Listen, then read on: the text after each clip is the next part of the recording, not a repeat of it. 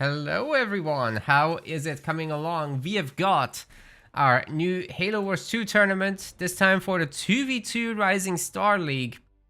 And yeah, it's gonna be great. There are 180 pounds on the line. Here is the tournament, and I think I need to move that little sponsor overlay thing in this view. There we go, now you can see. So what's special about Rising Star? It's basically that the very, very top players cannot play today. So the likes of Rock Generation, Carson Cameras, 8 Trucks, those guys aren't in, EOD as well, and so on and so forth. Basically the top 8 cannot play. And that gives a lot of room for the others to compete in. Now this is a double elimination bracket, and we're starting off with some best of threes. First, we're going to be looking at Team The Biggest Bean and Team The Routers. Here in match 4, Rock Generation will be covering match 6, and then we'll supposedly jump on to match 3 and 5 respectively. Double elimination, so there's 2 lives for people. And yeah, who are these peoples, you might be wondering. Biggest Bean is Rugged Steak and FKLR. Venoms, thank you so much for your subscription over there, by the way. And the Routers, they are Dr. Erday and him GGs. So yeah, really looking forward to this. I don't know these guys that I'm covering first, so it's gonna be great to see something fresh. Is that like 200 US dollars? It's more. Like you gotta multiply by 1.33 at this point. 1.33, that's around $240. All right, I need to get these guys in my lobby. So give me a second, or they need to invite me to their lobby. That would be even better.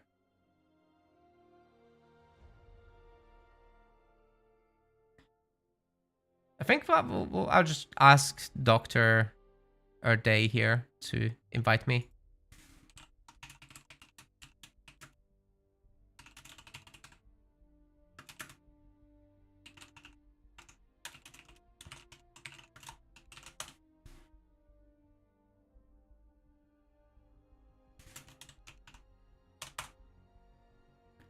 Yeah, this will take a moment. I'm hoping that they know that they're being covered. We've told them. But the players got a host, ideally. Meta play team as a whole equals cute. Nice. Thanks for that. Chat is out-cuting us lately, though. I think. Draft system for duos? No, that would be very, very difficult to handle. No. We're keeping things simple for twos. But good to see the YouTube crew also showing up. New blood? That's right. New blood. They're coming. They are coming.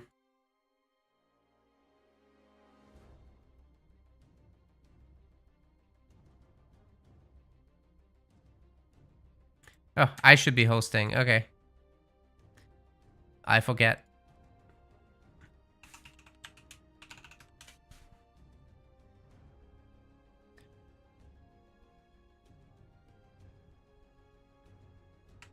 Oh, I'll just start inviting them. Let's do it that way. Yeah, these guys are new to tournaments. So I'm really excited to see how that will go.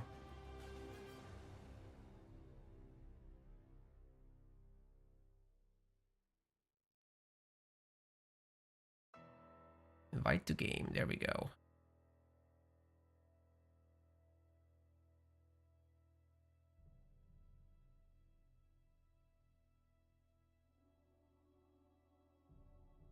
Need to find all these gamer tags. It's not the quickest of processes, as the website usernames on our website versus the Xbox usernames aren't always the same. But I'm going through them one by one, and then we'll get the games going.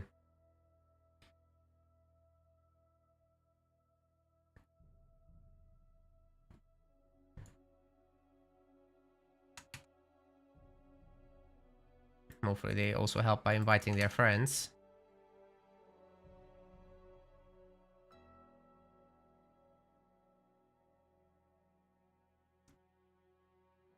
Just generally great to see people showing up that haven't in the past. Always love to see the tournament scene growing. Oh god. Yeah, Rugged Steak has 1 million usernames.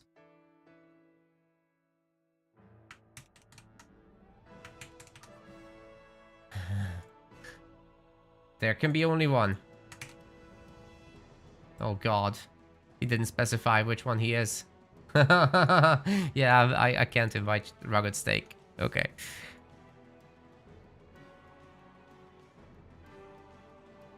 No combat spoils. There is combat spoils, I'm pretty sure. Yep. There's no restriction on combat spoils. You can play Worders all you want. However, the teams do have a ban. I think.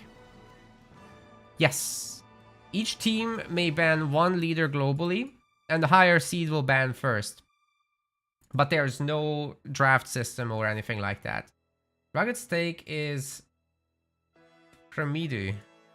Okay.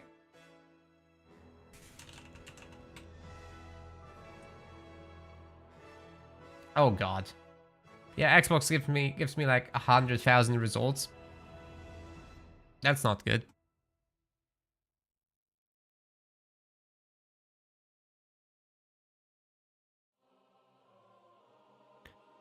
Well, let's see. He only linked his PlayStation account. Bro.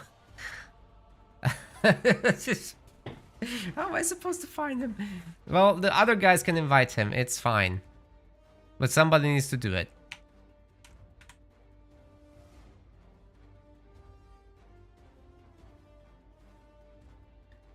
That will be FKLR.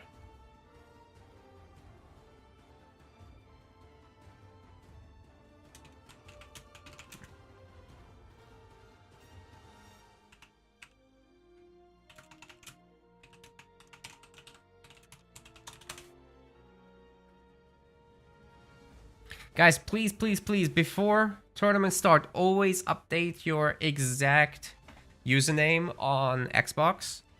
On the MetaPlays profile, right? We really need that, because otherwise I can't invite you. There's 100,000 people with that name.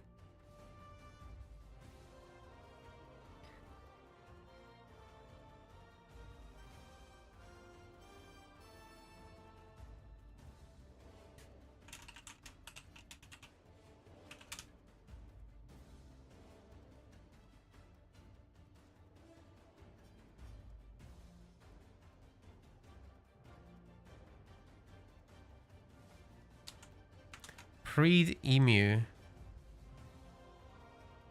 Alright, let's see if that works. Okay, okay, there's only one of those.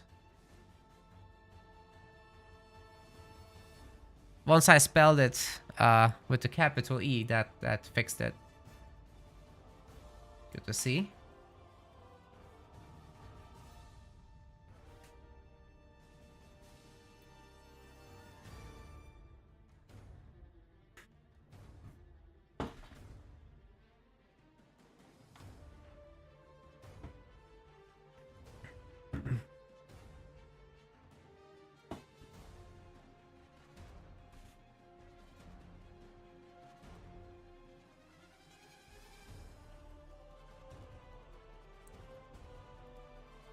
We still don't have him joining. What's going on here?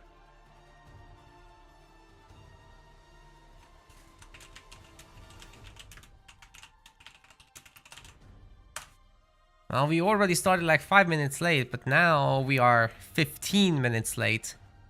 I'm so sorry, everyone. These first matches are always so tough to get into. Yeah.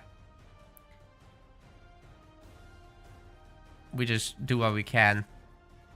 By the way, while we get started, I know there's been a lot of discussion all over the Halo Wars community about cheaters, and we have taken action against 2 of them. We don't do permanent bans right away for cheating on the ladder, but we do take it seriously, and we issue 3-month suspensions from tournaments. So that is something we did for Scorpion Laws and Hetchy after having seen countless pieces of evidence supporting it. We verified it as well. We've seen it on live streams as well. Yeah, so 3-month ban, and any new reports after the time of the ban, as in the cheating was carried out after, that will basically escalate it by doubling the penalty every time. So yeah, sucks to have this, but if you're cheating on the ladder, we will hunt you down and we will shun you, essentially. So, no mercy. Need the community to be a stable place. How do you enter the Amateur League? Create an account on our website. Press the button to join when the option is available. That's it.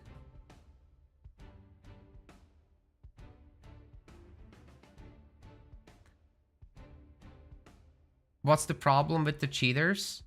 Well, they're cheating, right? Like, they're giving themselves leader powers. Basically hacking the game. How do we recognize them? There's tools for it. It's all reported in the match data. So whatever the Halo API tells you, it's very easy to see when people cheat themselves leader powers.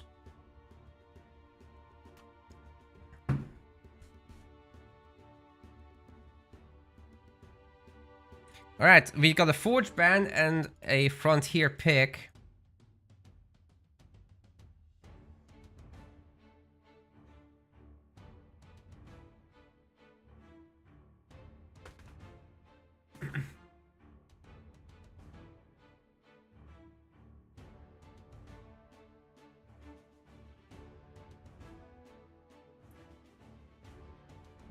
And we should be getting started very, very soon.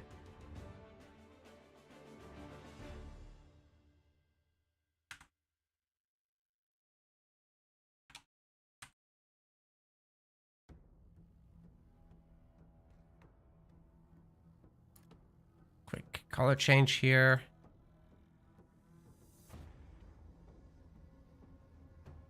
And we got a Shipmaster ban. Okay, no Forge, no Shipmaster. Got it.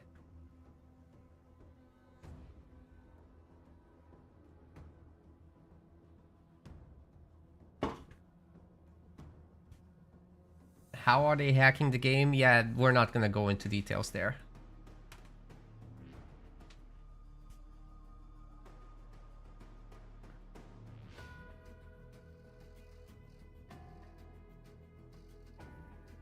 We're not gonna go into details there. I think we can start here. Frontier, no Shipmaster, no Forge. Off we go. Also, the teams may not double up on the leaders. That's another thing we've got going on. So you can't have Cutter plus Cutter versus H3Ox versus plus H3Ox. Gamers should be ready to go. Let's hit it on Frontier.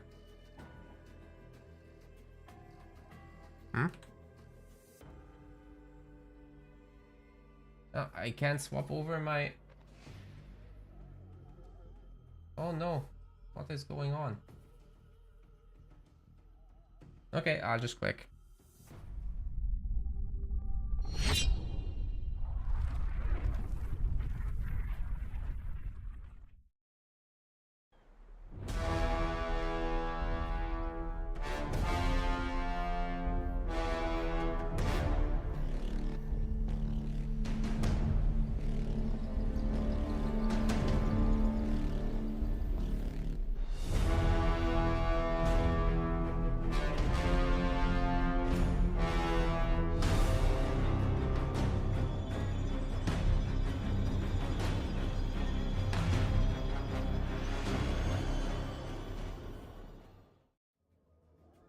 So far, we don't have any loading. Oh, there it is. There it is. We've got the game.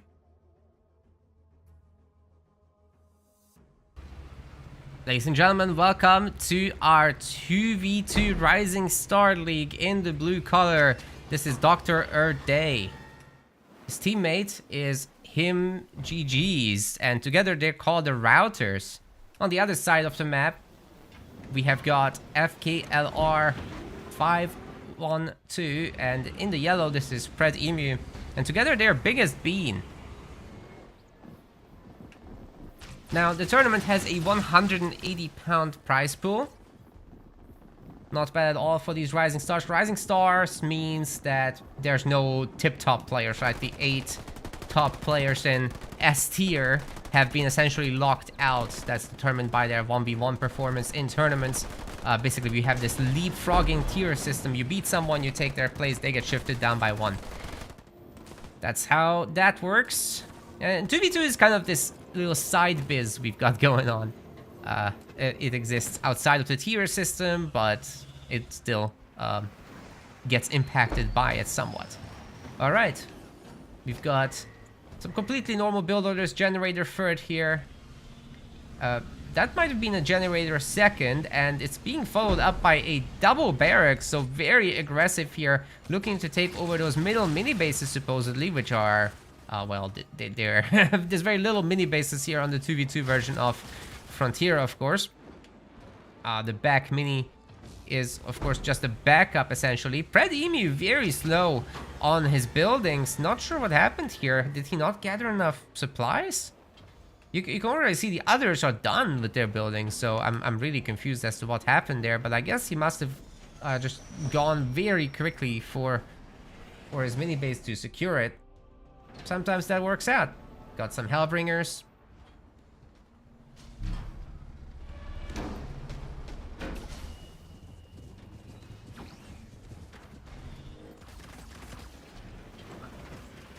Him GG's working on the armory, and then a hero supposedly. That's a very late 5th building as well, but he might have recycled there. I wasn't exactly watching. Also, he's doing this front base business. But yeah, here comes the double rush, the double Rex rush, and the pump of Brutes is certainly on. Dr. Day was playing as Vortis, by the way, and we've got Cutter here in him GG's. We got a Serena and Atriox on the other side. I'm rusty with my casting, man. Should have probably started with that. Got the Grenadier boys doing their goo business. They all sucked it up already.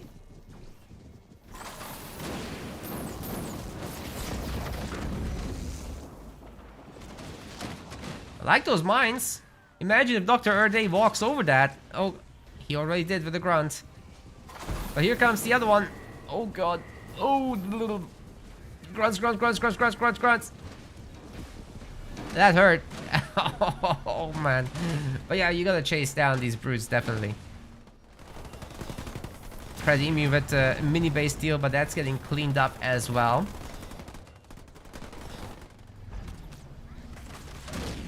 Alright, this is gonna be fine. But yeah, Team Red could capture some power nodes. There's definitely nothing stopping them from doing so. Freezing over the barracks will block the sniper from coming out.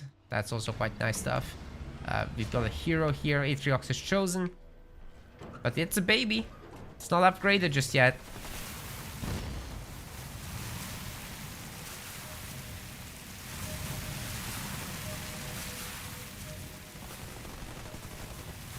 Barracks freezing over there. Again. The sniper is not in best shapes, honestly. Gets picked off there in the end. There are, after all, several red snipers guarding this location, so it's gonna be very difficult to actually get rid of FKLR over here. In fact, Team Blue is making a really good push happen, but can they stop Atriox is chosen? He's finally upgraded, but I guess the Brutes could do it. Mines weren't placed in a way that was defensive. We've got another Grenadier boy right in the middle of the infantry. All the goo is hurting infantry quite a bit. And the explosion as well. The sniper's not very high in HP right now. The mines might actually detonate. Oh my god! Everyone's toast. That was brutal. Okay, I think, guys, Team Blue is cleaning up. We're looking at 7 population here. 36 for FKLR, but for how long? This infantry's getting wrecked, man. Dr. Erde on at least 20. Him GG's on around 40. They should be able to just keep pushing here. And Cutter, well, you're about to unlock all the SD drop there, I'm thinking. Sometimes things go slower in 2v2s with leader power progression because there's not as many mini bases. But we got the Mexican gen. Sick.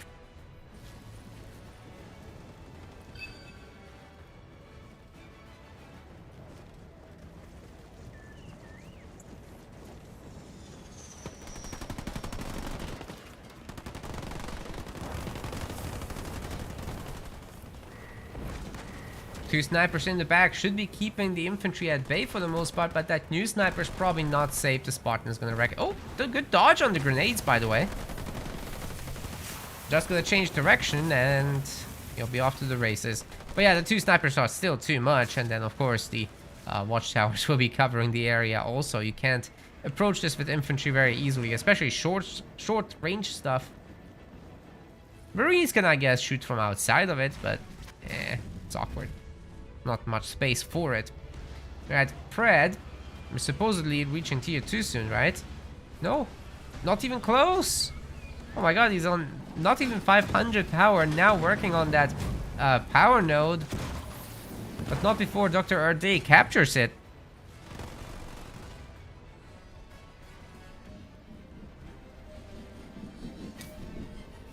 Team Blue just has all the power nodes basically, guys, except this one. New base for MGG is coming up. No tier 2 for him, but for Dr. Erde there is. And he's getting out for this, which, you know, if you reach your 5th leader point, then Cataclysm could be a factor here. Not much to stop that hero with, except the 4 snipers. So, gotta take care of the 4 snipers, and then Warriors can actually go to work.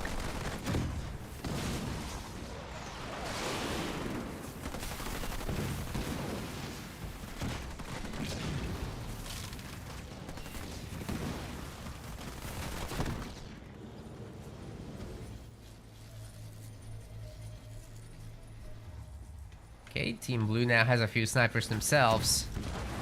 But it looks like this Chosen just stabilized the game here. There's not much from Dr. Erde right now. He's on 12 population. This game turned around. I guess he was trying to fight 2v1 there. So, that's a factor. Well, try to not run over the mines. Huh? Gutex? Really? That is not something you see this early on normally. It's just not a very good leader power. It's really good to like get some extra oomph out of Cataclysm, but other uses not so great. Oh god, the infantry clumps up and here comes the beam to delete them. Oh man, and they were slowed of course by the ice. I think even the Spartan's gonna get it at this rate. Wait, the snipers aren't chasing. Never mind, we're gonna get rid of the warriors too. Yeah, Team Red's turning this around, man. Can't hit the Banshees, however, with the Chosen or the snipers, so those might have a little bit of potential here, but there's just not enough of them. And how do you actually save the base when there's Marines around to shoot down the Banshees? Could drop down the heal, I suppose, but there's so much anti-building damage here. I think Dr. Erde is losing the base, and his partner, him GG's, doesn't have enough stuff to help him out. And these aren't even Dark Sky Spruce just yet. They're just normal. Huh? Sir, that is an anti-building power for the most part. It should not have been used on a hero, certainly. Archer Missile is just not that great against heroes or any powerful single targets like that. Buildings, on the other hand, it can do a lot. Oh boy.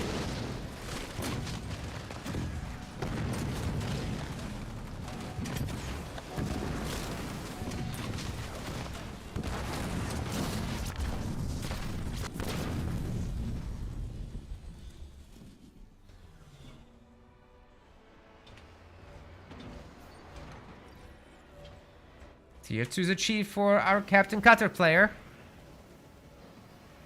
It's gonna be a swap into some vehicles, but how do you stop all this? Vortog isn't gonna cut it. Maybe Kodiak spam under turrets?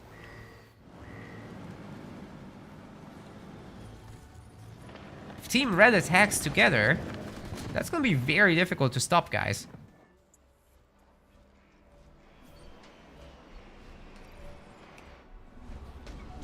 Continuing with the Banshees. This is also relatively easy to stop as long as you have some anti-air. Especially the banished anti-air is super good. So I think Pred Emu should just swap over to Reaver production. He's still got a little bit of population left. Get like 4 Reavers, spin them, and they basically don't get hit. Wolverine's less great of an option.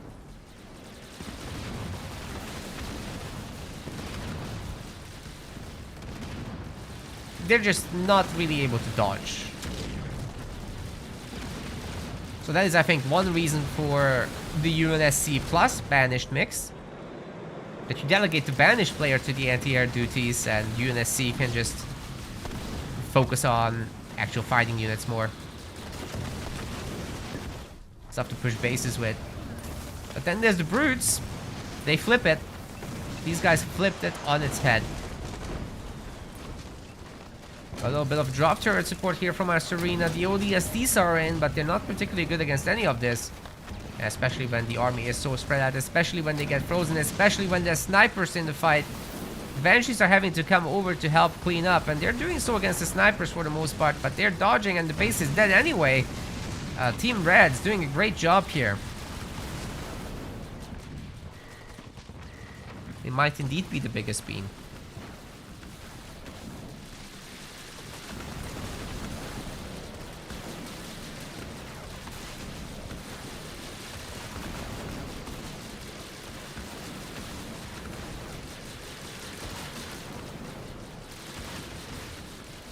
I mean, Banshees will eventually tickle this infantry to death. They're not that bad at it. And these poor guys can't shoot back. But they got their value. They destroyed the base. Oh, and there's this. Another Archer missile. It's not gonna do anything. Oh man, that's the second time. Serena's big drop is in. Dr. Erde might just be screwed.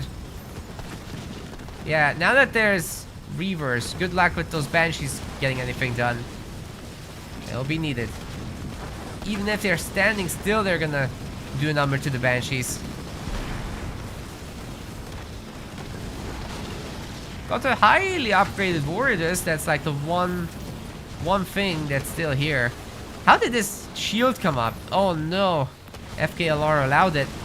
The tanks didn't do their jobs.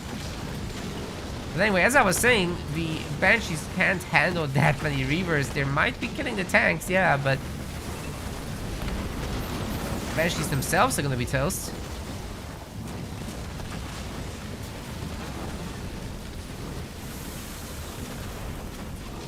Ice Cream Truck unpack him, probably looking to get closer to the base. There's a reinforcing line of units coming across the map. It's mostly Brutes. Not much coming from FKLR. He has a bunch of money, just not spending it. Getting Kodiaks out now. They're gonna be those ice Kodiaks, of course.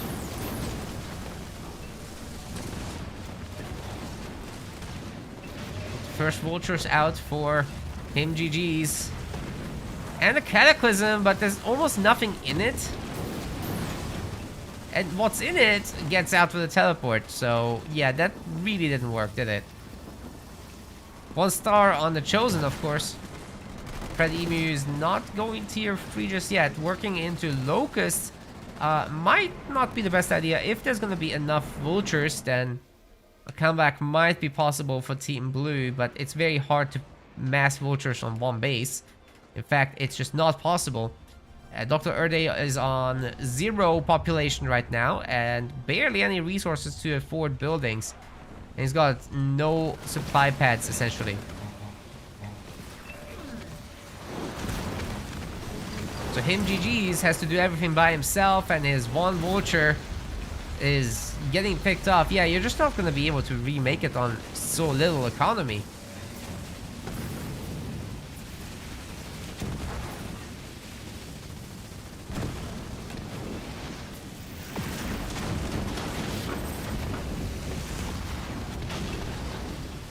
Spartan's gonna probably get picked off. There's a lot of slowing action coming in from the Chosen here. Actually eliminates the mine there. Oh wait, no, he walked over it in the end. But he still... The Kodiak shots were also shelling and chilling him. Life's difficult. Shield is pretty healthy, so the Marines can turtle under it for a moment and at least take care of these brutes. But I think what's coming is gonna be too much. There's Locusts here. This is a base-breaking army. Team Red owns the majority of the map, by far, including many power nodes. They're playing really well, actually. That was a little bit of iffiness in the beginning, but they sure stabilized, and they're looking really strong right now.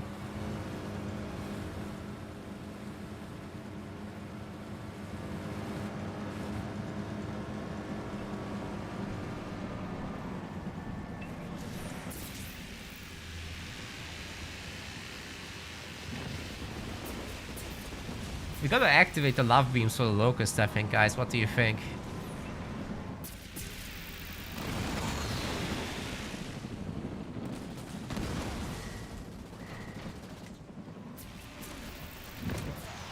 Get some banished Pride March going. Well, I think we've been here before. Unless there's another Cataclysm right now, this army is gonna evaporate the base as well. Doesn't look like Cataclysm is ready to go. It's been just a handful of minutes. I don't think long enough. Nice nuke, but it barely tickles.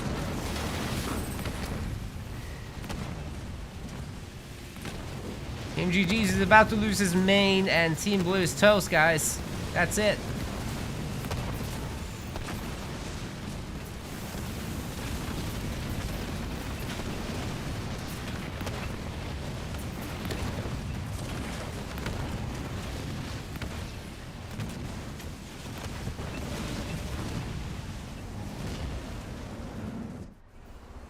Is Erde gonna fight 2v1? Nah, we're blowing up the base. There we go. Alright, Biggest Bean takes game 1. This is the best of 3. There's more chances. Says that went terrible for him. Did it though? Did great. The start was iffy, but I think that was fine. Oh! Here comes the suck. Alright, no grand finale there.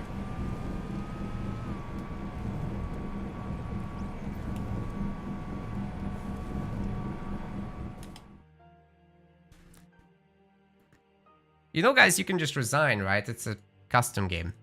Anyway.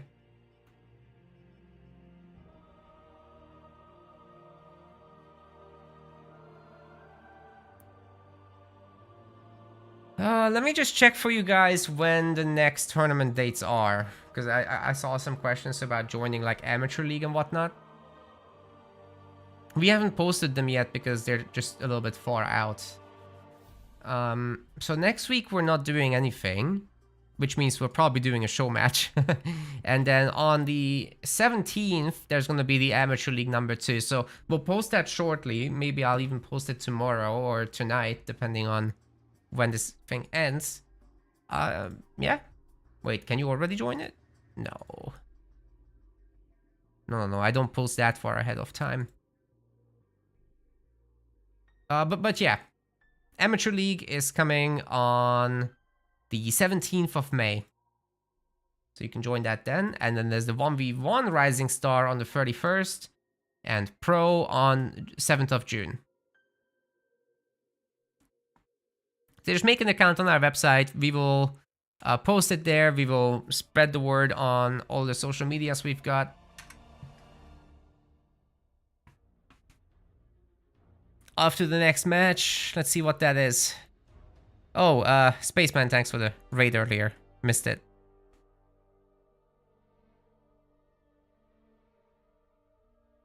Alright, next up, we're heading to Fishers. That was the pick from the routers.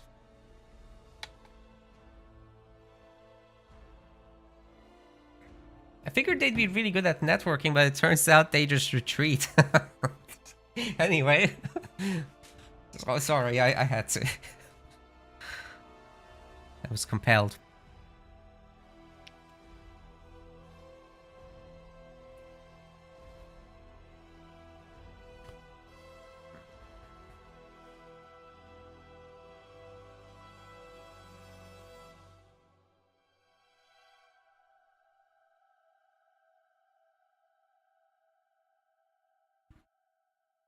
Yeah, Pred Emu isn't on his main account, but he's Rugged Steak. Okay, Fishers, let's go.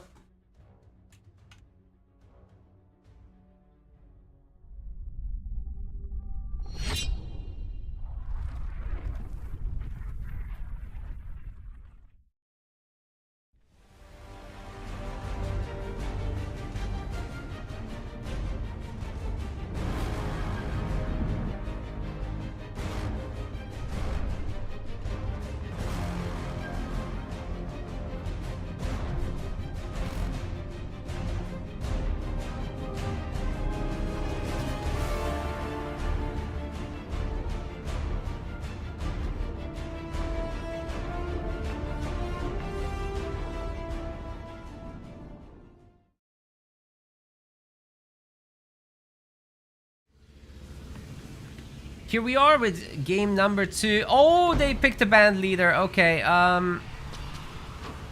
yeah, that's not good. They should be leaving the game. Why aren't they leaving the game? Seriously?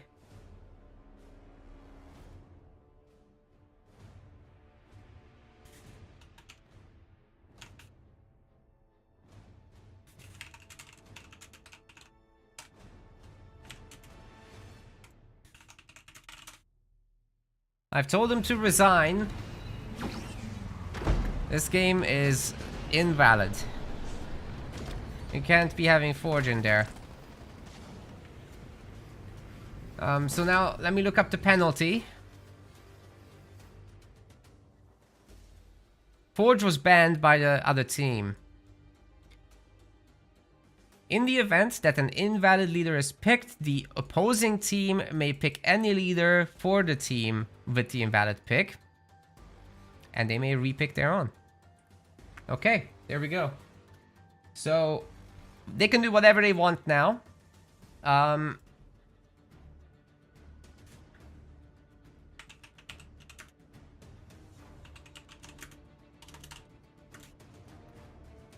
So that is Biggest Bean does whatever they want.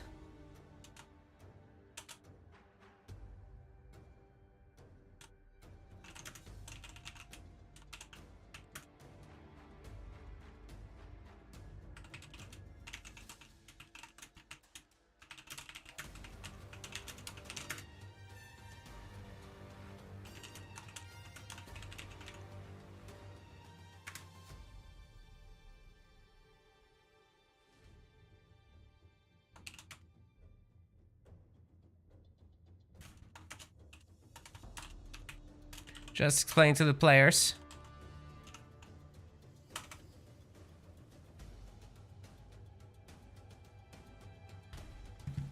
So they can now give them a penalty matchup, basically.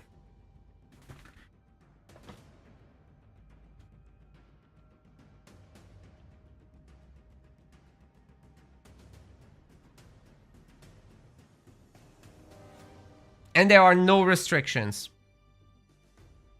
So even band leaders can be now picked. But it's all decided by biggest bean team.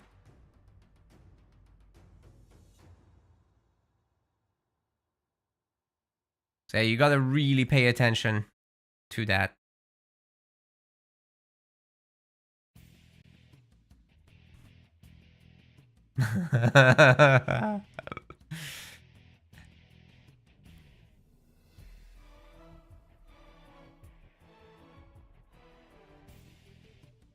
Yeah, they're thinking about it, you guys, so please, let's wait this out together, and we'll see. This could be very, very nasty.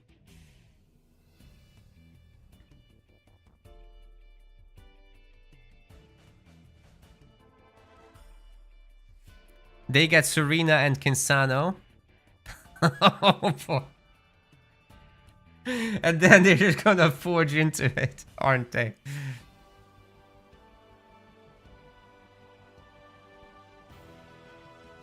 Oh.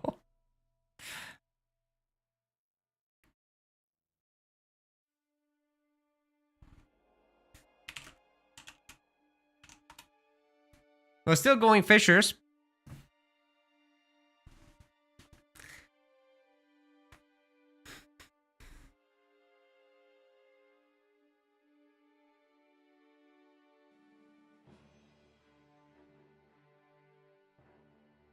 Let's see how that goes. This is nuts. Oh my god. Look at this. This is very nasty.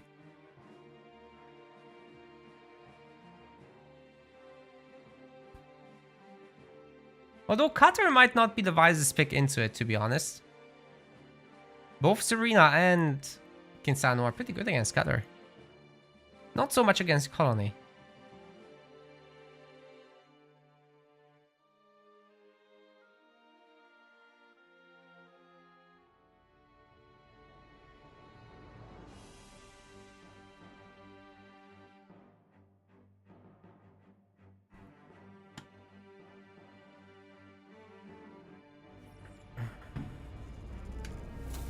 Alright, ladies and gentlemen, so we had a little bit of an issue where Team Blue over here picked Forge.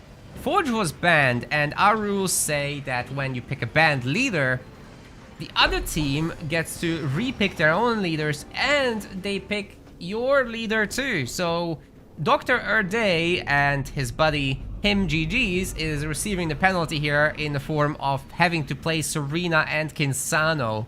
Brutal.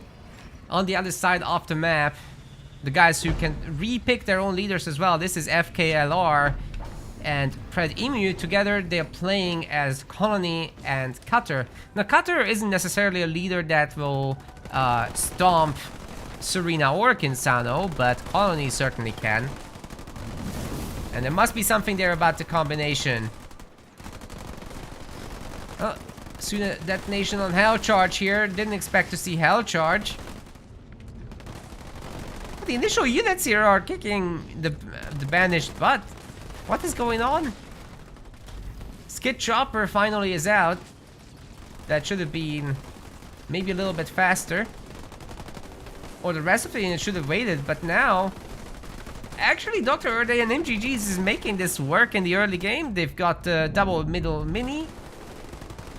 But now they're clumping up and they're taking so much splash damage from that beam. On the Skitterer, it's nasty. That chopper just completely turned this around. There were no reinforcing units whatsoever. Nor are there any buildings on the mini base for MGGs. And that means that all the power is still here. All the other power is still there as well. So, with Team Red having an okay position, they should be able to take this over. There's going to be another chopper and skid combo, I'm hoping. From FKLR, and then the Goliath production can begin. It's very difficult to stop. Only thing is, he should have upgraded this power extractor earlier, but hopefully he's getting enough power to do so. Because the other team... Oh, wait, what? The other team didn't get any power either, so... What happened with Him GG's here? Is this a generator 5th? What is going on? Doesn't have an upgraded gen. Oh no. Oh no, he's gonna try to make jackrabbits. That's gonna take up all the power generation he's got, especially if he adds in some Hellbringers.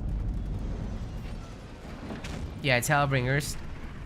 He's not the Serena. Oh, this is tough.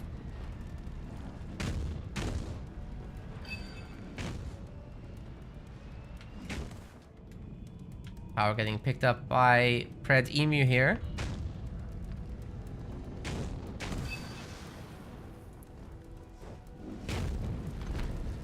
And him GG's base is kind of getting wrecked. How are they gonna stop Goliaths? Sure, there's a bunch of cryo troopers. That is looking okay. The Hellbringer drop is a nice idea. If this base keeps pumping Marines, maybe there's a possibility. Huh? What? What is going on? Is FKLR boosting Pred Emu over here? He's got 3 generators. Oh my god.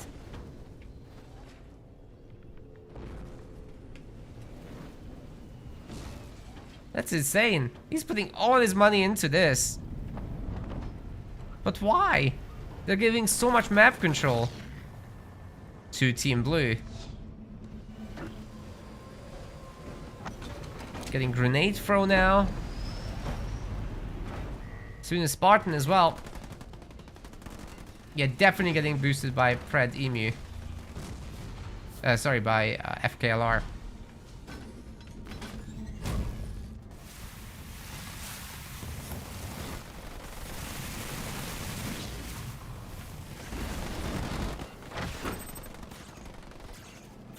Well, they do say sharing is caring, I guess.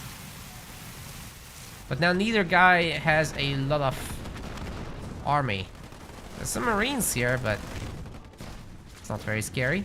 Did these guys seriously not leave the mines? Oh, man. No way. I really thought they were just gonna leave. Like that. They didn't, though. That was felt. Oh god, the suicide grunts are gonna wipe this entire army, aren't they? Oh god, oh god. There's nothing left. Team Blue's toast and they're facing someone with 3 generators. What can you do? Marines should be able to just run this down at this point, and then ODST drop is next, supposedly. Pred Emu can go tier 2 behind this as well. And has a Spartan out, so yeah, that's pretty good stuff overall. There are no turrets here, but there's 1 turret and another one in production. These guys just gonna push? They should.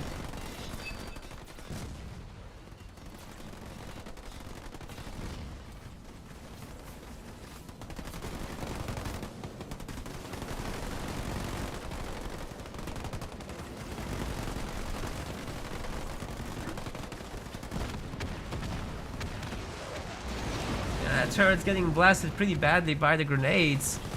But also the flamer drop is helping out quite a lot against the Marines. That's kind of nice. Together with the anti-infantry turret, they should be able to hold, but ODST drop still coming in. The Spartans here, and we've got a good amount of healing. Anti-infantry turret isn't gonna love those detonations. It's certainly not gonna love the Goliath. Is that what I think it is? Nice. Just need 10 more of those. At least. That's not how that works, sir. Oh no. Freddy Mew says very greedy.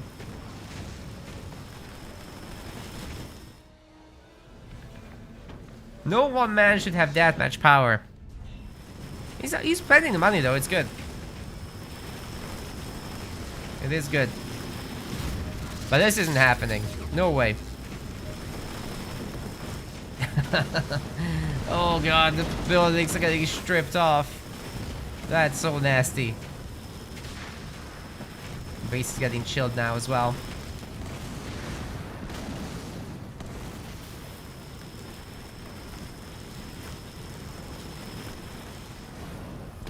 Team Blue is eliminated, gamers. The biggest bean is victorious in its initial best of 3 in the tournament.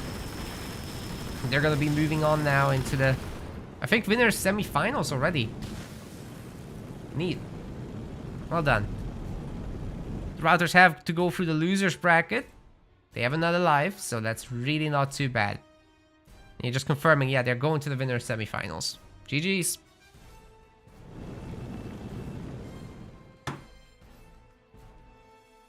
Yeah, good stuff, good stuff. And then we'll be waiting for our next match.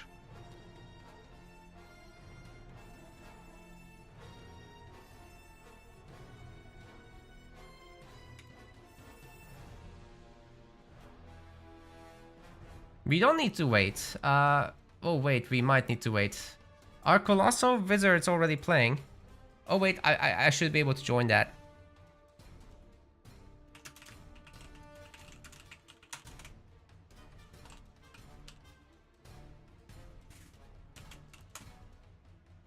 I think we're able to join that. Colossal Wizards versus Crabbed Lamb over here. That's the one we want to join.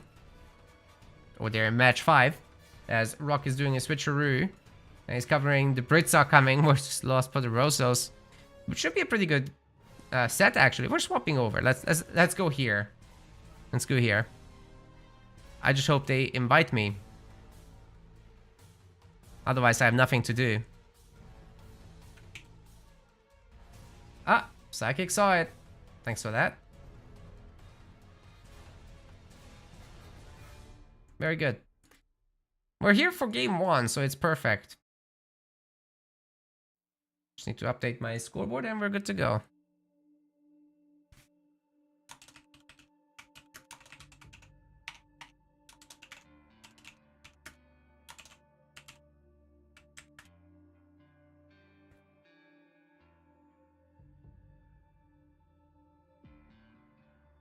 And they're heading to Vault, so I'll just do the thing.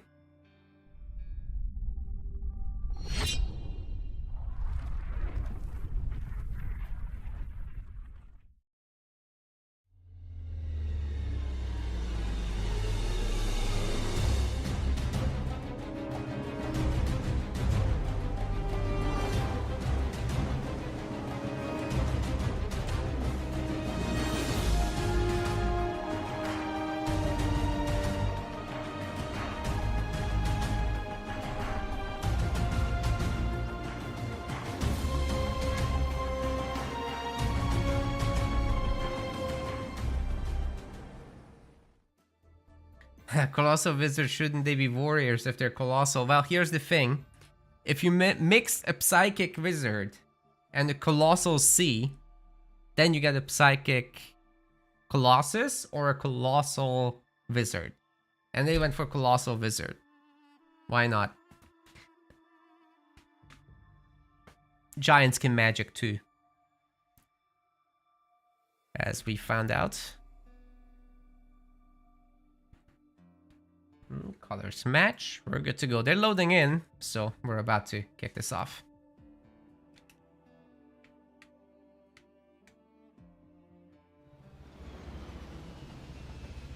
Alright, welcome everyone. This is the Rising Star 2v2 League, where the top 8 people can't participate, but everyone else can, so we still get some really good competition.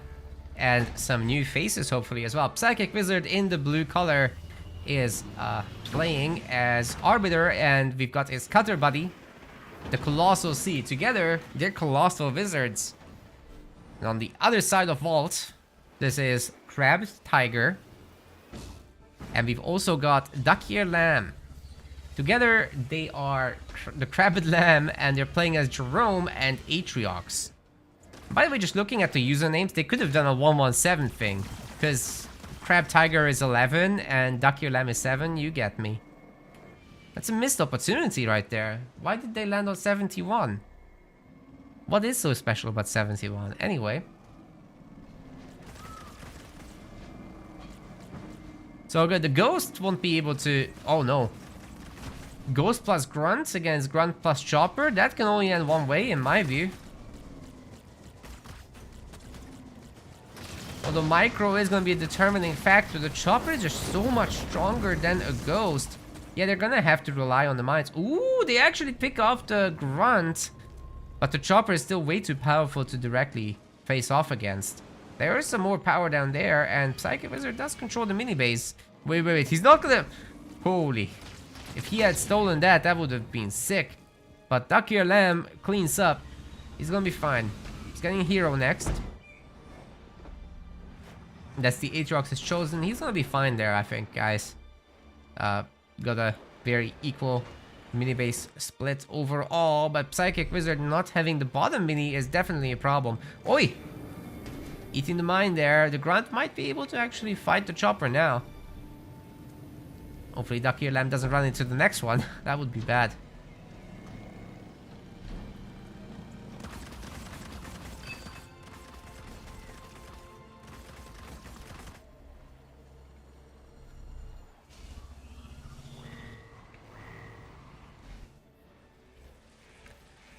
Jerome's coming out.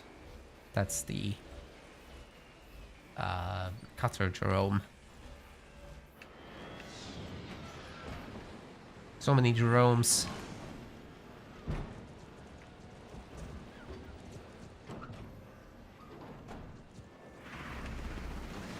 It's gonna be a bit of a sniper war here, supposedly, between Crab Tiger and Colossal Sea. Numbers are pretty equal, but this is also going to be backed up by a hero. So the Jerome versus Jerome is actually happening here.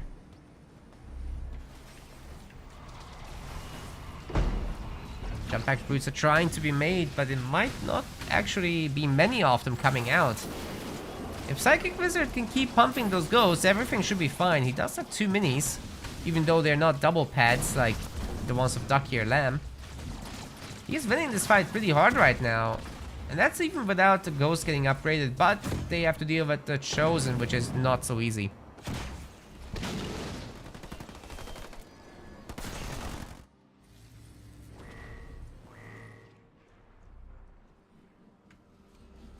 Snipers doing what they have to do. How did that not detonate? My goodness. Over on this side, it seems Psychic Wizard has figured something out. He's getting that hero very low right now. Can he actually get the kill? With the Spartan's help, it looks possible. Engineer really needs to get on the job, dude. Ah! He's dead. Duck Ear Lamb didn't focus heal. The Spartan definitely was too much.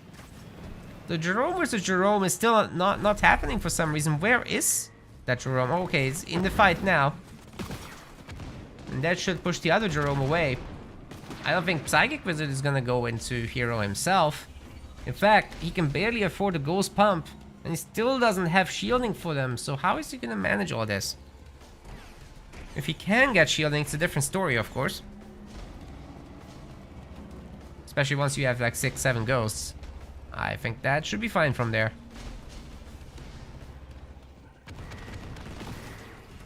Fun game so far. And all these players are like pretty good. Everyone's over 3.5 MMR if I recall correctly from the work spent on seeding.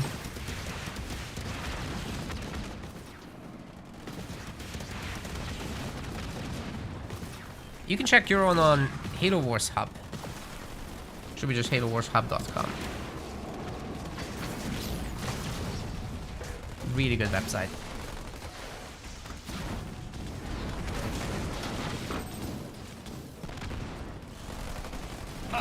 The mines aren't gonna actually hurt anyone except that one Marine, so good dodge here from Crab Tiger.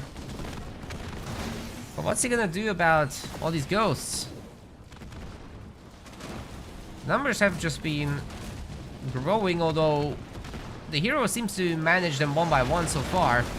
But for how much longer the ODSTs are in, And with a bunch of slams and rams, it should be possible to keep this under control. Of course, the ghosts can see the mines, so they can detonate them as well, and they're much faster than the Spartan, so catching it and ramming will be no issue whatsoever. Need a lot of support for this hero business to work out safely, as you can tell. I'm not sure there's enough support. The Chosen's doing a good job running back into mines, but there's plenty of ghosts here to detect. Super large amounts of firepower. Although those mines aren't going to detonate by themselves, if the Chosen leaves, he will hit it and activate the satchels. The Spartan can handle this. The ODST should be shooting at the Engineer, but the Engineer is doing a good job moving around and making sure not to get hit. Yeah, good micro there by Duck here, Lamb, but I think it's over now. Chosen goes down, and the mini base is probably next. Meanwhile, the power nodes are getting cleaned up as well. Team Blue's under... What? He's managing. They're managing. Keeping the map under control. That's what I'm trying to say. God, what is wrong with my scrambled brains?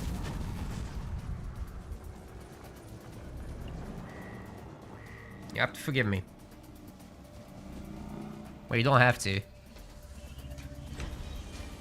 Psychic Wizard's now rebuilding that destroyed extractor from earlier.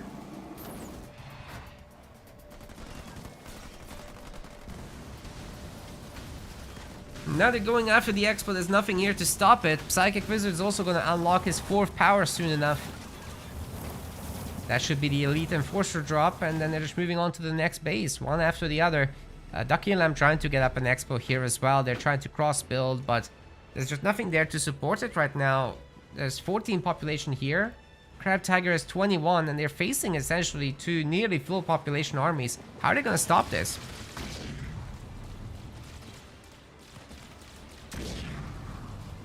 At the very least, they will need turrets, but they don't even have that.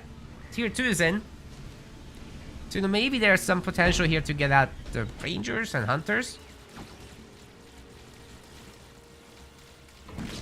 If a Chosen comes out of this mini, it's definitely getting overwhelmed by all that.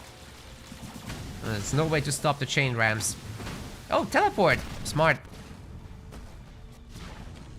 That is smart. These two will still have to work together to stop this, and once again, there's not much UNSC stuff. Oh no, you're in a completely wrong place. Oh no. It's 2v1. I don't see how Ducky Lamb can hold, guys. There's an overwhelming force. Especially with the ODSTs dropping, and especially if these ghosts get boosted like that. Oh god. That could have been huge, but it wasn't right. Psychic Wizard dodged out of it. Hero's already gone. There's nothing here to help defend with. It gets worse. Here's the Enforcer drop. They're not only gonna buff these ghosts to the moon, but they also add so much base killing damage that Team Red just has to resign. Colossal Wizards already take game 1. That was really quick.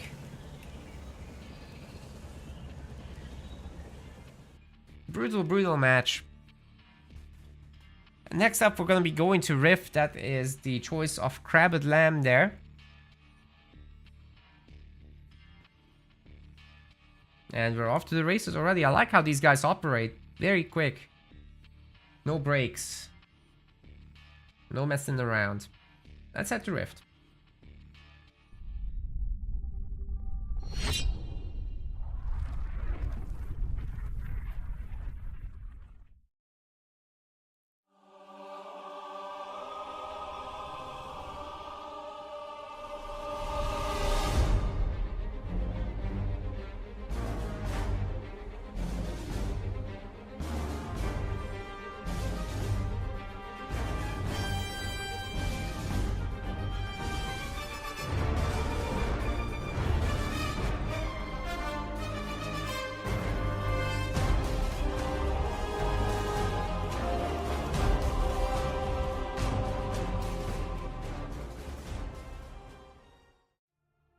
JK, we're not going.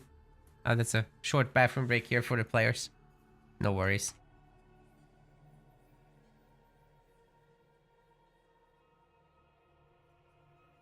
But I'll be curious what Crab Tiger and Duck Ear Lamb can come up with in terms of leaders here for Rift. It's so much easier to turtle on Rift, so it should be possible to work together much more easily. There's much lower distances. So as long as they go for some kind of hero build and achieve 2 bases, I think they should be just fine. Of course, you still gotta watch out for scout strats where 2 people just double somebody and completely overwhelm them. But, you know, it's much harder to get caught out of position. So Rift typically ends up being a little bit more stable. Of course, mini-base stealing can come into play, but again, you have 2 defending players, right? So it usually just ends up being slightly longer games. Just like in 1v1. Yeah, whenever you like super separate the players in 2v2 maps, that's when you gotta be worried about getting doubled. Just requires way better vision and coordination from the teams. Rift is not that.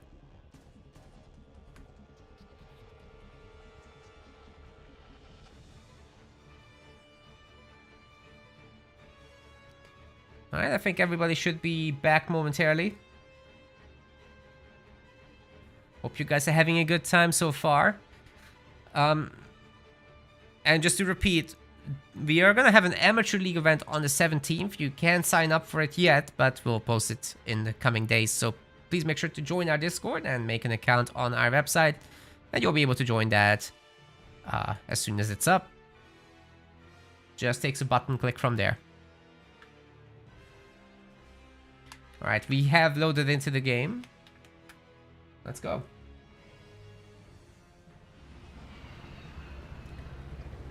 Alright, here we go with game number 2. Psychic Wizard and the Colossal Sea together are Colossal Wizards, and they're playing as Decimus and Isabel. Interesting. On the other side, Crab Tiger and Duck Ear Lamb together are Crab Lamb. And they're playing Johnson and Shipmaster. That's a very interesting combination. I wonder what that's all about. Guess you can put the spirit support units into bunkers.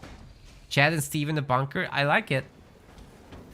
And just stack them forever. Never get broken. Go across the map with a Scarab. Stomp on the UNSC base. Because you can't shield it. And Scarab stomps are insane. Tactical Gateway OP. It's true. Psychic Wizard! You forgot your third building, sir! No! Oh my god. Pain.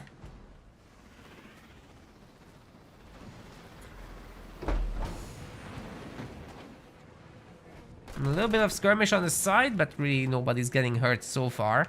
So just peacefully picking up the resources all over, except this grunt of Psychic Wizards isn't actually going to the resource.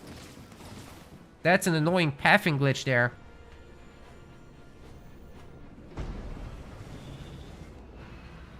Psychic Wizard's gonna have 2 minis in this game. Colossal Sea, more like looking to get into tier 2. Crab Tiger's gonna go for the John Hero build. And for Duck Ear Lamb, also double gen.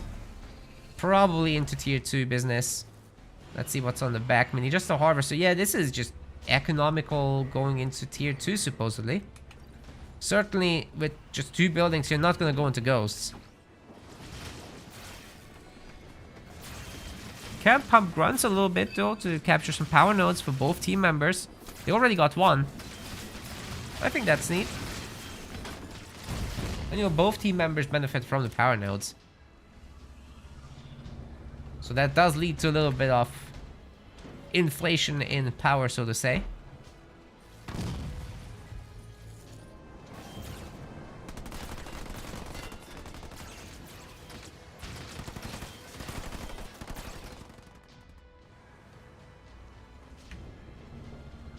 My Psychic Wizard's upgrading his second power extractor. He's got a raid camp, interestingly. I'm assuming for defensive purposes. Now, are we gonna see some choppers or is it just grunts? Looks like just grunts. Nothing wrong with that, of course. Decimus grunts are rather good. Especially later on, once they have bound the siphon, they kinda just become immortal.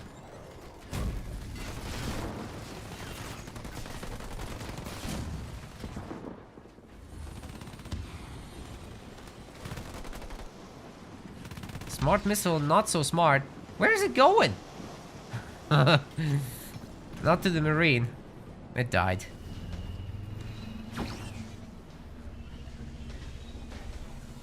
Oh, the bracket command is not updated. I'm so sorry. Could somebody please link it and we can just pin? I'll fix it after the game. Or we can just follow Psychic Wizard for a second. He's going tier 2 while I fix the bracket command over there.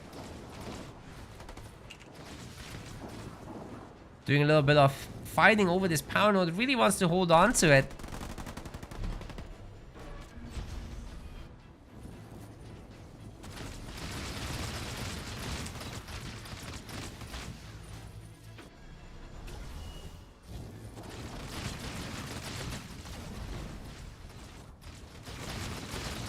Attacking the base at the same time and managing to actually prevent it is a pretty big deal.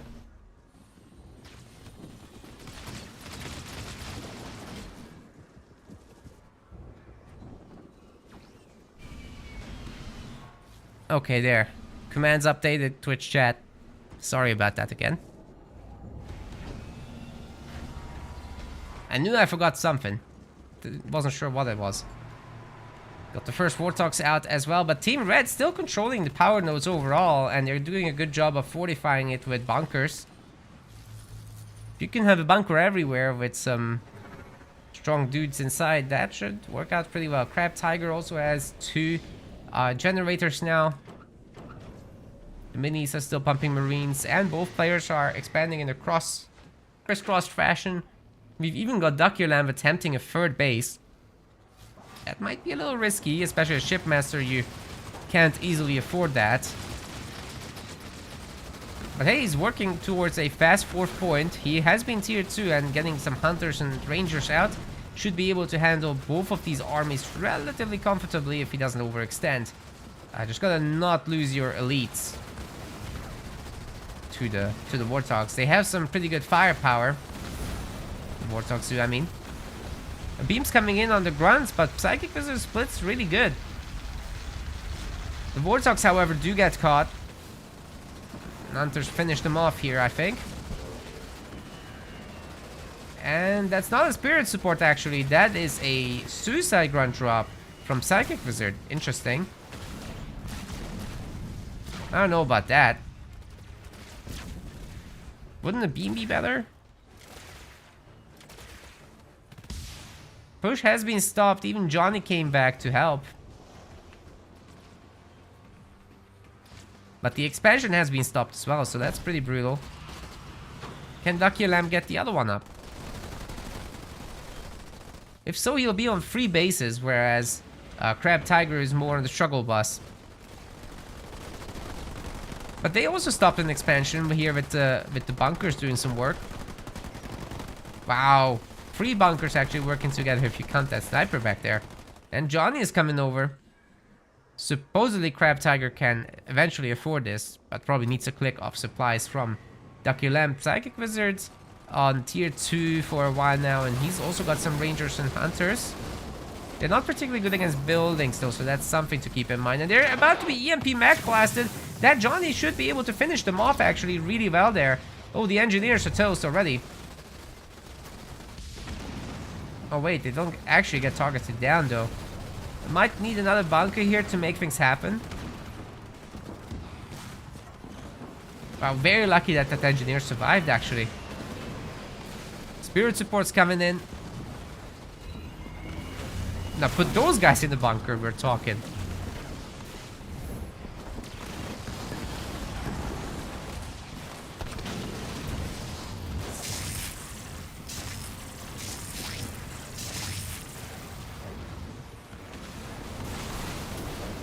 gets once again denied. We've got some Manti joining the fight as well. The base is coming up in the back. Marines heading into the bunker. This isn't even level 2 bunkers, by the way. Those would be even better.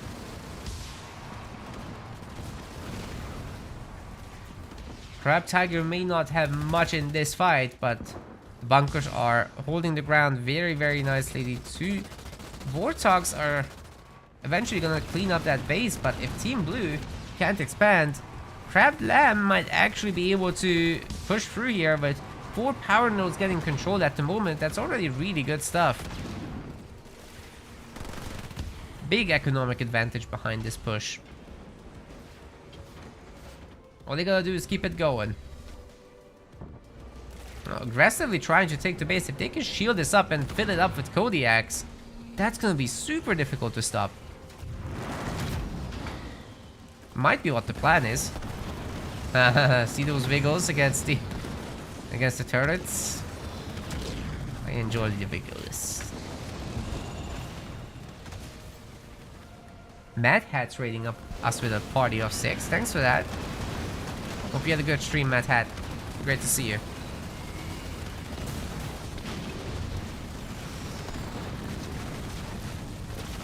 Suicide Grunt drop once again coming in. They are actually pretty useful against that bunker because they're stunning the dudes inside for a long, long time. But I'm not sure the push is over just yet. These bunkers are holding strong. Oh, whoa.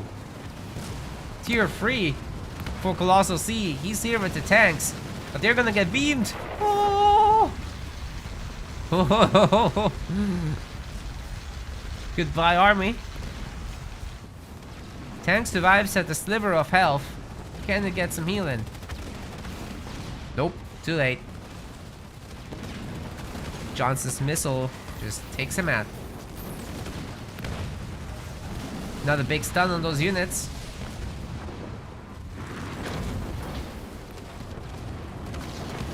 Another big stun. Will that be enough to get to Johnny?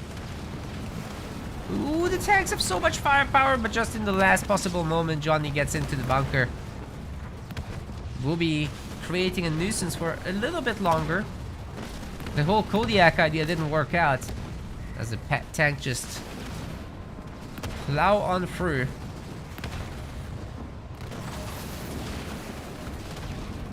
Johnny is working from in there, but these units are regenerating almost just as fast.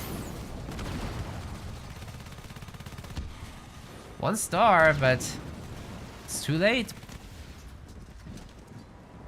Falls to his knees.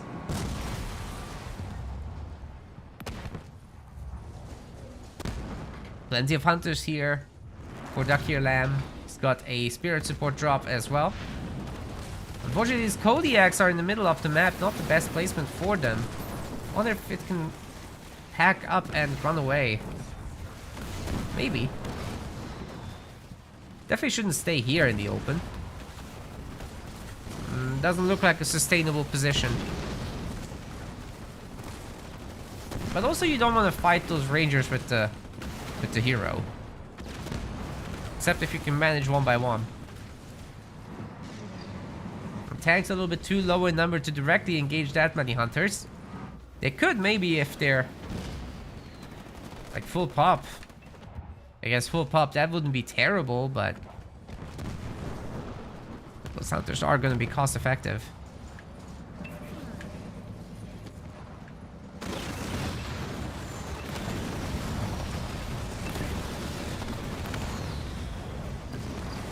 I suppose eventually you research Canister Shell, but Colossal Sea just doesn't have the tank numbers. But now he's got a chance to actually get there.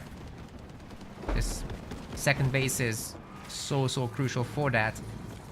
And Psychic Wizard actually very nicely composing himself also. Max population, second base up, and upgrading. And they've got the better army, so they should be able to at least have good engagements out in the open, if not be able to push. We'll see about that part. But you know, you drop in a good old Decimus. I think that can go a long way. All Psychic Wizard needs is like a click of power, and he should be good to go. He's got the Brutes, upgrade to Dark Skies. There's 3 of them in the squad instead of 2. Pretty big upgrade, that one.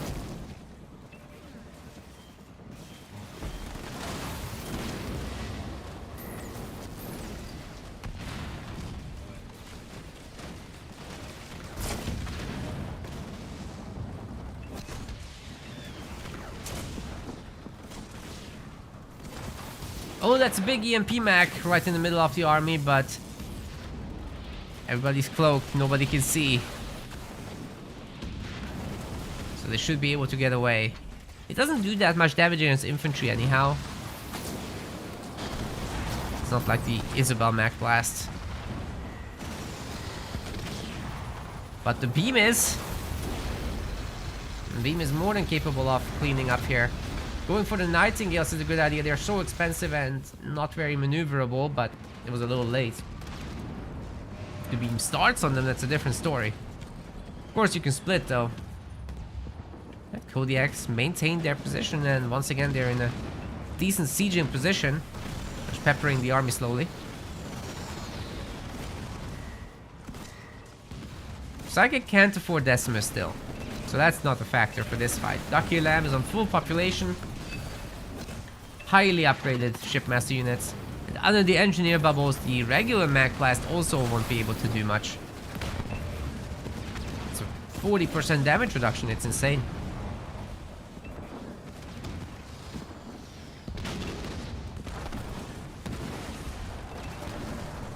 Ooh, that's important. Crab Tiger now coming in with the vultures. Not messing around with the ground army or Colossus.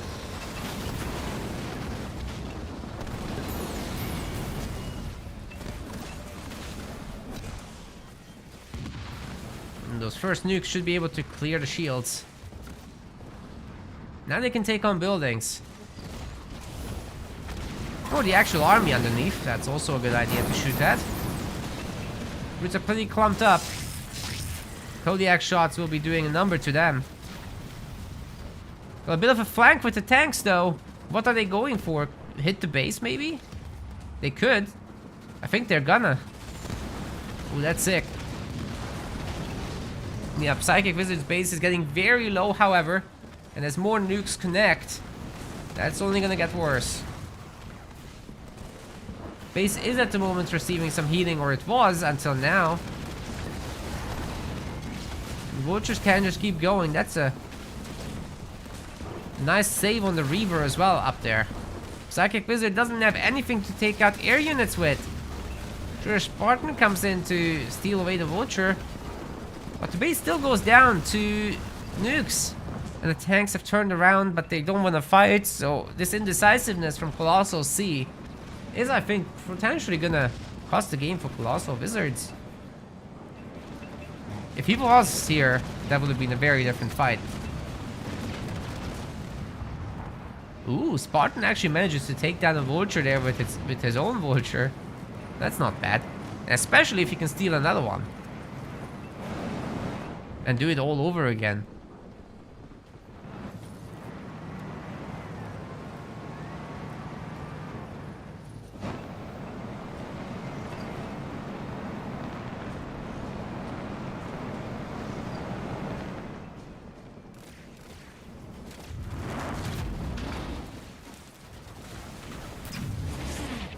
Now there was money for Decimus, but it might be a little bit too late. He can't shoot up. So he still doesn't fix the vulture problem. It looks like the target was the buildings. Build a restoration drones on Psychic Wizard's base. But these buildings are still really, really weak. And there's plenty of vultures here. Wait, the Spartan vulture actually is going to take out the other one. No, just about doesn't. Might have another steal, however. Oh, he missed it. He missed the jump. The army's making easy work of the Wolverines as well. 100 population here, 80 population there. Psychic Wizard has 64. It's not terrible. Man, those mech blasts just get absolutely absorbed by the engineer shields. Another very important reason you you bring a banished body to the fight, because, you know, smokes and engineer bubbles together. Yeah, that's probably the best support you can hope for.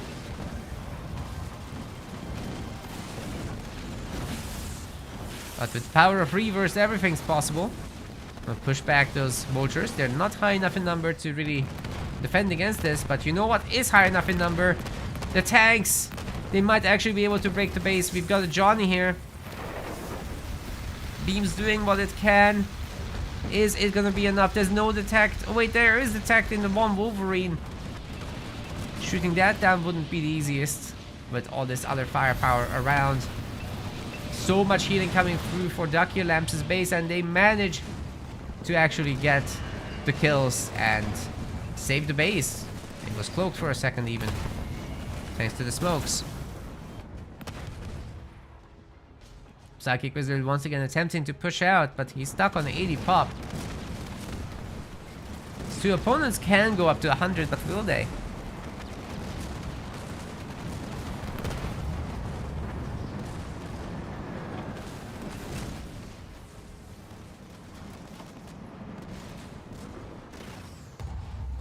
Psychic trying to make the base now. Yeah, I can't really fight this army, this is too big. But he can pepper it from long range. One Nightingale at a time, he can equalize the situation. You can also see there's a lot of vultures now with tanks. Very, very powerful base busting composition. But I think there's enough hunters to handle the ground.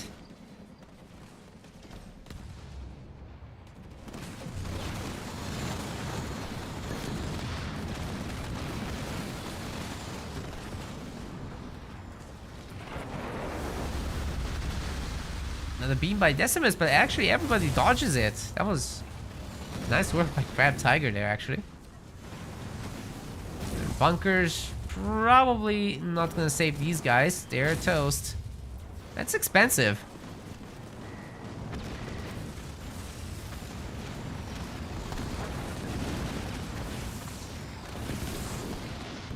Psychic Wizard doing his best with those reavers, but one of them again goes down. Got yet another attack on Ducky Lamps' base. The beam's trying to help to take out the healers, but it's not going to be enough. Once again, the tanks get cleaned up. And this time there's not that many vultures around either. But one of them has a Spartan in it, supposedly it's stolen. Spartan generating great value over time.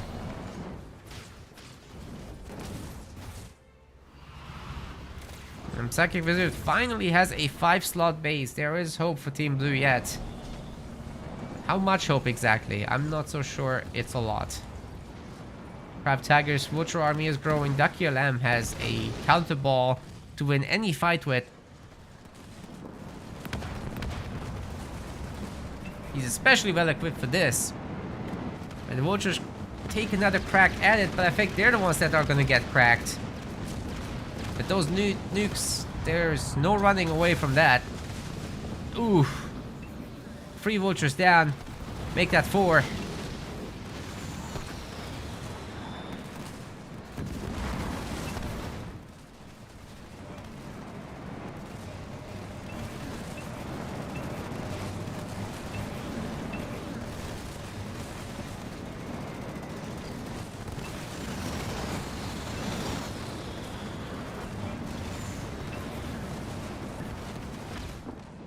Team Red might just be plowing through this map, and there's nothing here to stop them. Combat salvage is in, so any vulture that dies just comes back. They're gonna nuke Colossal Sea's base. It doesn't have engineers over it or anything like that. Oh my god, it's gone. That's a 7-slot base destroyed. So expensive to replace.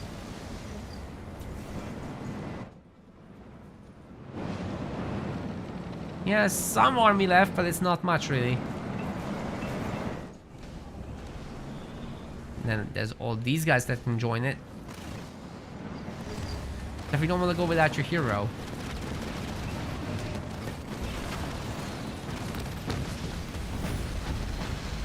Beam on the tank.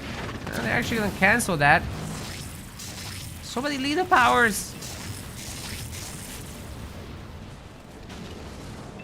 Vortex may nerf these units, but not for long. There's nothing here to shoot at them anyway. Colossal C's main base is now getting sieged by the nukes, and it's holding for now. Putting a heal on it. EMP Mag Blast is gonna shoot down the Air Force. Or shut it down at least. Ooh, that was a really good Decimus beam though, but unfortunately there's so many vultures. I'm not sure they care too much. Ooh, he's stealing them! Okay, let's see if he can walk them onto some mines or something. At least the Reavers can be destroyed.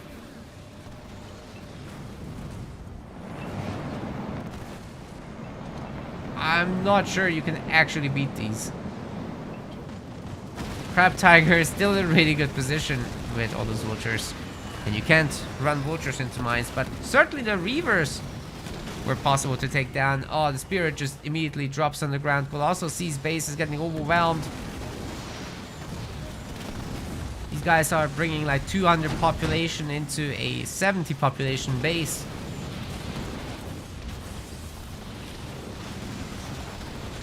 Spinning Reavers are doing their very, very best. But I just don't think it's enough. Everybody is firing at their base. Then Colossal C is getting eliminated from the game, ladies and gentlemen. We're going to a game 3, definitely.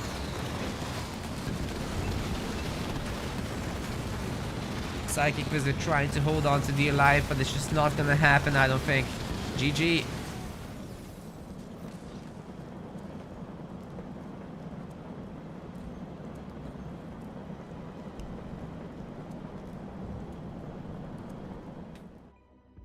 Okay, while we wait for the next one, let me fix the commands for YouTube as well.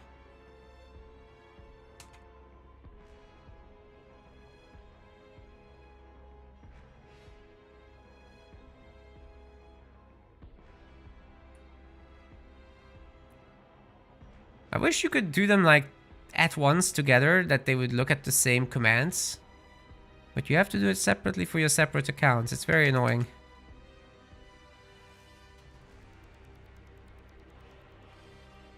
Okay, here's a quick test. Ovali, thanks for the Prime. 27 months. Holy crap.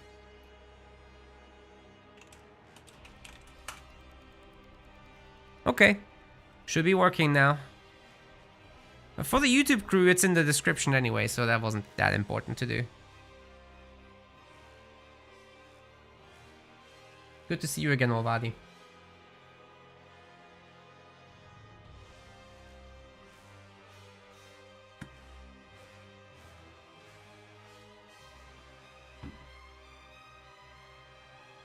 Mom? Psychic Wizard and Colossal C have to pick the next map. And then we'll be off into the winner semifinals already.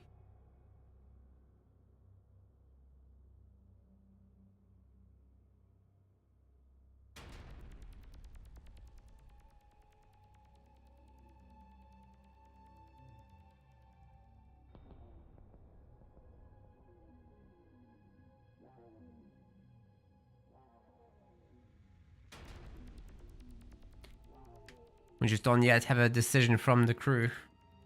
I'm sure we're gonna get it very soon. Now Ducky or Lamb needs the bathroom break. They stagger it.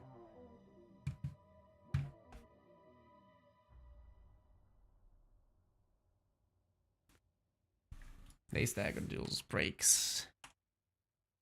A map is gonna be a Mirage, however. Yeah, Ovadi, you've been around for some time. That's true.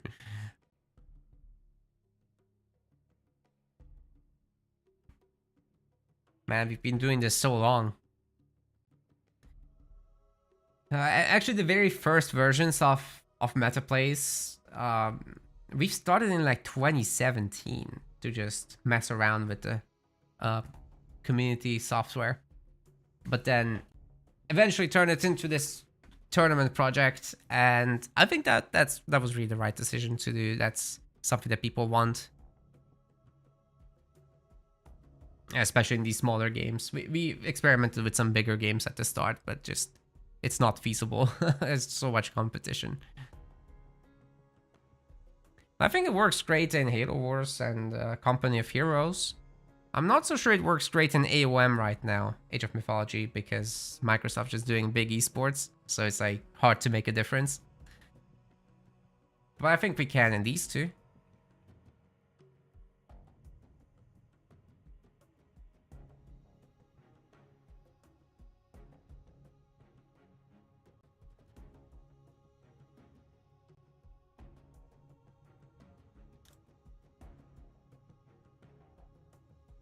Yeah, guys, just give Ducky or Lamb a minute and we'll be right off to Mirage. Which is a pretty aggressive map in 2v2, so it's really all about that center control and making sure that snipers are occupying the garrisons over there. That will create basically a bit of a kill zone, right? Very, very difficult to dislodge people from that. Why is the next match not starting? I said that there's a bathroom break for the players. They have human bodies and the human bodies do things. We'll be right there. Give it a moment.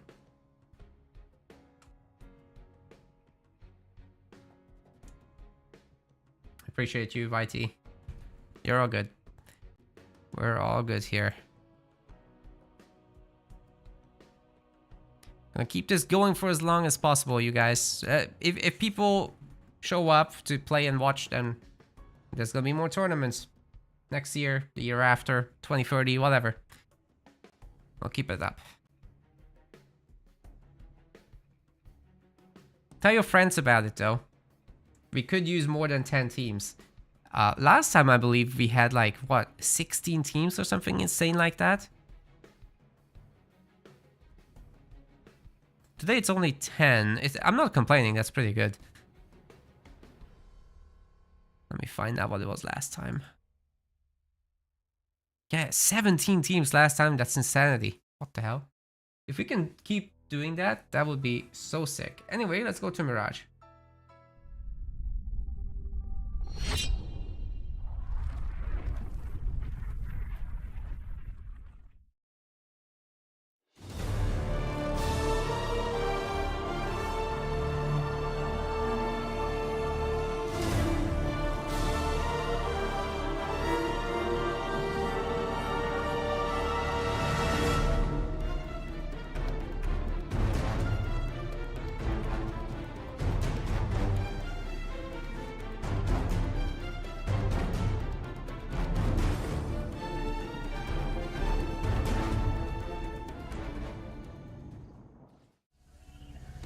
Alright, ladies and gentlemen, the score is now actually 1-1 despite what the scoreboard says. Let me fix that. We are going into game 3 with Psychic Wizard and Colossal C playing Atriox and Jerome. Together they are the Colossal Wizards. On the other side of Mirage, we've got Crabbed Tiger and we've got Ducky or Lamb. Together they're Crabbed Lamb. And they're playing as Decimus and Serena. Psychic's already getting a raid camp out here. They didn't want to grab the mini. And there's a little bit of a power dynamic here where you spend your resources early on to grab this middle mini, but it's so expensive at 300 supplies that you're gonna have fewer units to actually secure it with, and then you have to put 2 buildings on. So if the other team doesn't get it, they just make heroes and barracks units, or 2 heroes, or 4 barracks together. And they actually just overwhelm this.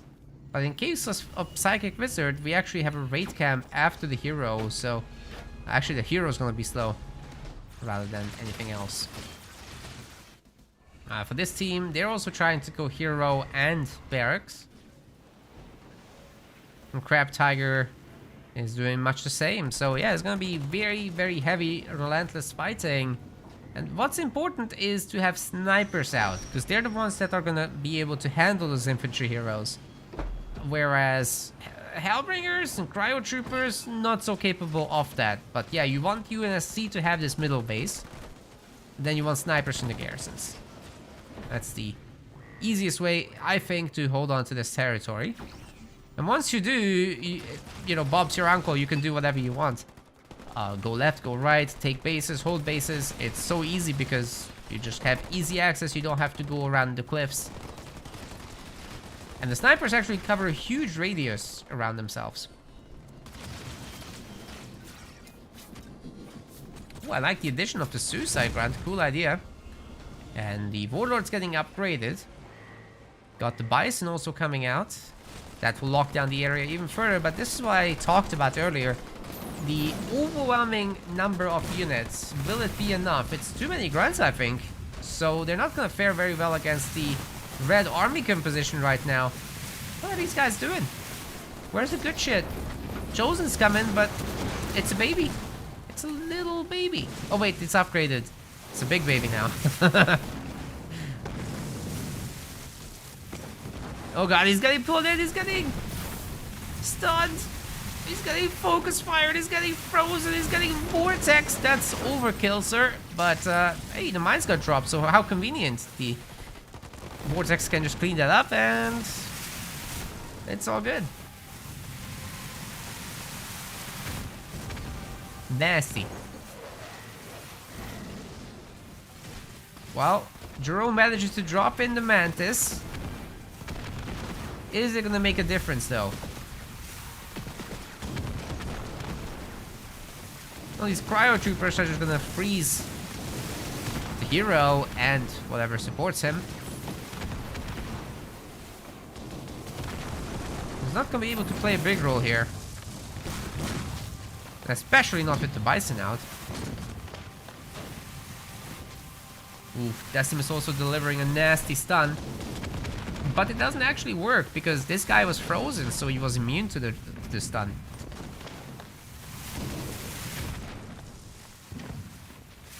Anyways. Goodbye, Jerome. See ya. He chilled out a little bit.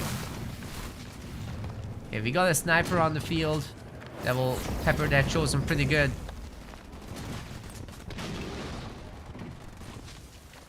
It looks like Team Red held on to the middle mini rather well. Warlord's coming back also. Are they gonna be able to put on some pressure now? Hey, there's a power node right there, sir. Somebody take that, please. Team Red already has 2. If they can grow that number to 3, that's really nice. Ducky Lamb also trying to expand up front. Very brave, but it might work out quite nicely. Sniper in the garrison. As I said, this will just control this area very, very well. Got huge reach. And we'll be peppering that infantry super well. Keeping them away from this area entirely. We'll also seize under attack. And you know what? All these snipers chasing the bison, that's asking for trouble. Bison did do a lot there, actually.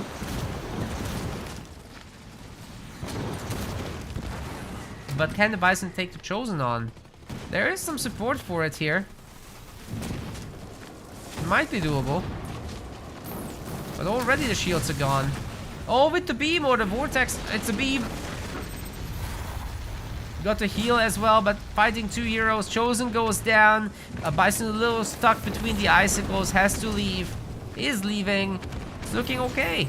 Spartan will be quite slow running through this, so this will take a hot second and then just gets pulled in by the Warlord for another stun combo.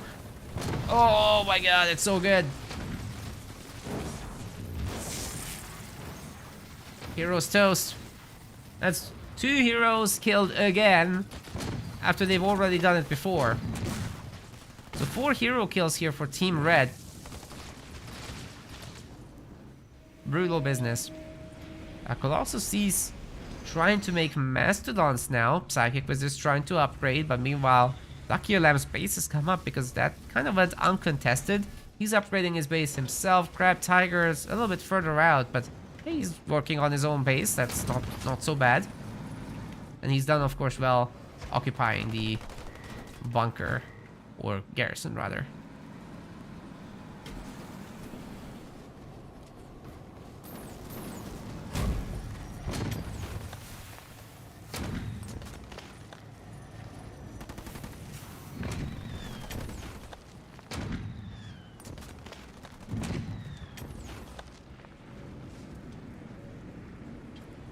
Hey guys, it looks like the Americans are waking up. We're starting to get some viewers now.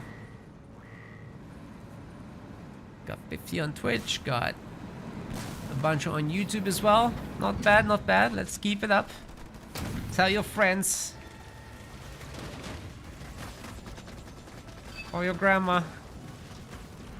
Everyone's gonna see this. Drop turrets in.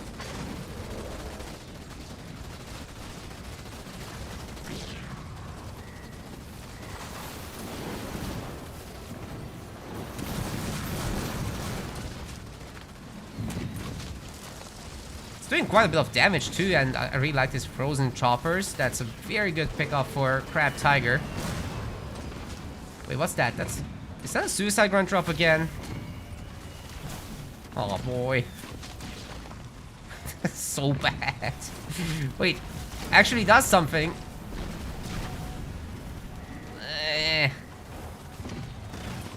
I don't like that. I don't like that. It's so weak. They really tried, but come on. I really like that ungarrison from the Mastodon. Unfortunately, those snipers are still toast, but it's the right idea because upon destruction, they take some damage. Unfortunately, they got frozen anyway.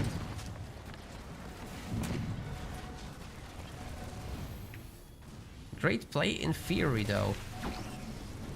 Well, with Ducky Lamb holding this area, Team Blue is in big trouble. Beautiful map control from Team Red overall. They're even turreting up, and of course the Serena, that's super important. It makes it difficult for infantry to approach the base to shoot at it, as they just get frozen in the process. And even if you're just walking through the ice, the debuff reduces your damage, so there's that as well.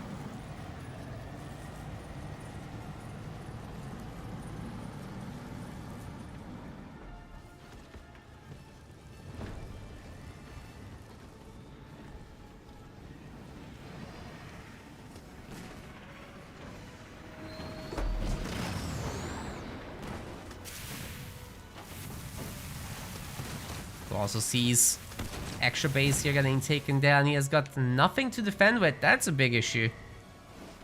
Maybe Psychic Wizard can come and help, but then he's also leaving himself open to all this. As for Duck here, Lamb, I think he's only working on his 4th point, right? Nope. Yes.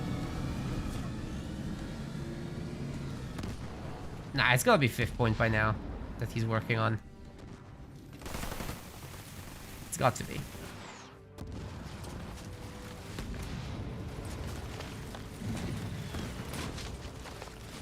Yeah, he's got Boundless Siphon.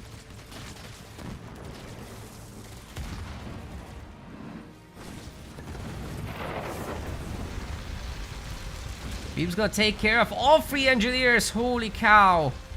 Okay, that's certainly not what Colossal C wanted. And to top it all off, oh, the leader powers are gonna finish it. Oh, that final lick from that final lick from Beam, detonating the ice, or shattering it rather, and then Vortex to finish it off with the remaining line of sight. That was insane. Great takedown on the base. Here come the suicide grunts to do absolutely nothing. I don't like it. I do think the power is very limited in its use. You really have to surprise the other team to get anything done with that. Kodiak gets healed under that smoke still.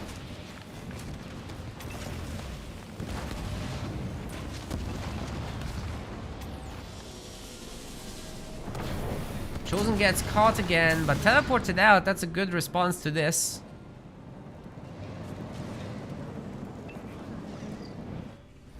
Team Red, however, has overwhelming power. I think they just double up on whoever is weaker. Right now, fighting under turrets probably sounds better than fighting under shields. So I'd say attack UNSC at this point. There's plenty of Kodiaks here, though. I guess the Kodiaks could clean up the shield very quickly, and then the banished turrets don't do much.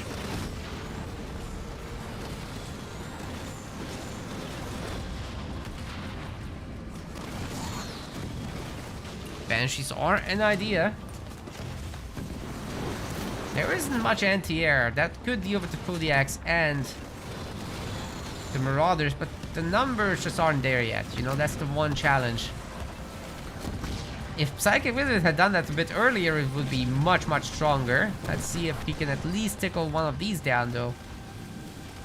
Seems doable.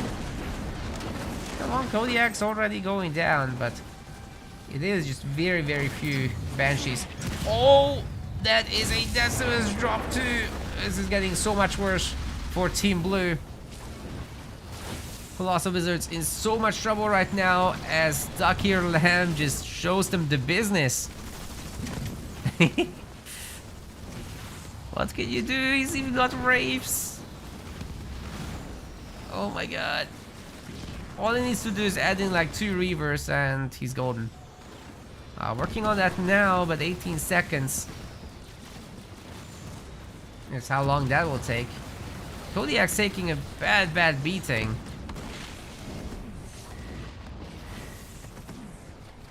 Anti-vehicle turrets also working overtime.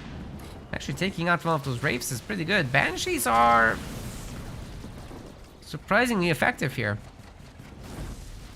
Even though it's literally just 4 of them. How did that happen? They took out 3 Kodiaks. Did these guys just stun the Spirit? And the Grunts within? Okay. Why not? I've never seen that in my life.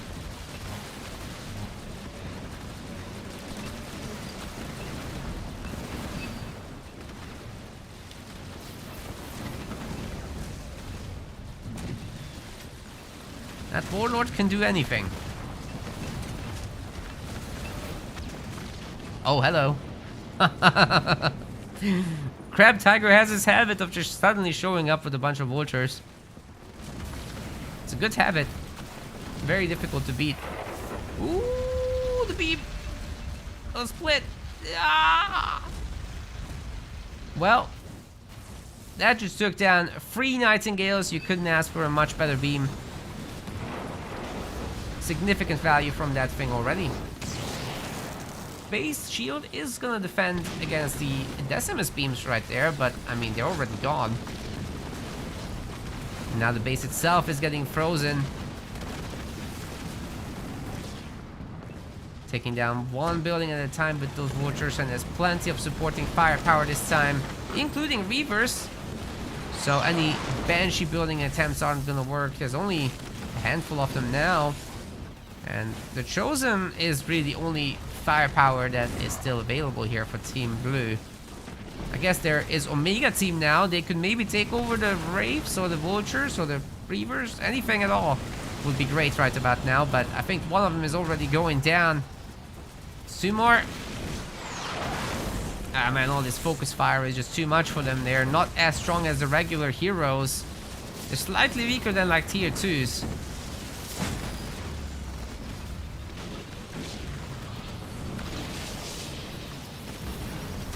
Can't stun that. That would be bad.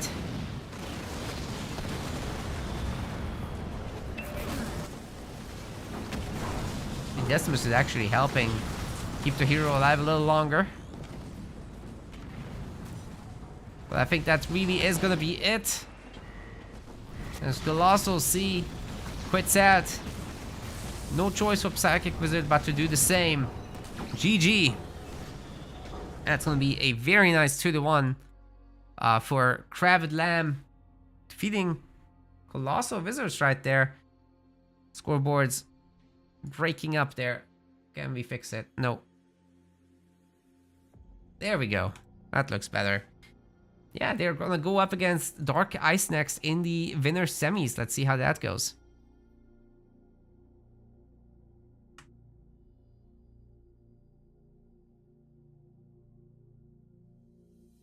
Okay, you gamers, 2-1. That's a good series right there.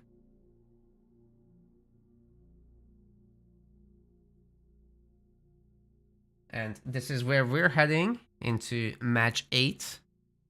Crabbed Lamb versus Dark Ice coming right up, and then Rock Generation is currently covering Los Poderosos versus the Biggest Bean. That's going to be a best of 3. And after that, we're moving on into the best of 5. The loser rounds have had some progress also. We've got Krill Angel moving on into losers round 2. They're currently fighting Colossal Wizards once they get that set up. Then we've got the Routers versus Idle Units, where Idle Units wins. The Brits are coming, have defeated Idle Units, and they're now waiting for their opponent from match 8, which is our match. So yeah, Liam is going to be hanging out in the chat together with, was it Viper that he's playing with today? Yes, Viper. And likewise, 7 is going to come down here. So there's going to be a bit of coverage there from Rock, I assume. Maybe Sean if he wakes up. Is Sean around? I haven't seen him in the chat. But I think he wanted to stream today as well and has clearance for it. So he's welcome to take some of these matches. And then we'll be moving into loser semis, loser finals, and so on. Not sure if we're going to cover the losers finals ourselves. That's probably going to be Rock, just in the interest of time. Also, guys, did you notice on our website that we've done a little bit of a revamp? So this is the Halo Wars 2 homepage, and it has only Halo Wars 2 information. So if you don't care for the other games, then you can just use that by using the home pages drop down and selecting Halo Wars 2. Then it takes you right here. It shows all the streams that are currently live. For whatever reason, we're shown twice. We gotta fix that. But it doesn't show like the unrelated tournaments and donation goals and show match commissions and whatnot. It's just very straight to Halo Wars 2. We've also updated our front page, which you can access up there or at the base URL. And it has these direct button links to the different home pages. And we still have the collated homepage as well. Which just shows everything at once. It's really good for our admin team because we can just see what's happening at a glance. And of course, we've updated our patronage website subscription systems. There are only 3 tiers now. The cheapest one, cheaper than a coffee. So really highly recommend to consider supporting us through that if you wish. It's essentially our own Patreon, right? And you get all sorts of simple perks, and it helps us, do upkeep stuff and cover our video editing efforts and our new art and production quality stuff. That is essentially what we're looking at there. So yeah, we've merged some of these goals together or some of these rewards together. Feel free to take a look on our website. Very much appreciate people if they do that. But otherwise, just, make an account, play in the tournaments. That's also really good stuff. All right, we've got the Godly Alex subscribing with Prime. Thank you very much, Alex. Appreciate you. All right, let me invite the other players because there's nothing happening here.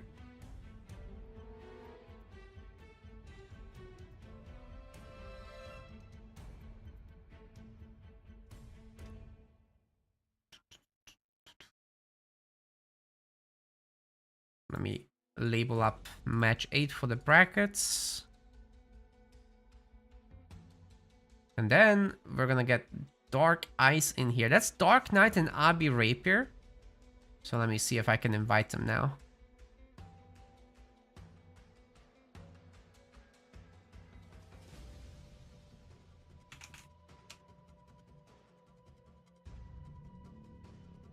Dark Knight was last seen 664 days ago. I don't believe that.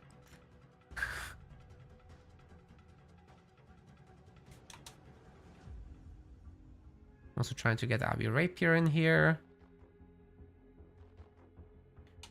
And then we need the ban information. Alex Vicious, I would show my romantic side more.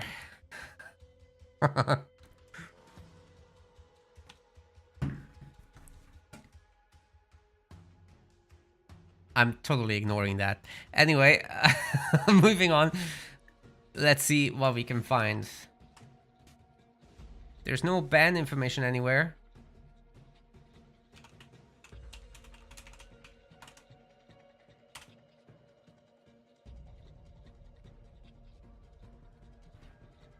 think they're the lower seed, so who bans first again? Let me see.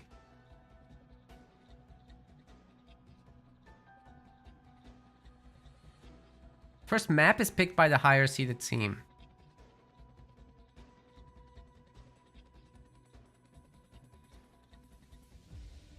So that should be Dark Ice, yeah. Yeah, they're doing everything correctly. This is great. I was just kidding, Alex. Love you.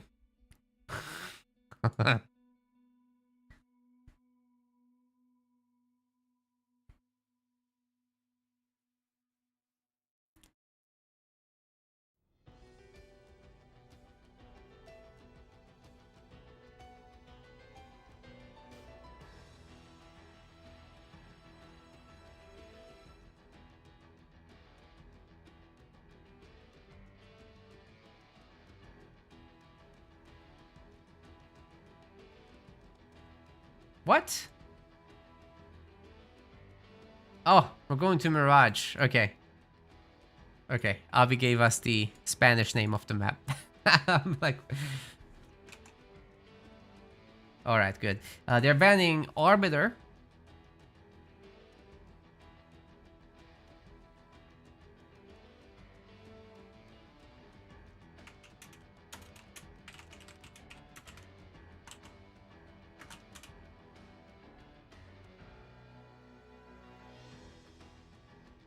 I'm not the host, so...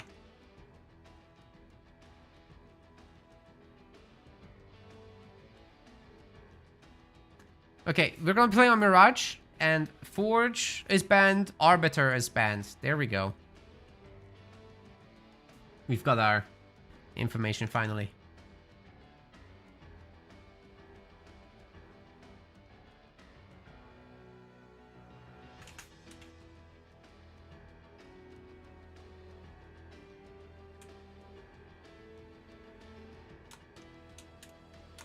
Dark Ice is the team name. I'll do a bit of a reset here.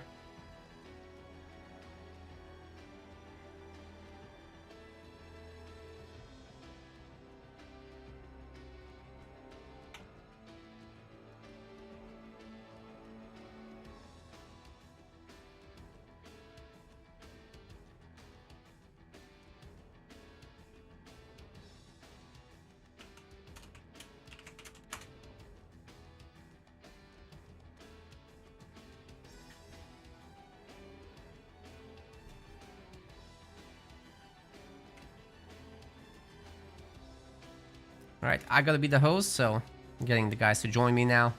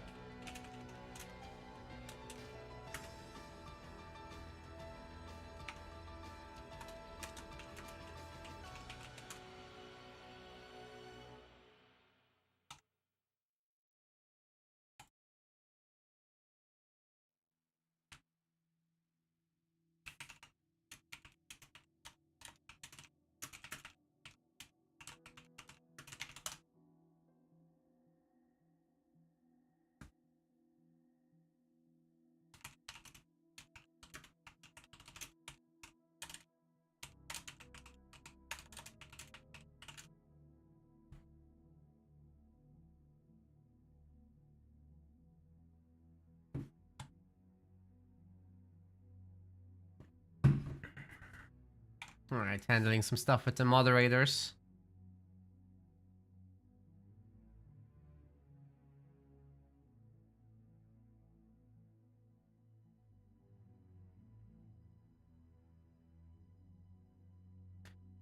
I gotta invite them. They can join me, man. They can join me.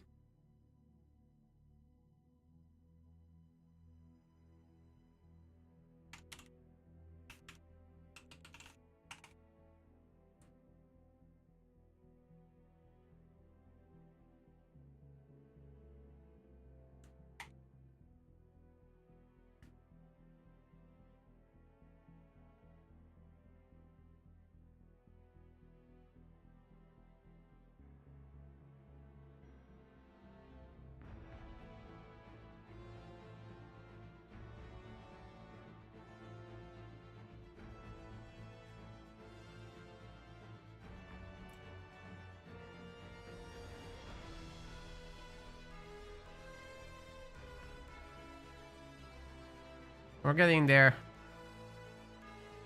Or are we? My game isn't... Ah, the connection isn't working.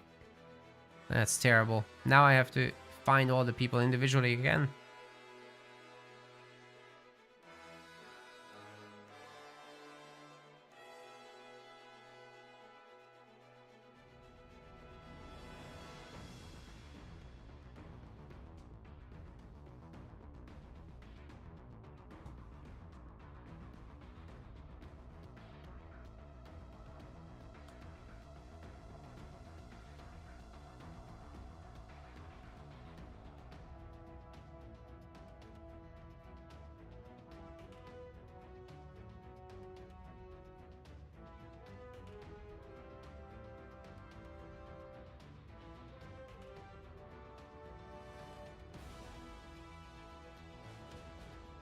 Sending 10 million invites. It's not working.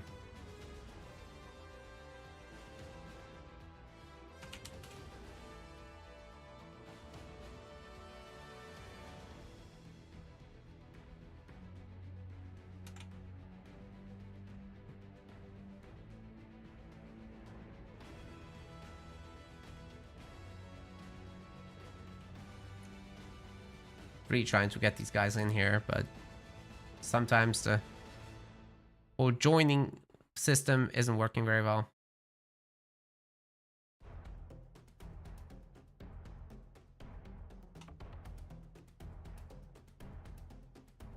Okay, now everybody's in. This is great. Selecting Mirage. And now we're good to go, but these guys have to decide on colors.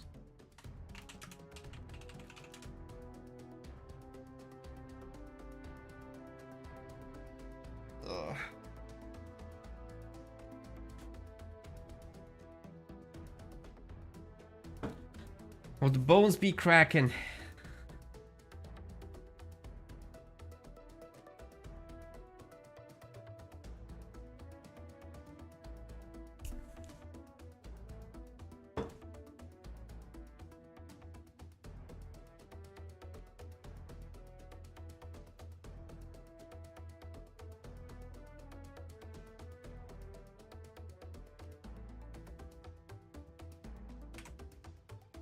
They're all red. This is what I'm dealing with. They're all red. Just... You can't start like that.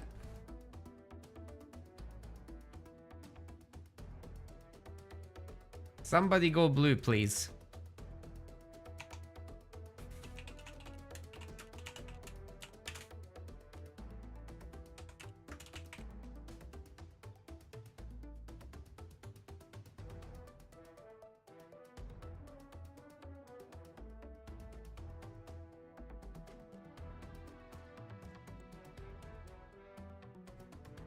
Okay, one of the teams is swapping.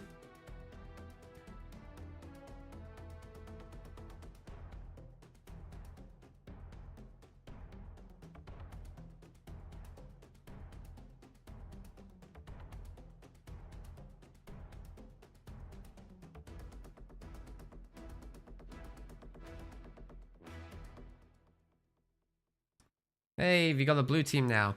Fantastic. Let's do this.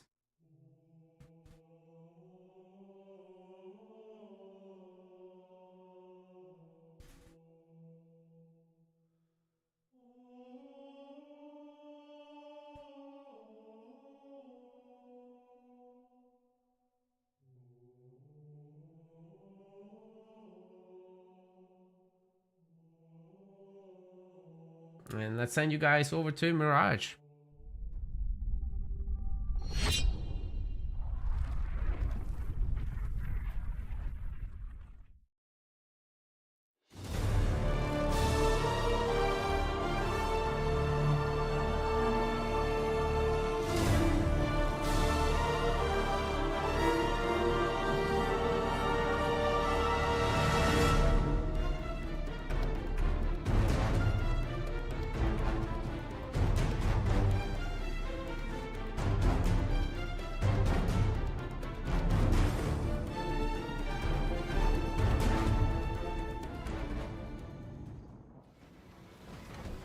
Ladies and gentlemen, welcome to the Rising Star 2v2 tournament. We've got ourselves Dark Knight here in the blue color and his ally AC Jolteon. That's actually Abu Rapier.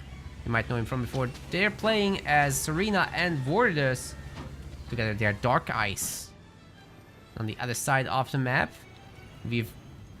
come on, colors. We've got Crabbed Tiger and we've got Duckier Lamb. They're playing as Atriox and Johnson. In this 2v2 tournament, there's a £180 prize pool. That's around $240. Yeah, I think pretty good for what this is. Rising Star means that the top 8 players aren't allowed in. Everyone else is. So it's still pretty competitive. But like not giga sweaty. Not to the degree that the Pro League is, at least. Definitely makes for a fun watch nonetheless. Alright, we've got, for EC over here, we've got Power Extractor upgrade coming and the middle mini secured. We're seeing a little bit of Jackrabbit reset micro as well from Crab Tiger, very nice.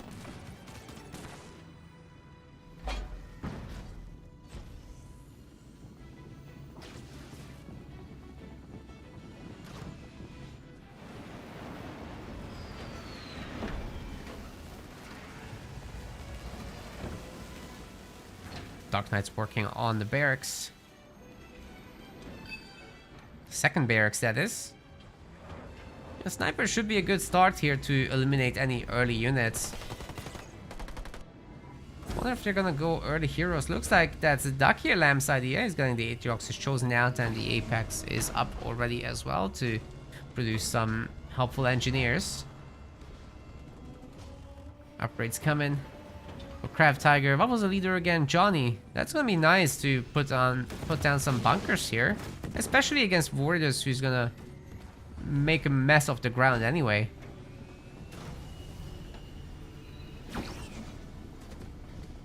Be all about jump back brutes, supported by snipers no less. That's pretty strong actually. I like it. That's certainly a lot of zone control between Serena and Vortus. I like it.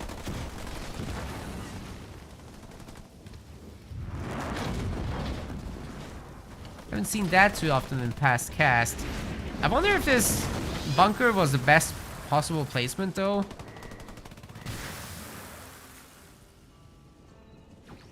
Gets frozen but not too much trouble otherwise. Johnny in there will eventually start shooting. The mines coming through. Are these guys just gonna use up? Oh my god. They actually ate the mines.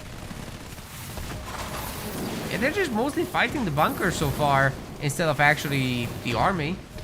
This is a much bigger blue army, so I do think they have good potential here. But if the Chosen just picks off all those grunts, which he seems very capable of, then Crab Tiger could just use a EMP Mac to finish this off. That's the scary part. But Team Blue is so far doing really well with pumping out stuff. It's just expensive as well, you know.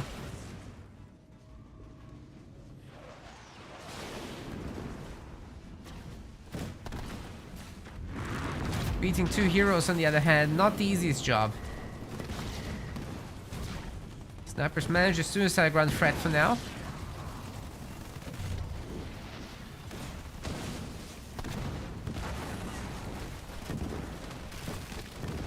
Getting on top of that Chosen from a distance is pretty nice.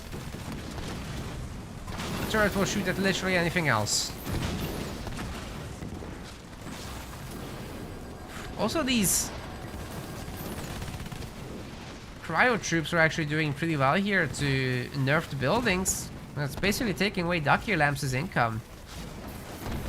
Oh, just about doesn't freeze the harvester. That's great news for Duckier Lamb in order to hold, but the extractor is down from all that focus fire. That's a brutal loss early on.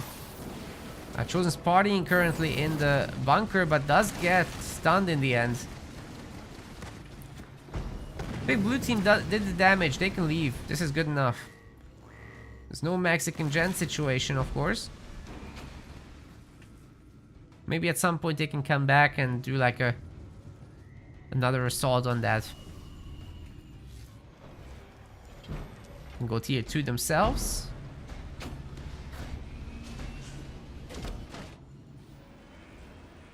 Which is of course much easier to do with second gen. Our Johnson player is not looking into that yet. Oh wait, he is. He is.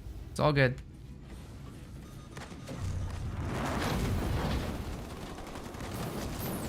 The bunker's coming in. EMP Mech Blast should be ready, so that Johnny out there might be bait for the infantry to close in more.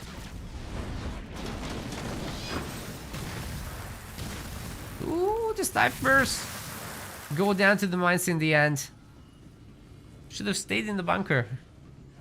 I still get frozen, but you know, better frozen than dead.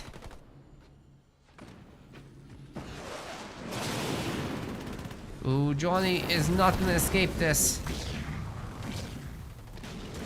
We still haven't seen an EMP Mac. And now I'm not so sure we're gonna. Team Dark Ice is doing very, very nicely here, containing Team Red. And getting the base kill is huge as well. If they can move on to the next one and deny this too, there's really nothing in the way of this army. It's just a matter of knowing that the base is there, which they don't. Not yet anyway. That's why you really have to have some spotter up here. But they're just gonna send the grunt to find out the hard way. That's also fine. Alright, tier 2's in. And we're doing a Banshee swap. Supposedly Team Red wouldn't be ready for that, especially if Dark Knight shows his Warthogs. They might just go into Hunters instead, and then they really can't shoot up. Oh wait, Ducky Lamb actually can't go tier 2 because he's been on 1 generator for so long. And on 0 for a little bit too. Crab Tiger is going to tier 2, however. But he is going to lose this expo. There's no way to save that. Even if he had his Johnson out. Anyway.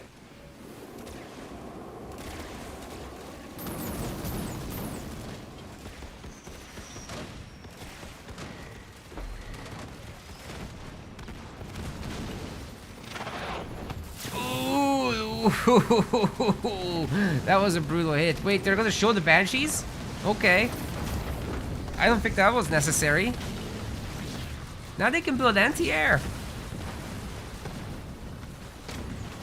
They might still have overwhelming force though to handle both sides of the map. Ducky Lamb's base here is trying to come up, but it's taking so much damage already before it even finishes.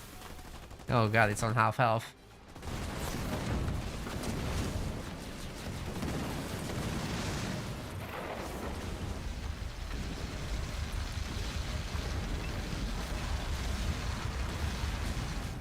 That was a very bad beam. You usually want better value from it, but it's hard to get it when there's not much to shoot at, right? Guess the zeros, but they're going down anyway, so it's not a problem.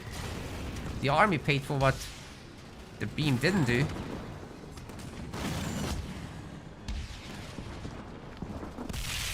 In a good way.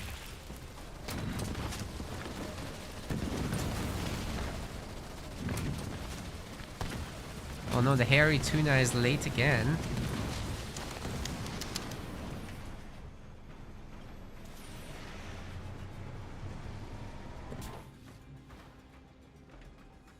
Oh, you still made it.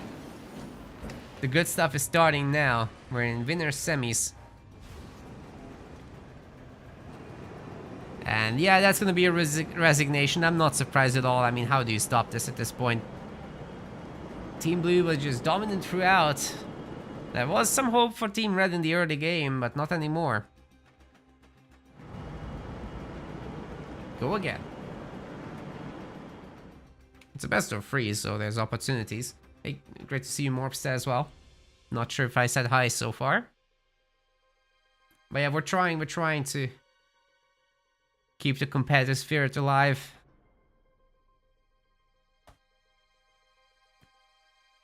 And everybody's welcome in these Rising Star Leagues. You don't have to like qualify for it through the Amateur League. Everybody can play this. Except the very, very top boys. Those go into the sweaty pro league.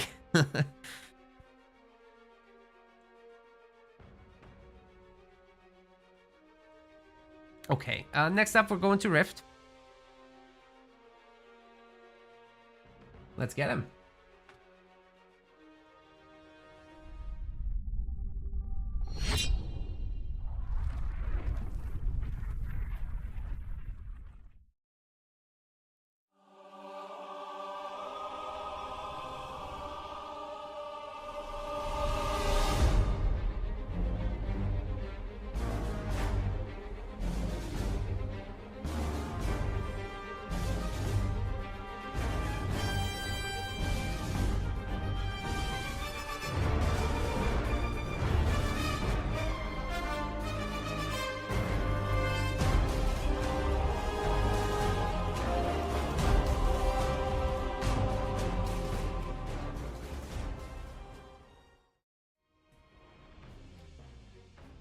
The guys are currently getting ready, picking their leaders and whatnot. Here, Tuna's wondering what should be done about his tardiness.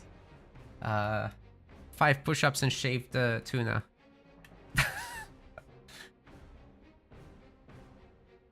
That's it. It's a pretty easy thing to change. The 5 push-ups will be a hard part. I mean, have you ever seen a Tuna do a push-up?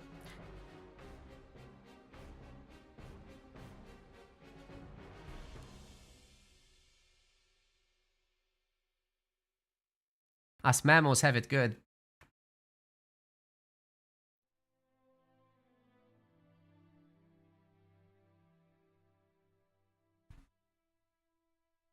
Rift should be rather defensive. We've seen this before. It usually goes into late stage tier 2 or even tier 3 play. Guys are able to defend each other rather well on a map like this. I seriously doubt that anybody can rush the way they can on Mirage. That's just very hard to put together.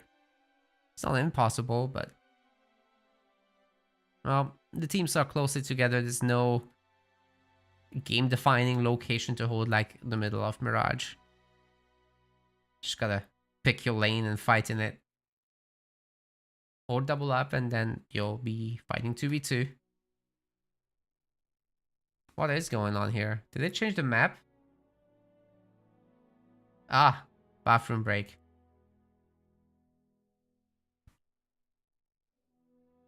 I'll be Rapier going for the bathroom break.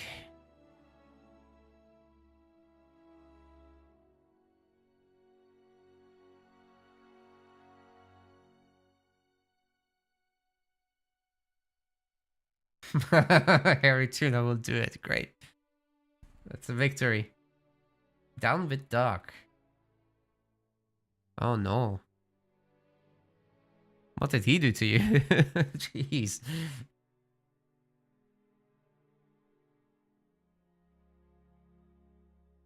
Two-page single-space essay on the importance of being on time. Oh no. That's terrible.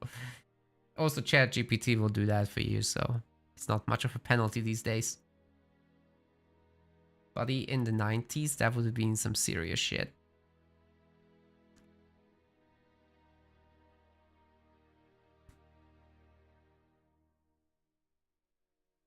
Can you imagine just having to handwrite pages and pages of stuff? Just doesn't happen much anymore. Not efficient for anything.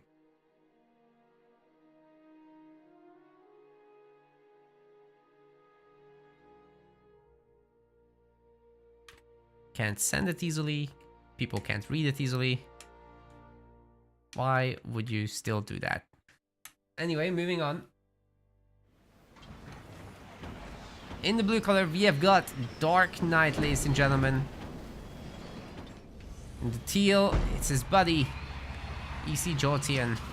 And together they're Dark Ice.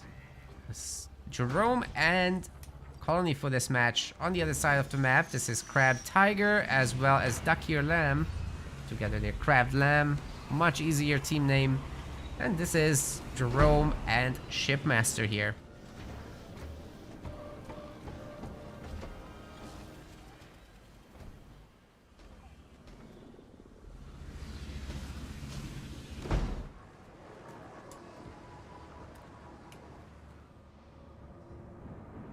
Yeah, gatherer distribution is looking very favored for Team Red, actually. Even stealing some power from here and then taking the garrison. Then we'll pepper the chopper with a little bit of small arms fire, but in the end, that's not so bad. Got some Jackrabbit micro going on. Ooh, Jackrabbit War. You gotta go in circles for that one.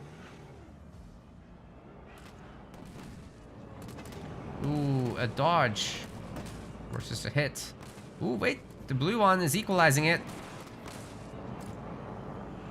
Dark Knight's working hard on that one. Ooh, that's a trade.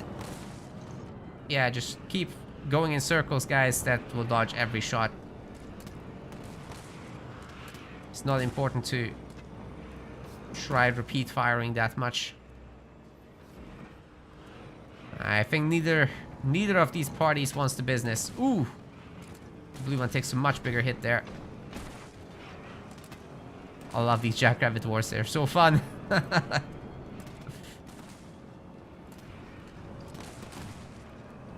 Yeah, blue one's toast. There's no way. Good job by Kravit Tiger.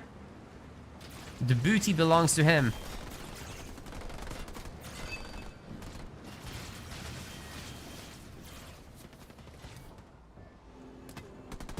Never mind. Should have left that alone. I thought he was gonna run away with like the 1 HP Jackrabbit and just gather some resources, still get some value out, but nope. And after gathering some resources, you can just put it on the high ground here. So there's definitely options to use such a weak scout.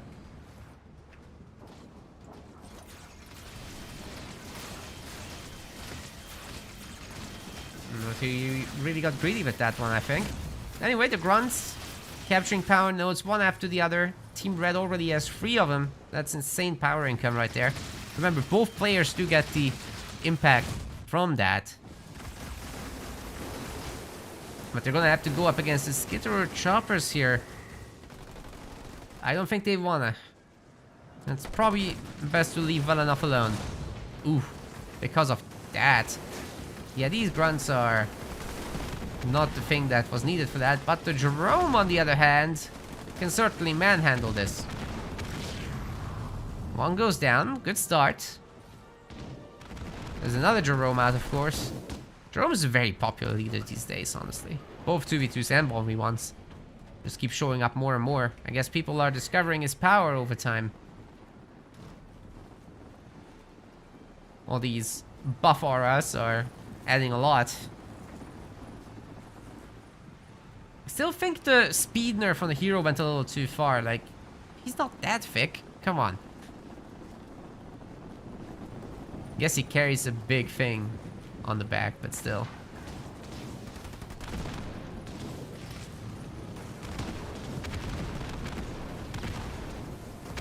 Look how much faster this honor guard is. My goodness.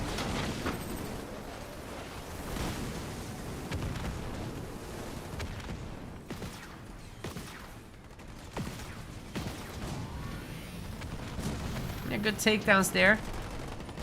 Sniper, a very important addition in these UNSC infantry mirrors, and especially when there's a shipmaster backing it up. I'm not exactly sure about the role of the choppers against heroes. They don't contribute too much. Kind of get taken down very easily by heroes. Like, you need a ridiculous number of them to actually make a difference. There's still a bunch.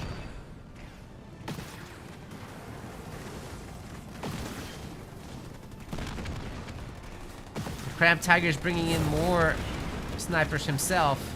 It's looking actually pretty good, I think, for Team Red. If they can hold this location, especially with the base.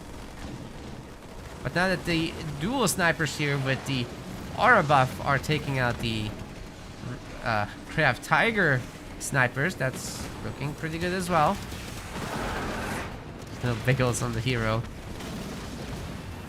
It doesn't look like they can hold with the upgraded choppers now. Wait, were they upgraded? Well, they were in the hero aura anyway, so that also boosts them up.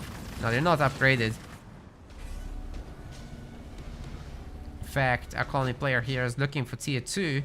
Second gen coming in quite late. But it is coming in.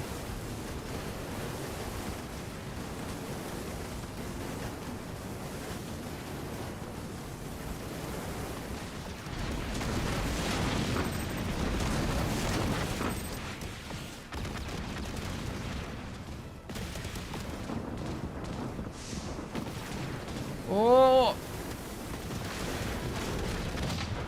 I think that didn't work. That's unfortunate.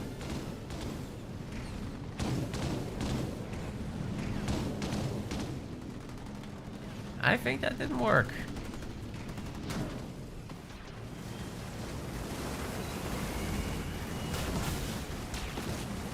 Ooh, we got the Goliaths in now. And let me tell you, those Rangers are not well equipped to handle the choppers. The choppers are dodging the beam though, that's really nice from them. And in fact the hero is managing to as well, but the snipers get clipped. Just at the very end of that, they're dead. Ducky Lamb, if he loses his base, Team Red's cooked, man. This isn't gonna work out. Oh boy. Getting into the Mastodon's probably the best thing he could have done. So good timing by Crab Tiger to set that up. With the addition of the Hunter, things are looking a lot better, but of course the hero snipes that. Won't tolerate that nonsense. Taking out the Mastodon, much harder though. Yeah, Ducky Lamb seems to be holding the base, especially with the engineer's support. It's not that hard to. Second Mastodon getting loaded up. Could this be the defense? Ooh, very nicely done. But Team Blue is taking over all the power nodes. Meanwhile, that's a 5 power node lead. Oh, no, you guys gotta fix that, but it's gonna be 5 eventually. Dark Knights with the Expo doing rather well. Very resource rich, or income rich here. Got the barracks up as well. And another expansion into whatever this is gonna be. I'm guessing just counter blob with some engineer support.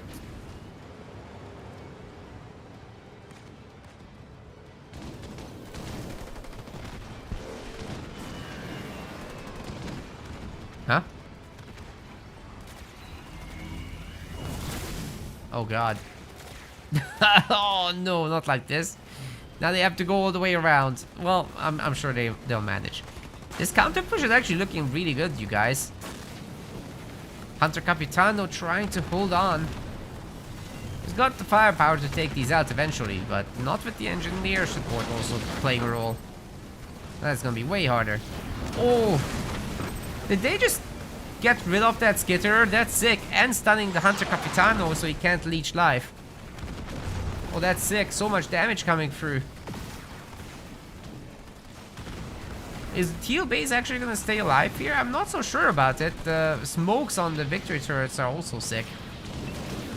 But here comes the other Jerome now with the Mastodon Wars have begun.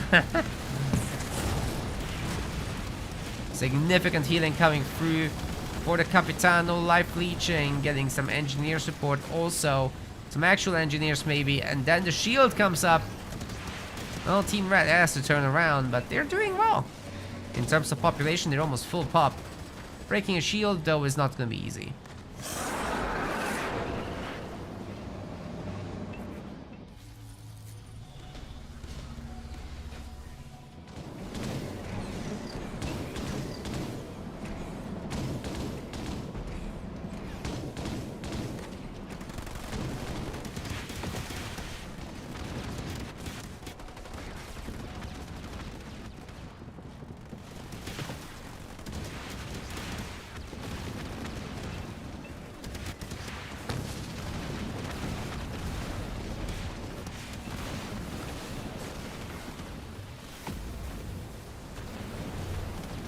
Well, Capitano's still holding on. It's very difficult to take out units under the engineer's shield, but he has the DPS for it, and then you just pull him back into the shield. Ooh, just barely makes it.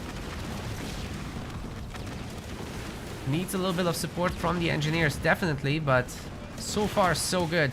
There's a lot of snipers here for the Blue Jerome player. My goodness. We got a little bit of a lag. Sorry about that. There's nothing we can really do. In fact, it's probably much worse for the players than for me. I'm the host, so this kind of sucks for them.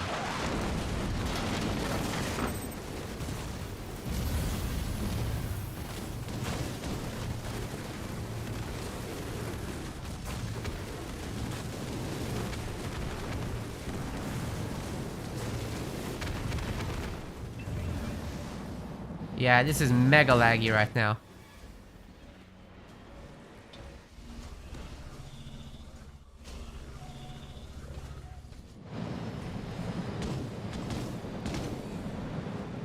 What is happening?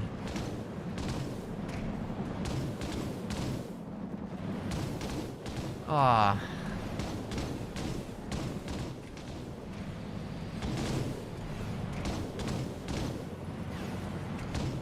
Game's completely glitched out. The Mantis Sphinx is firing.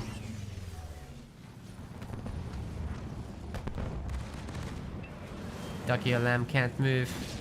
Has left.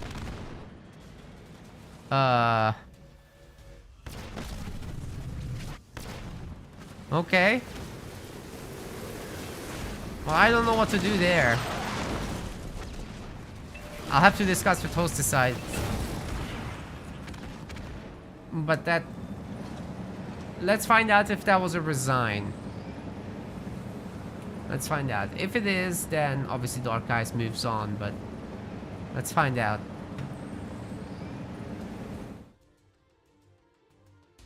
It was a disconnect. So that's why we were lagging.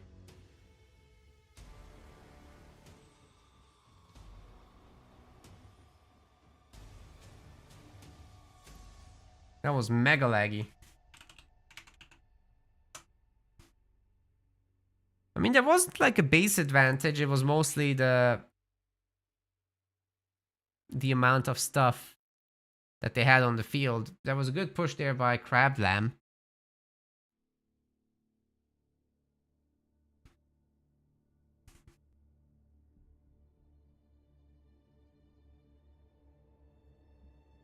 So just looking at the end of the VOD.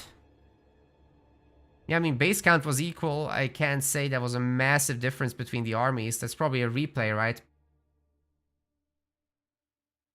I think that's a replay.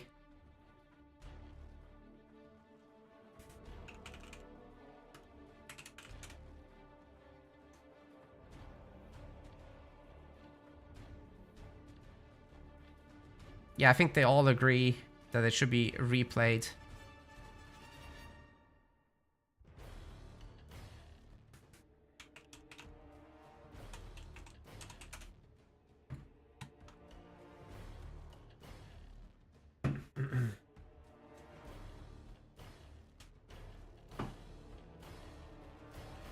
Yeah, that was unfortunate.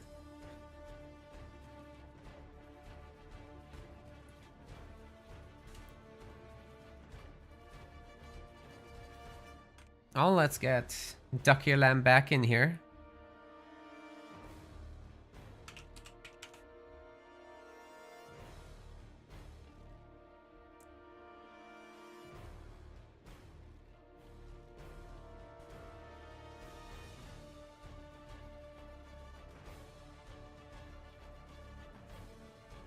Yeah, we can just remake that. Like our rules basically say if there's no base advantage, then replay. That was not a big army difference either. I would favor Team Blue at the point of disconnect, but not by much.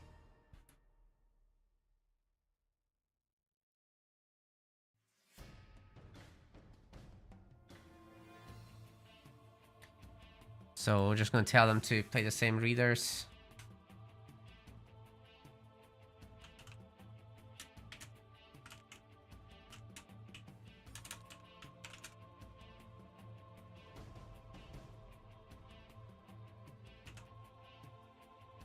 Switch hosts. I mean, we got people from all over the world. So there's no good host for this situation.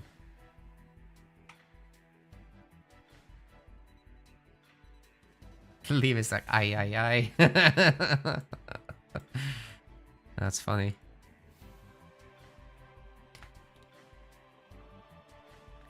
It was nice to know you, Liam. Alright, Rift. This is in fact Rift 2 now.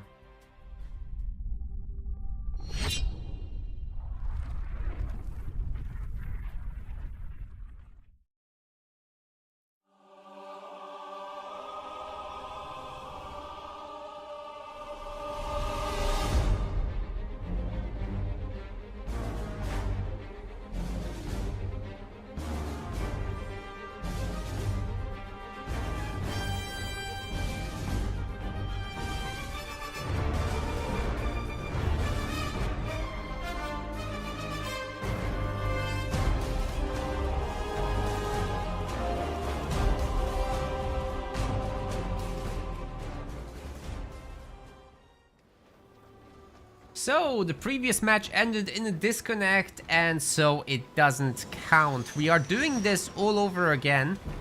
Yeah, just really unfortunate with Dakir Lamb actually disconnecting. Dark Knight here in the blue color. SE Jolteon in the teal color, and same leaders as last time. Basically, our rules say that if you don't have a base advantage, then you replay the match. There was no big army advantage either. Crab Tiger and Dakir Lamb playing as Jerome and Shippy. And we're gonna have a quick mini base grab here from Dakir Lamb. Trying to make something happen over there. Excuse me. And also thanks to Eformatio for subscribing, or rather gifting a sub to Liam. Appreciate you. Super neat.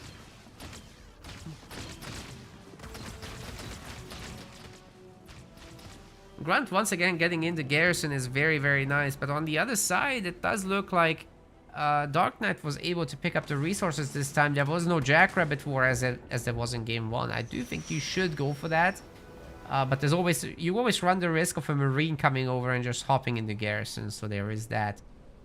Yeah. It is what it is.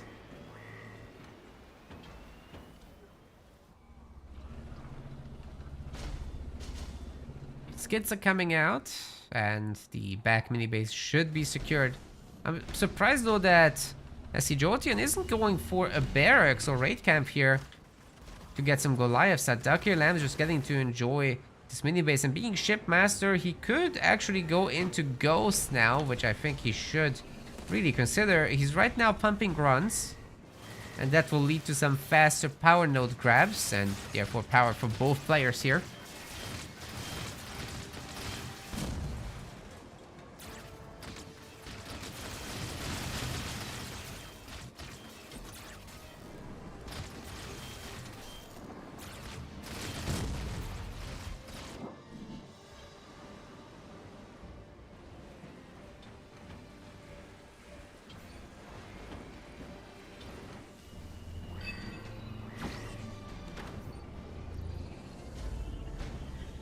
Shopperinos, together with some skits.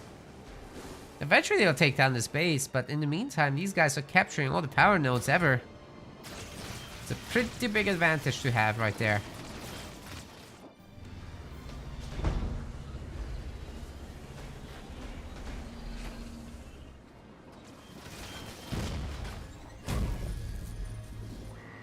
Free power nodes.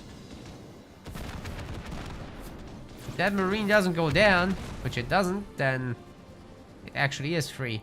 Versus 2 for the other team. But they're not grouping up. There's going to be a Jerome War, supposedly. Backed up by many, many grunts. And the choppers are actually breaking off to go for the fight. That will leave that mini base running for longer. Very good news here for Dakir Lamb. These guys are also working on tier 2, of course.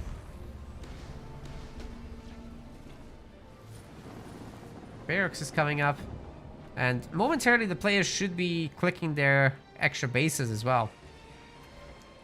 Wait. Dark Knight is in tier 1. Like, he's hard locked into tier 1. What is going on here? He's getting snipers and whatnot on one generator.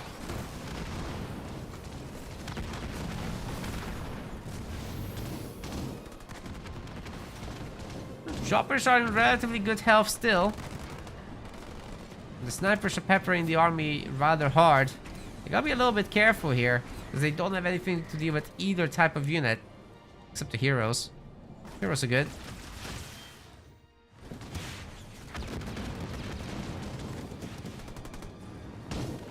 But it's probably the right choice not to go for Mass Ghost. Grenade throw is a better solution, probably.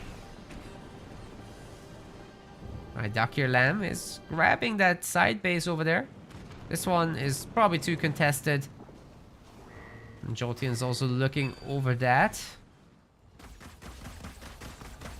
Eventually this will go down. Give it 500 million years.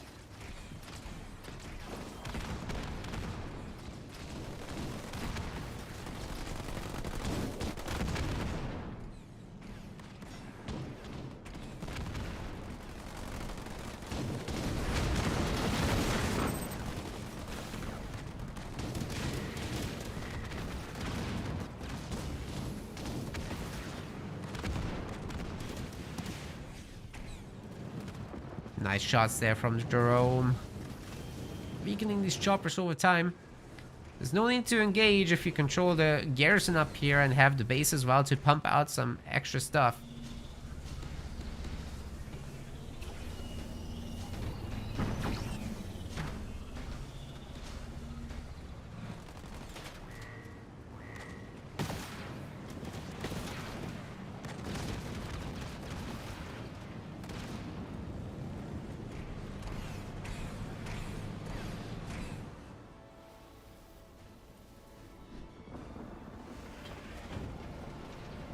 Crab Tiger's pumping out the Mastodon. But this is just a much larger blue army. I'm scared for Team Red. There are some Rangers here, granted, but what deals with the choppers exactly? Well, the Hunter is a good addition. We'll need a few more of those. Engineers will be as well, and Spirit Support is really going to be the thing that defines this. Once the Spirit Support in there, things are going to be so much better.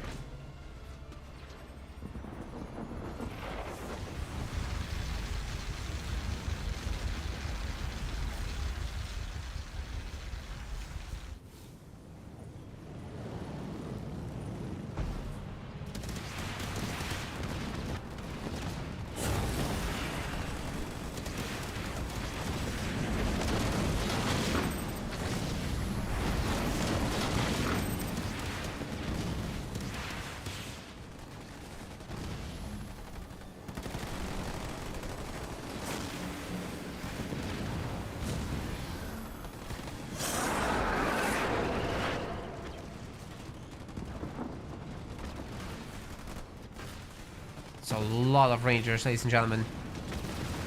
But nobody really wants the business, so they're just positioning themselves as passively as possible. Just poking at the units, trying to get some value done, forcing some resource expenditure to remake stuff, but nobody's really wanting to commit so far.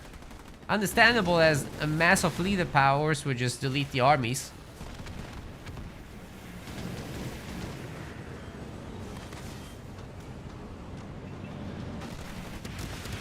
Capitano quickly taking down that Cyclops, maybe. Yeah, gets it. What these guys really need is a shield. That will make it so much easier to poke and prod. But Team Red's blob is just significantly bigger right now. My goodness. We've also got Spirit Support coming in, but the shield should save the base. Just in time. So much firepower is needed to break that. But if they do, the Capitano will just disappear. Oh, Hunter's Brand is a little bit unexpected. But meanwhile, Team Red's also forcing up a base there and distracting some of Dark Knight's units. He doesn't have much. Has a lot of population, but not many units.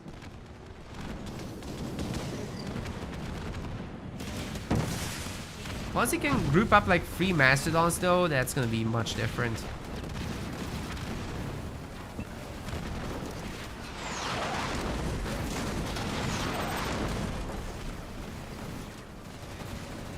And Victor turrets doing the job. Blocking the path as well. Are those mines actually gonna get to detonate? Ooh, so close. But they just didn't have time to arm.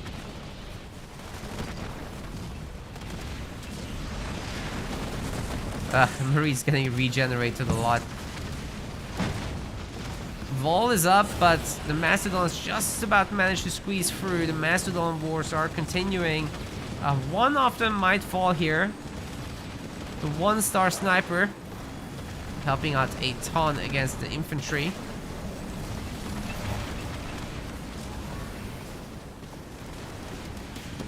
Have Team Red gone in too deep? They have no easy way to path from here. They might actually get taken down now. Especially with the Capitano taunting them. Oh god. Yeah, that's a pretty big deal. Wait. Why is this hero not taunted? What happened?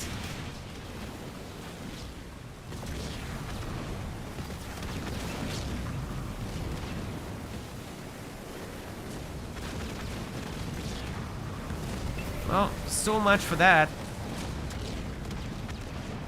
Iron Red Army has disappeared. Team Blue can do whatever they want now.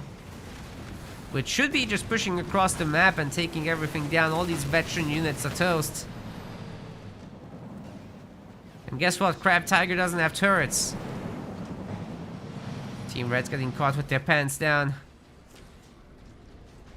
Not many hunters either to deal with the vehicles. Even if there were, there's snipers in them. In the Mastodons, that is. So, the only real answer is air. Which is then difficult to pull up against the Capitano. Snipers deal with this super easily. One thing these guys don't have is damage against buildings, however.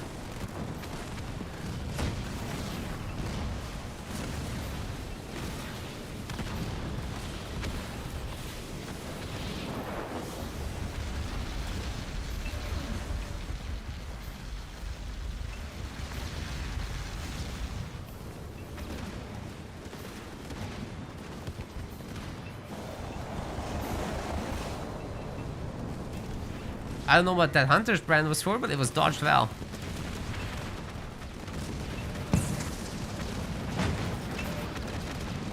Ooh, Mastodon still goes down on the way out somehow. Those missiles have a long, long reach. Ducky Lamb has left again. Well, this time, Team Blue had a significant advantage, so, you know, we are gonna have to give the admin loss on second disconnect. I'm pretty sure that's the rules. I'm just gonna double check it, but I think that is the case.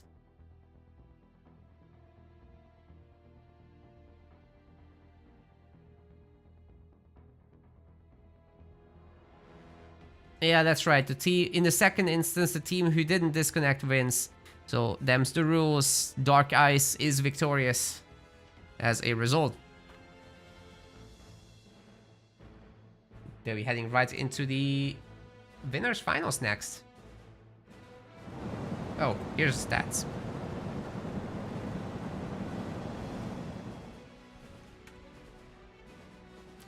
GG's.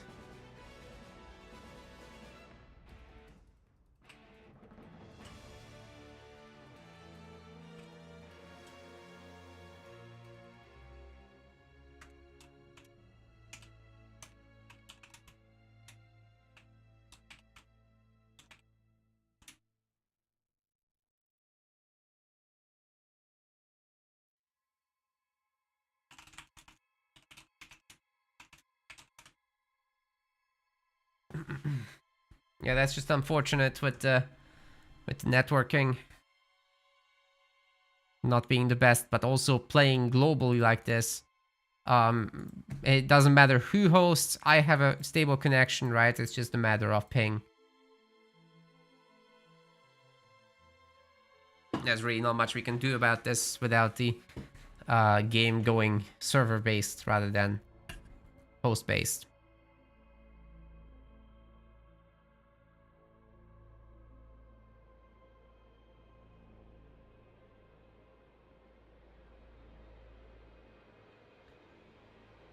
So Dark Ice is winning 2-0.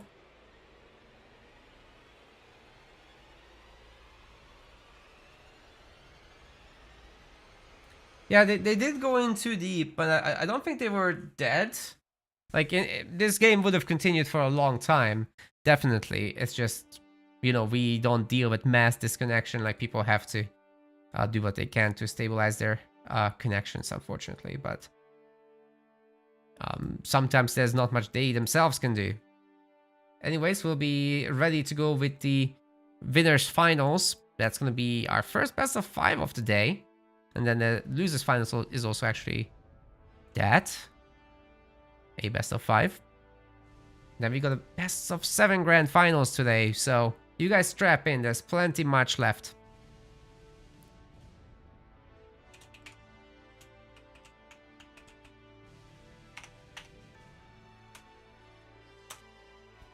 Okay, so Los Poderosos is the other team that's made up of blah blah blah. Zonated Soul and Chacho's pros. Very nice.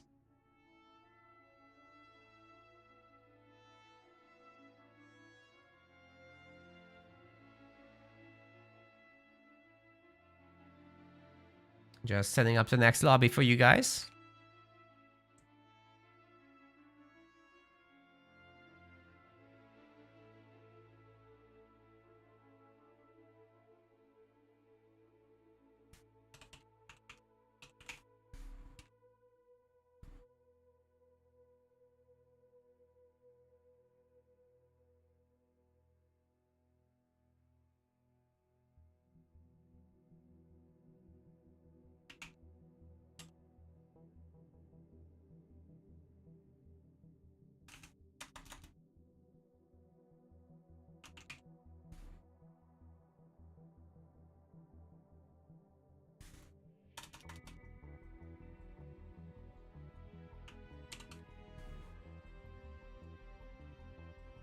Okay.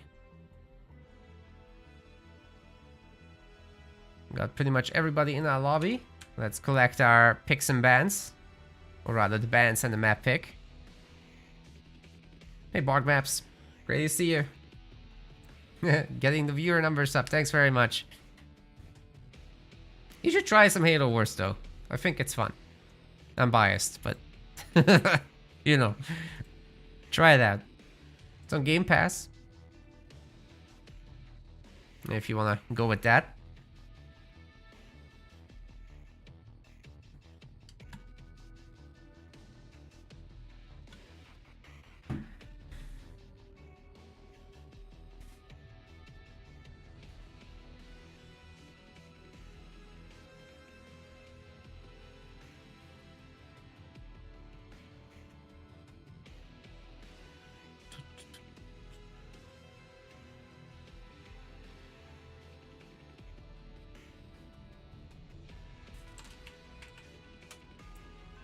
Who's the higher seed here? Dark Ice is. And the higher seed picks map, right? Yes.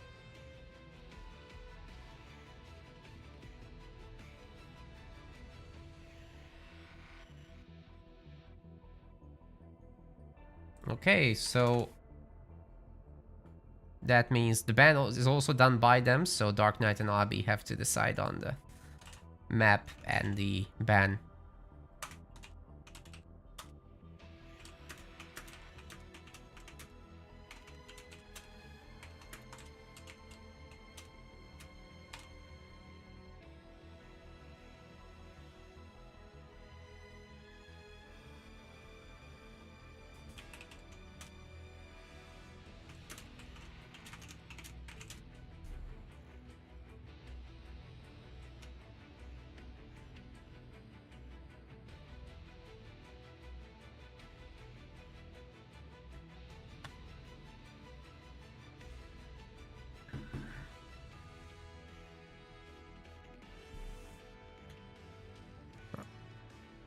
They already...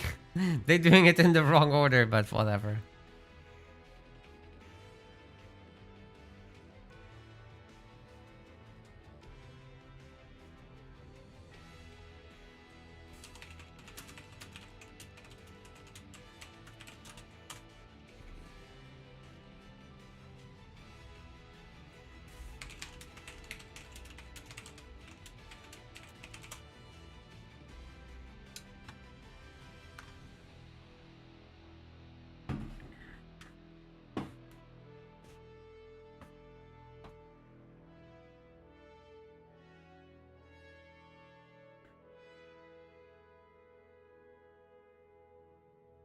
I also asked Albie to play on his main because it's difficult to get him invited because I don't know what his alts are called, man.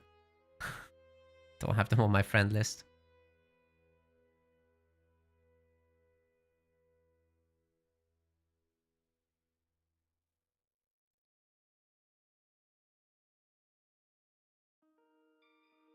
To see you voice Lace as well.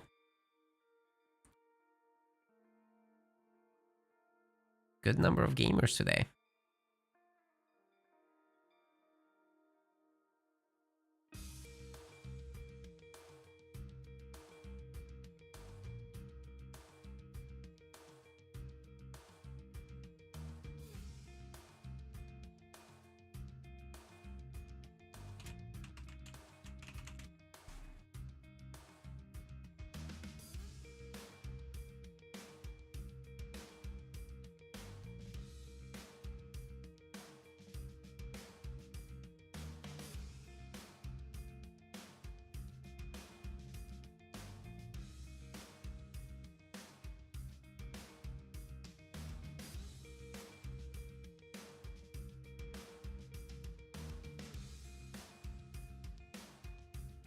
Okay, Abi is coming in.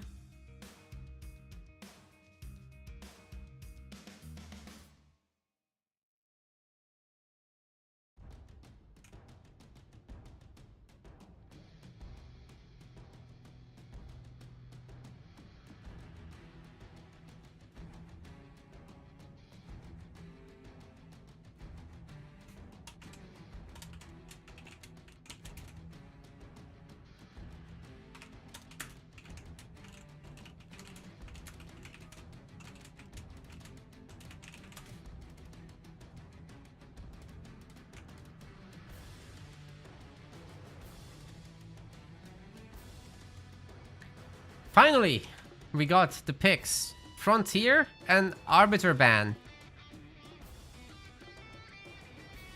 The other ban was Wardus.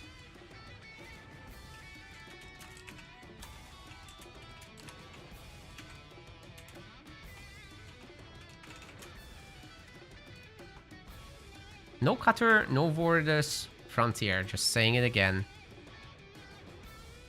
Making sure everyone can hear it.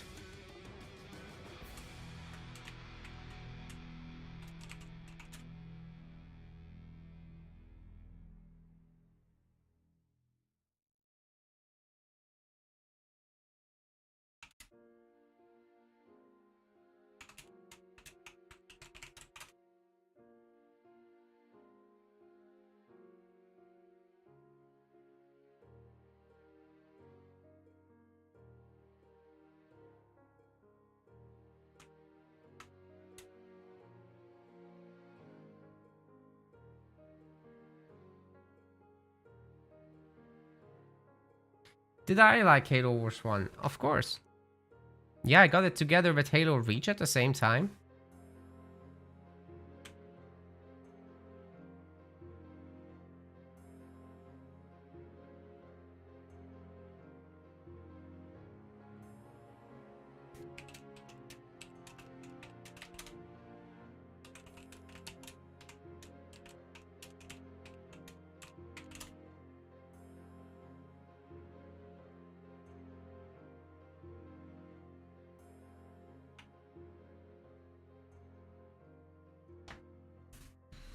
Halo Wars 1 was great.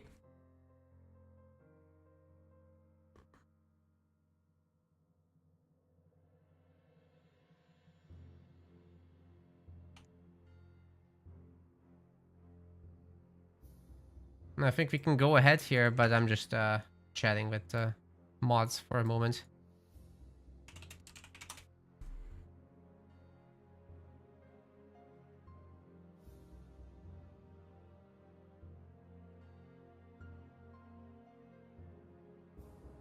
One moment, you guys. Give me a sec.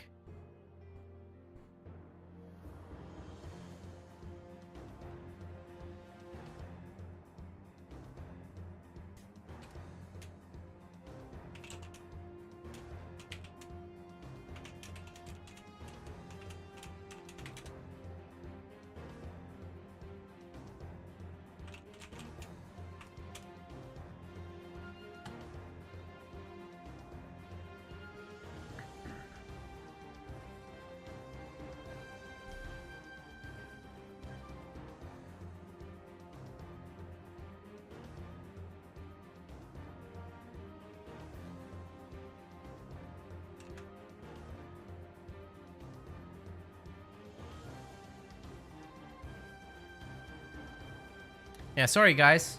This is gonna be a bit of a wait time as we discuss.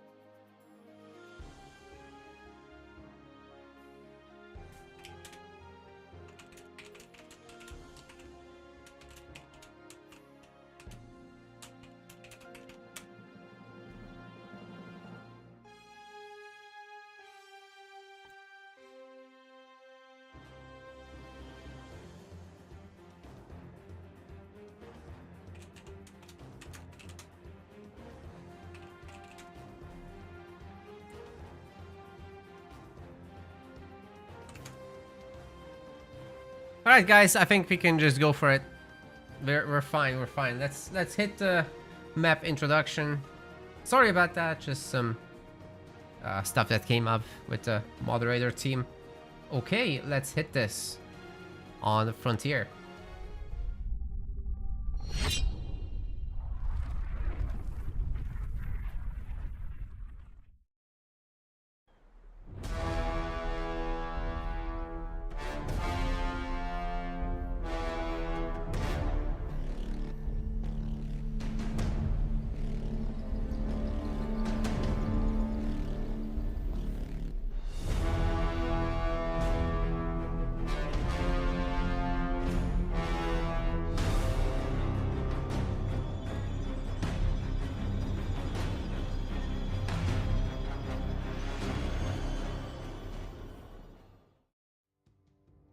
And we're waiting for everybody to firefight. Why did the game put me into firefight matchmaking? What the hell? That is messed up. Just trying to do a custom. What? Alright, well hopefully it just works out.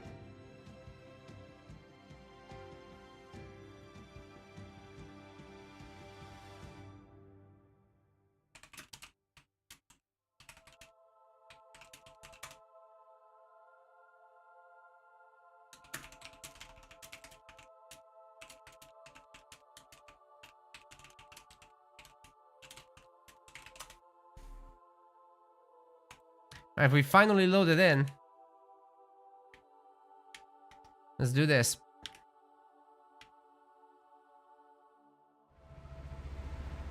Ladies and gentlemen, we are in the winners finals of the Rising Star 2v2 tournament, and in the teal color, this is Avi Rapier with his buddy in the dark blue, Dark Knight.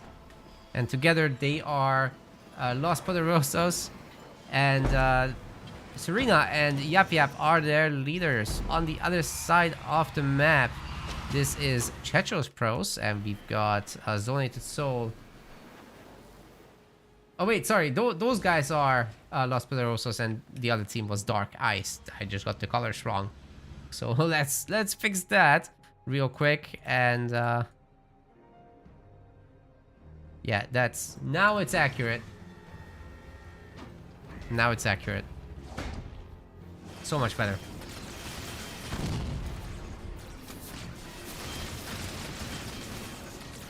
Alright, so Team Los Poderosos are shooting down the Sentinels.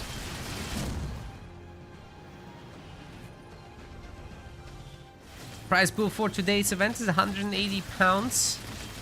That's like 240 USD. Tip-top players can't play. Top 8 are banned. Just for being too sweaty. Nah, everyone else gets a chance at winning. It's good. It's still very competitive, like these players are rather good. Just the most experienced big boys are sitting this one out. They'll be back for the Pro League, of course, next month.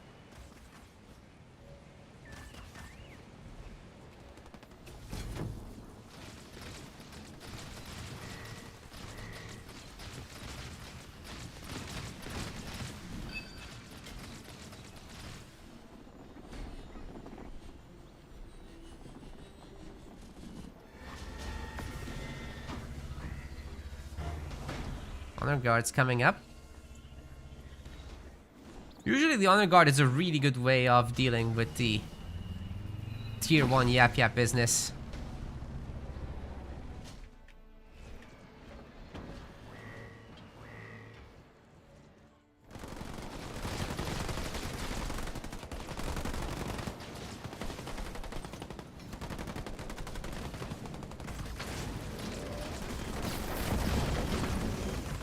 Wow, Dark Sora says, literally just downloaded the app to watch. I'm assuming that's Twitch. Thanks for that. That means a lot.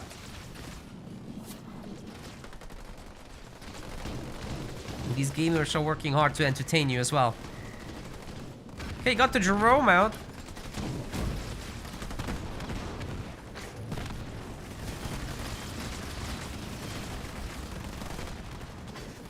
And of course, mixing that up with the Honor Guard should be pretty good, but the Jerome Aura will very rarely actually help Shippy Max Shipface over there. Ooh, that's a good landing right there. Very nice. Should be able to clean up the ice now. And then everybody can move much better and easier. Jumpback Brutes are gonna get a 6 stun off on these choppers. So easy to take them down right now, but the Honor Guard, 3 of them immediately evaporate. And suddenly the blue army is made of essentially nothing. Chechos Pros is gonna cut through this like butter.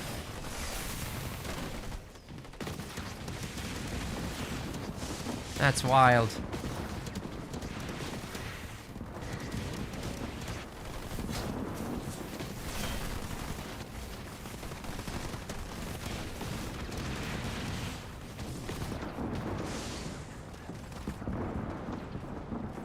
Chopper can do a little bit of shoot and scoot, but that's about it.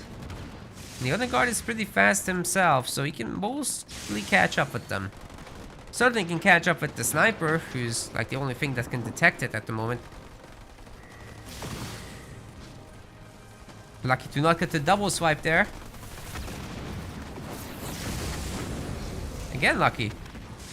But the luck is over. Well, actually, Team Red might be on the struggle bus here. But as the choppers get taken down, that will very quickly change.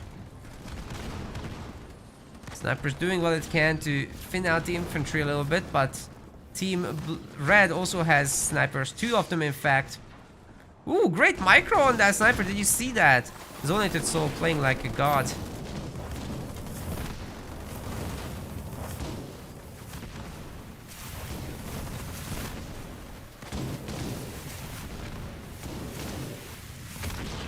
If you shake those snipers a little bit,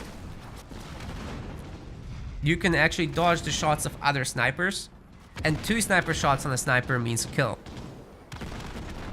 So as you can imagine, with the slow reload speed as well, that really reduces DPS and allows you to win the fights.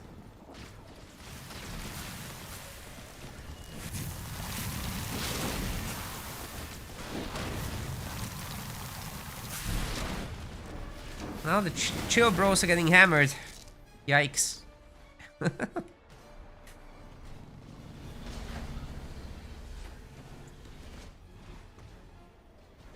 Okay, honor guards coming home. I'm not sure what's here. Oh, the chill bros, of course.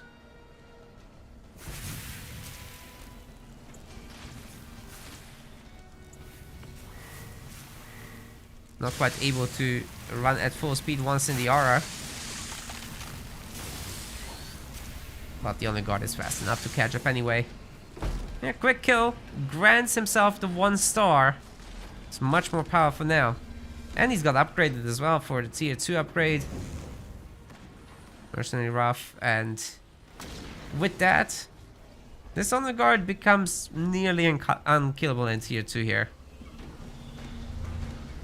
We'll see what RB Rapier comes up with, but so far it's just 1 ranger.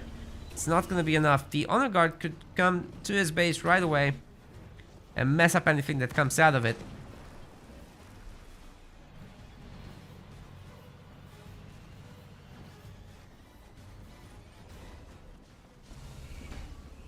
Even with 2 rangers, that's true. Even if they're supported by the engineer. Go up to like 4 or 5 and then we're talking. But until that time, well,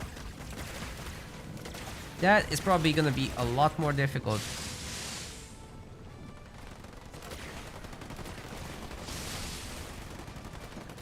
Oi, what's this? We've got a new YouTube member.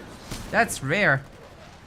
Nyoki Waves, if I pronounce that correctly. Thank you so much for the membership. Did that actually pop up? Let's see if it does.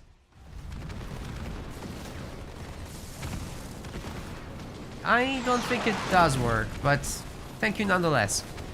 I'll see if I can fix that later. I'm pretty sure we have a pop-up for that, but I might not have activated it correctly.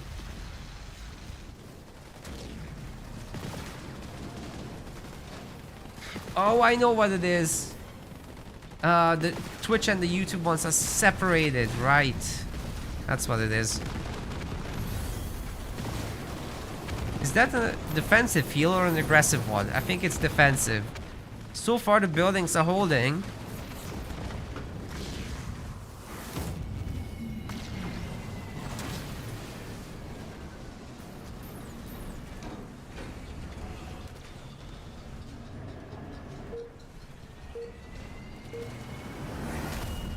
And the please don't shoot me now being over, the brutes can get to work and that extractor won't last very long and then they can just move on to the next one.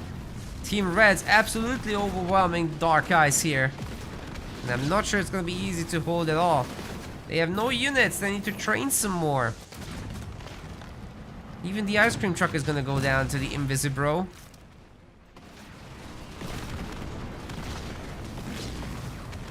Absolute mastodon printer, these guys.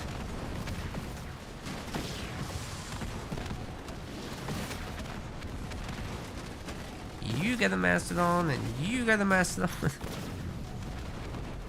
Everybody gets it. RB Rapier has been destroyed. And with that, Los Poderosos is now up a point in this best of 5 series.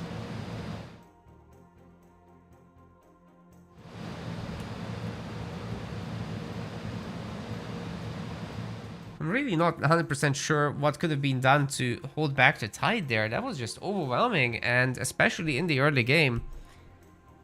I think Dark Eyes didn't really have enough. They just need to make more stuff and get their own heroes out. But they never went in that direction, really.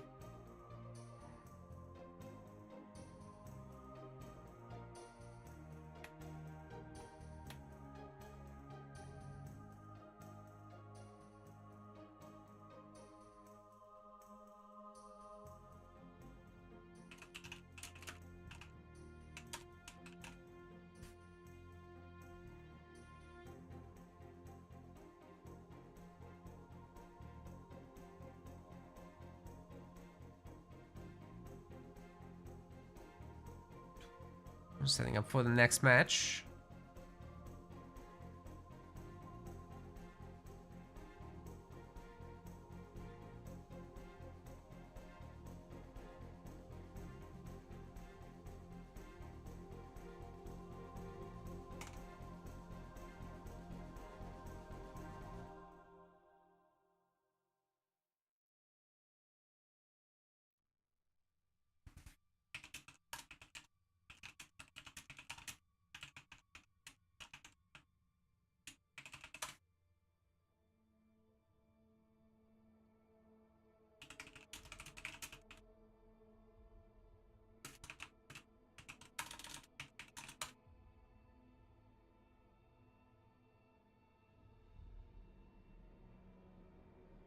Alright, Albie wants to play on his easy jewelry on account.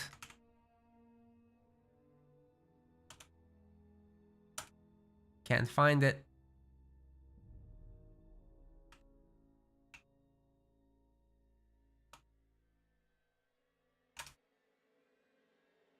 Why can't I find it? Ugh. Recently played with, maybe? Oh, Joe Tion, he gave me a typo.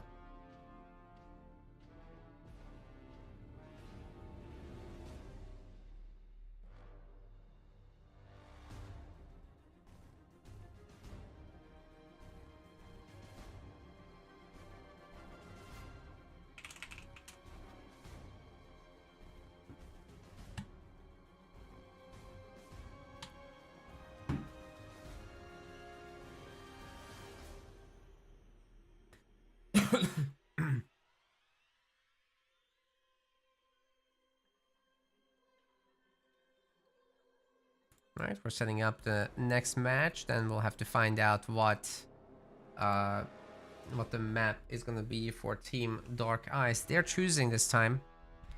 We like to give an advantage to the losing team so that we can have a little bit more equal situations. It's not much of a reward, of course, but it's something. Every little bit counts.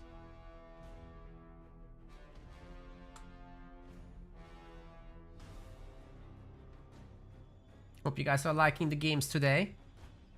Oh my god, we got another new member on YouTube. Alpha Angoy, thank you very much. Actually, YouTube members do bring in a little bit more revenue for us than the Twitch subs, because Twitch goes 50-50 on the revenue split, and YouTube goes 70-30. So thanks guys very much. Of course, the best way to contribute is our own system on our website, but we still really appreciate it. Thanks guys.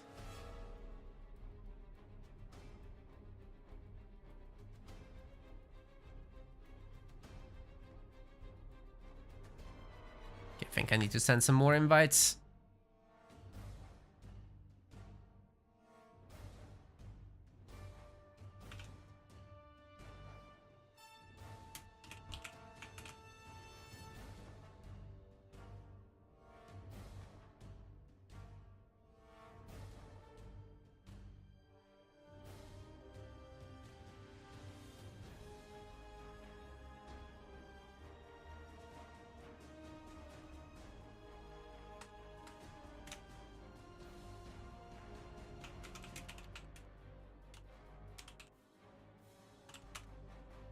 Still don't know the next map.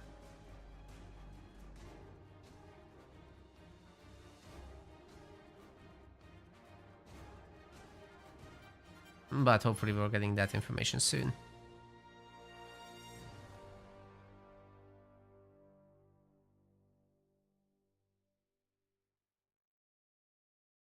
Oh, Dark Knight. Might have the info soon. Maybe not yet.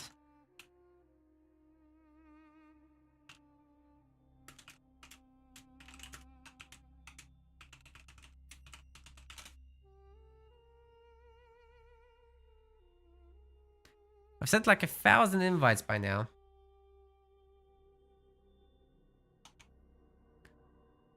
Let's try another 1,000.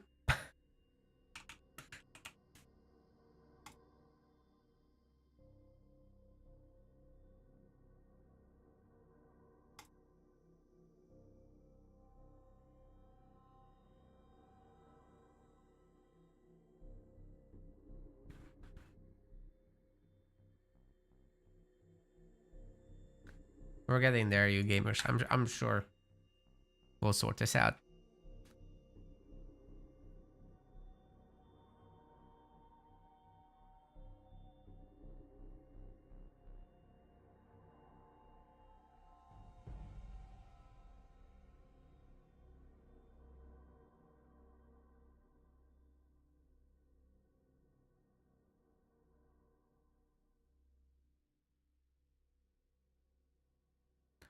Man, what is going on?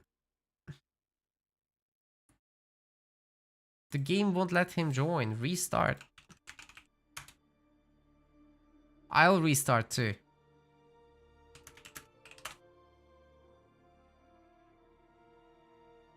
Let's just get it.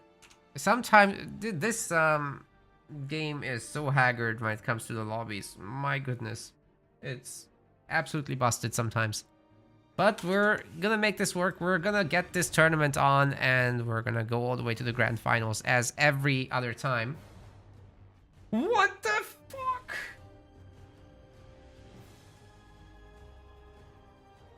We just went off on Twitch? For what reason? Oh no, I think we're live again. Hopefully. I think things should be fine. On YouTube we're still going, right?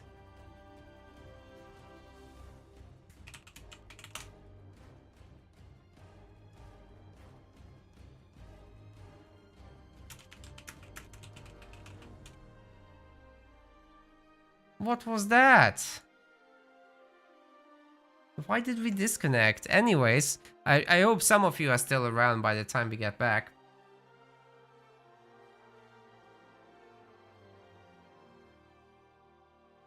Meanwhile, I'll try to get this lobby going.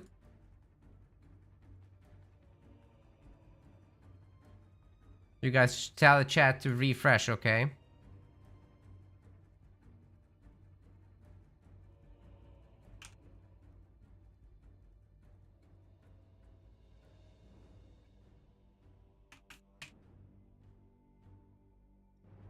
Okay, get Dark Knight in here. Get Chechos in here.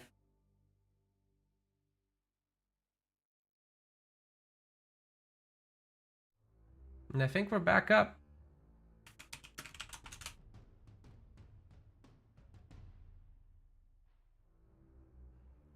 Or are we? I think we should be live. Yeah. It's working. If you guys can't see, then just hit F5.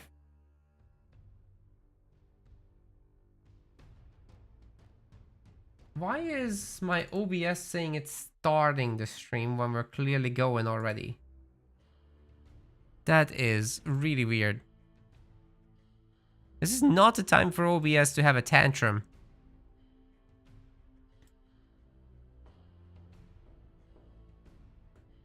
Well, it is working. Okay, and the map they wanted was Rift. So let's go there. I'll be ready to go whenever.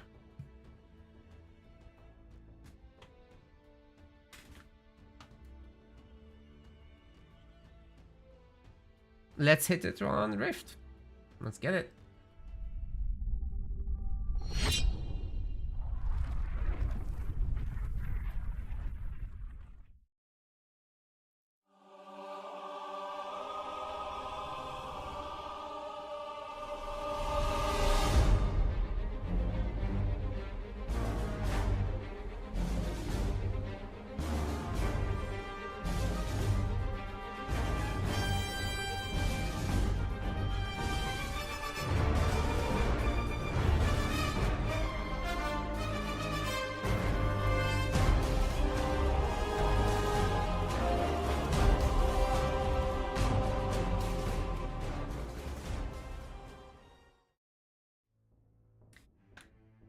Okay, hopefully everything is gonna work from here.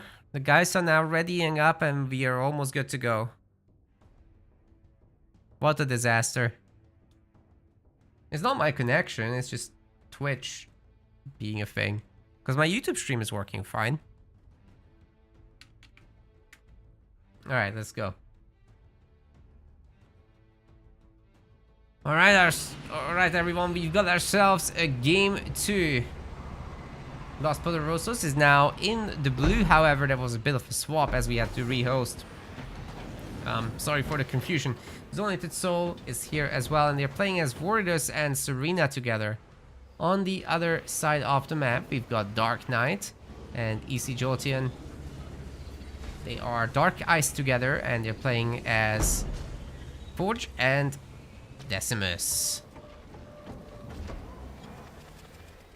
The generator coming up. Not sure what EC is doing. Missing a building, that's for sure. Okay, there's a generator now. I guess when you go chopper, you pay for it a little bit. Especially if you go out for power all at the same time. Send everyone to power, nobody to supplies, so that's why you had to cut building time. And Zonated Soul is also getting mini base stolen, so this might be a little bit of a disaster for Team Red here. Especially if he gets another click off supplies, which he might have done, but anyway, he has the mini base now.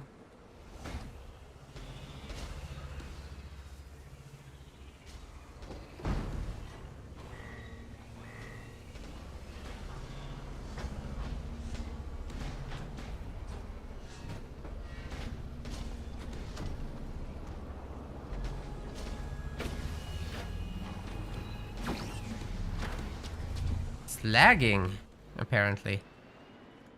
Well, it's just one of those days.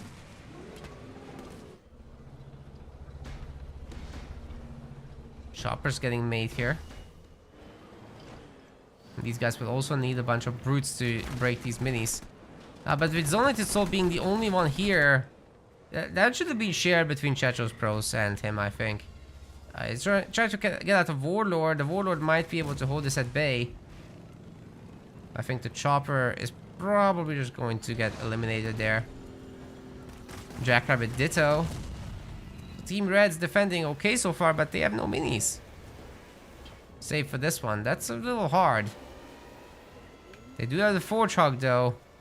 Rushing the Forge Hog is always difficult, but Decimus can certainly do it. Once the Warlord is showing up, he might be taken care of very quickly. Especially together with Vortex and the big slam. Already halfway across the map, tons of grunts following up.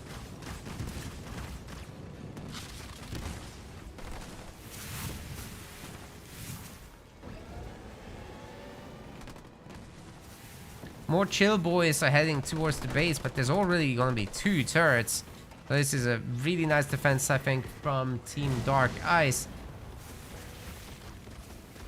Have Los Poderosos gotten a little too confident, maybe? It's entirely possible.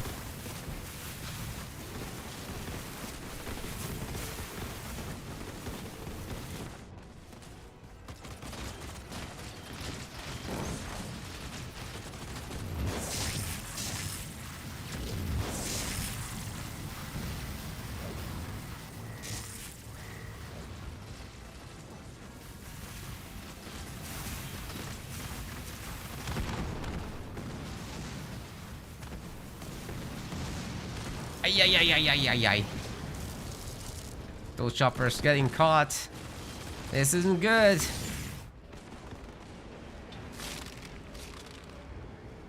If Team Dark Eyes can't defend here, they'll already be down 2-0.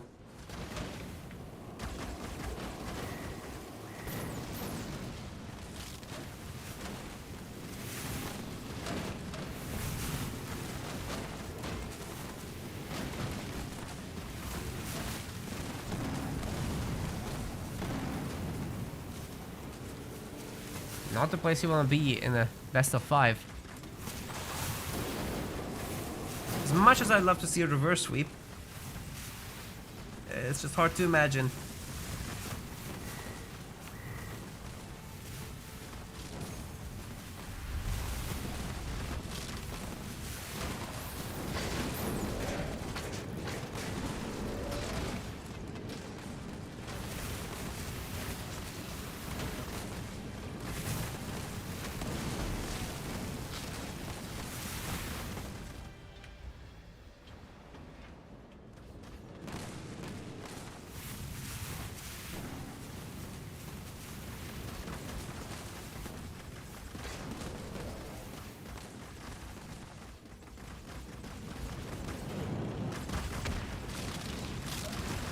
That's a lot of scouts.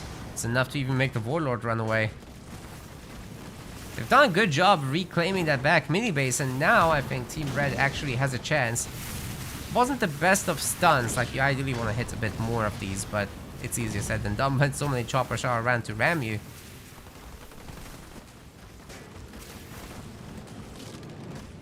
Yeah, Team Blue has to go back to the other side, but they are tier 2. Soul is still working on it. Nearly has the power, but they're getting extra bases behind it, so as long as they don't get completely rinsed up front, everything should be fine.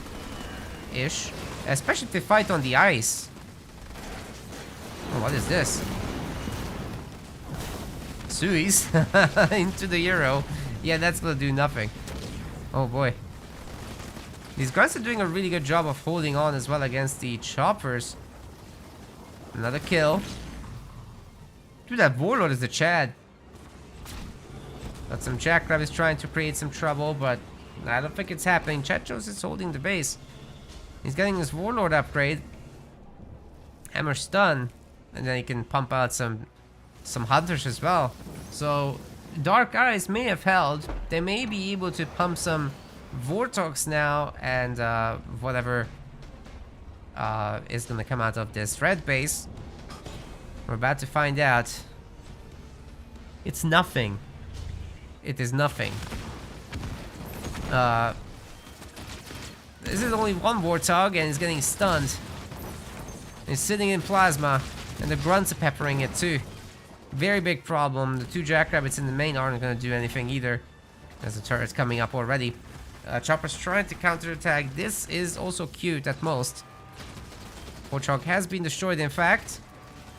Now it's all about the regular hogs trying to hold. The grunts aren't the best base breaking tool, but you know, you give him Boundless Siphon, you give him a Vortex 2 support, they might be able to break through here.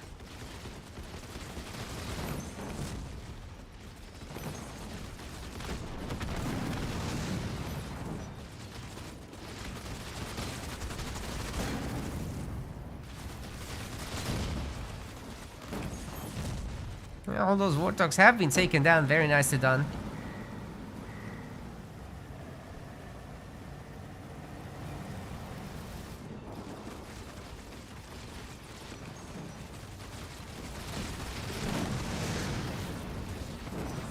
Breaking up that turret very nicely there.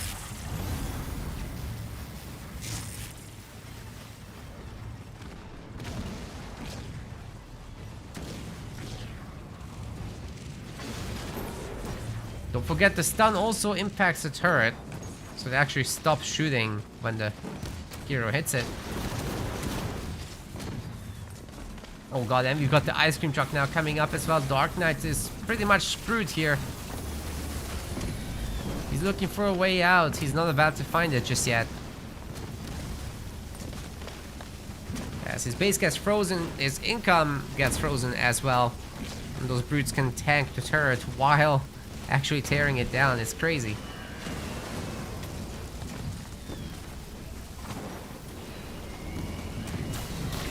The suicide grunt attempt. It will hurt the hero a bit, but not enough. Not even close. You see, Jolton doesn't have anything. Not sure what he was doing this whole time. He's not been making any units.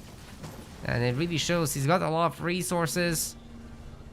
Yeah, that's unfortunate. His buddy, meanwhile, is getting absolutely annihilated. There are Dark Skies brutes here. Even the mini base is getting taken down in the back. I mean, this one was gone for a while already. But this is a triple brute pump, right? That's why there's so many. Oh, excuse me, 4 brutes at a time getting pumped by Checho's donated soul, just gently supporting this, really. Well, now with Kodiak, so not that gentle. But you get what I mean. Well, Dark Knight's Toast, that's gonna be a 2-0 so far for Los Poderosos. And Mr. Jolteon here just needs to move on to the next game, really.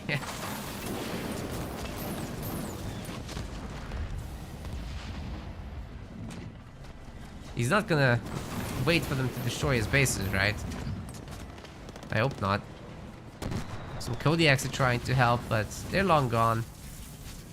In 30 seconds, they will disappear.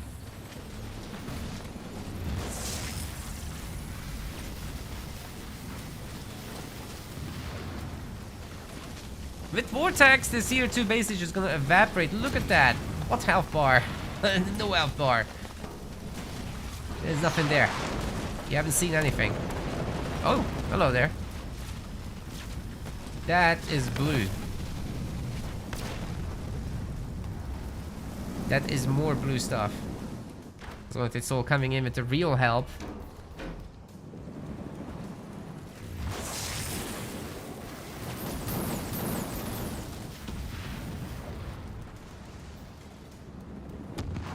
Why isn't he leaving?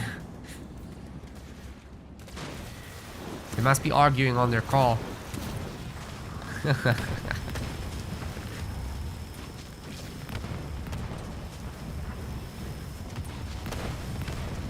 guys will have to get every last one. Ooh! Warlord actually has 2 stars there, by the way. That's that.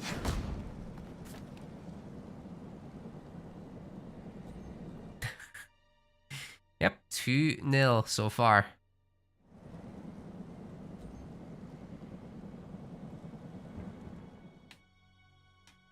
Jetros is the best Mexican teams player right now, really? Well, he's certainly playing very well. There's no doubt about that. Yeah, good stuff.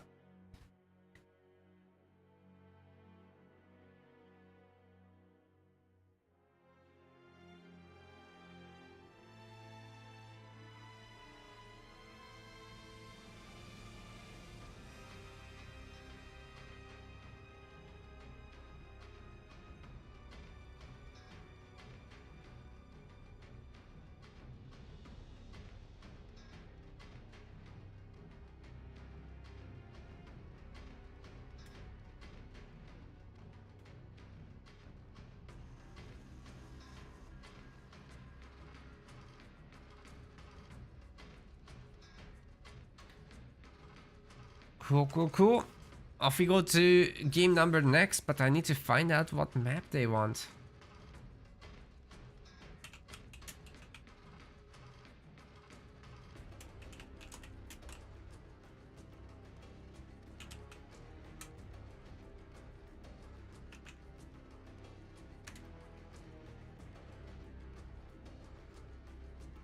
Hope you guys are all having a great time so far. I think this tournament is moving rather smoothly. Games are pretty good. Meanwhile, Rock Generation has covered Crab Lamb versus the Brits are coming. And the Brits are winning. Not just coming. The Colossal Wizards are fighting now. The Brits are coming. That's Liam and Viper. Let's see how that goes. And then we'll be seeing somebody in the losers finals versus whoever wins our little set. It's gonna be interesting. Alright, they want vault. So that is where we will go. Big map time. Let's hit it.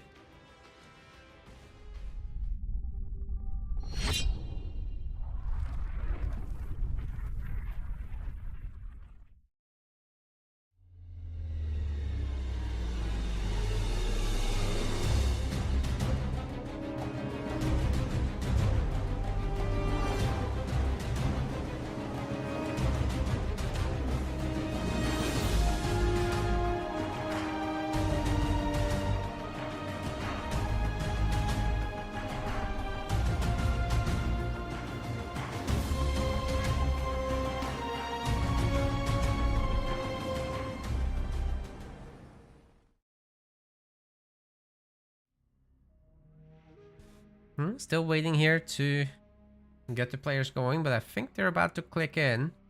So that should be nice.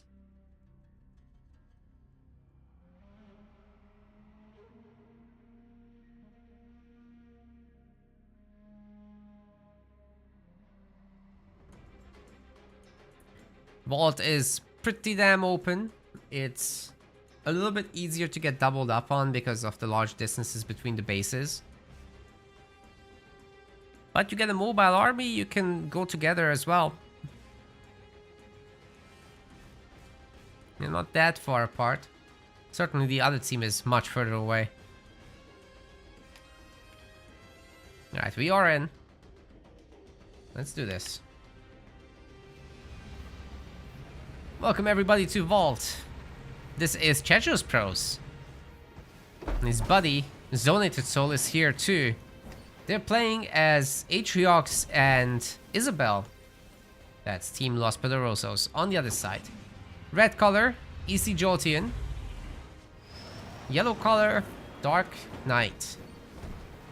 That is Jerome and Colony here for Team Dark Ice.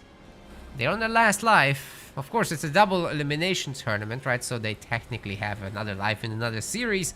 But for this series, in the winners finals, this is really their last chance. They would have to reverse sweep, win 3 games in a row in order to make it to the grand finals right away.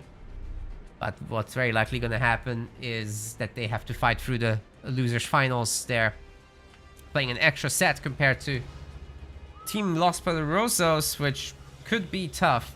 It's stressful, it's exhausting to play an extra best of 5 on top of everything that's already happened, so that's the advantage really that the winners finals winner would have.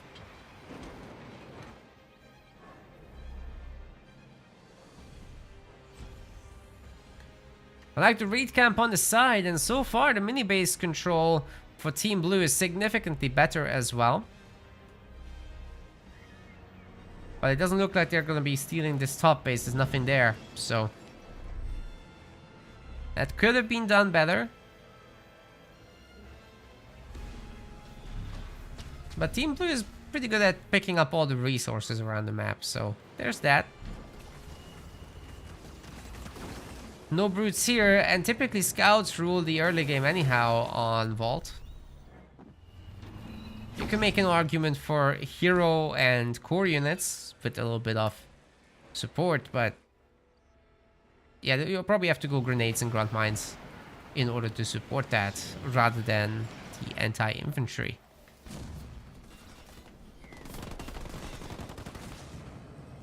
Choppers are just tough to fight, especially colony choppers. But Checho's Pros being Atriox, the Chosen should be able to deal with that for the most part, unless there's a ludicrously high number of them.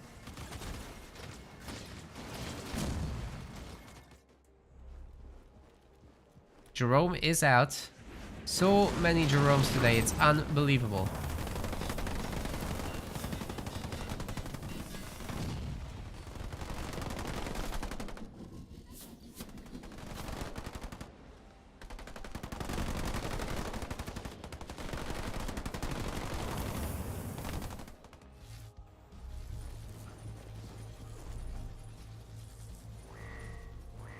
That's Alice.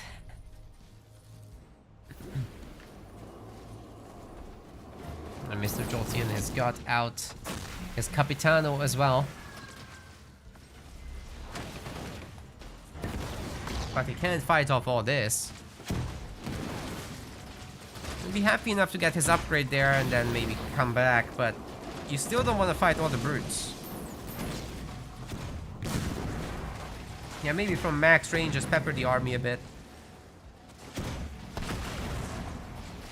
Take some heat off the base now that the upgrade's done. Yeah, using the engineer is also a nice idea. I like it. Putting the skits on the grunts actually instead of the hero is interesting.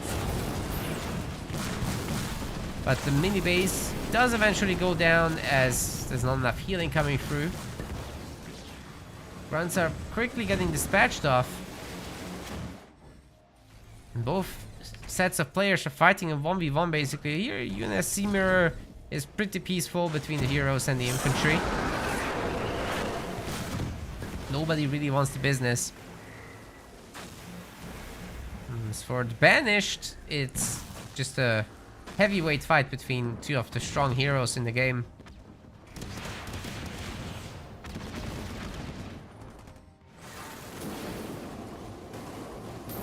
Brutes play a key role, of course, if they can get the stuns off. Basically stop the one of the heroes from shooting.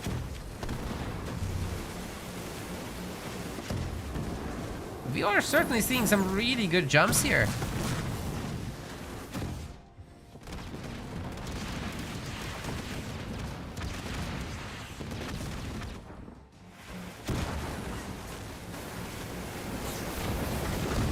Well, the Chosen's gonna go down, isn't he? Yes, but also the Mech Blast. Holy cow. That did a good amount of damage there, but the engineers will save the day, it seems. Let's not forget the Capitano's Siphons as well. See, that wasn't nearly enough. If this infantry had come over sooner, that would have been great, but I think Zoned Soul has left. What?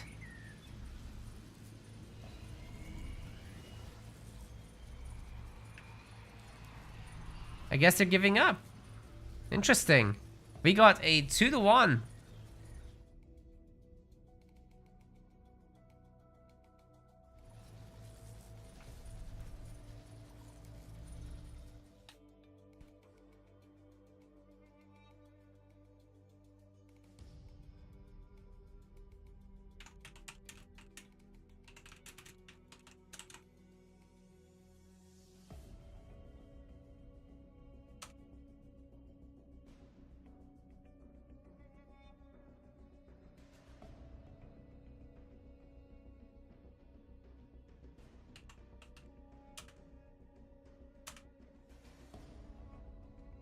Seemed like a crash.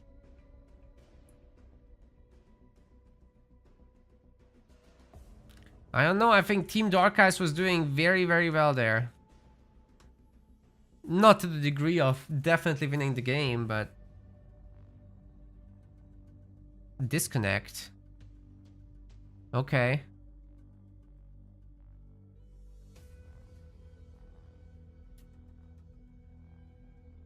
But he's still here in the lobby.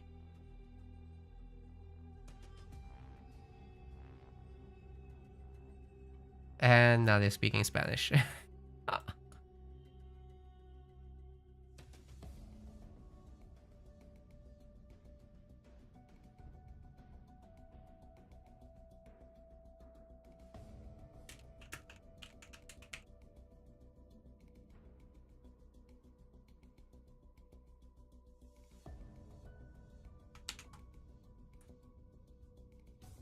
Let me just figure out what's happening here.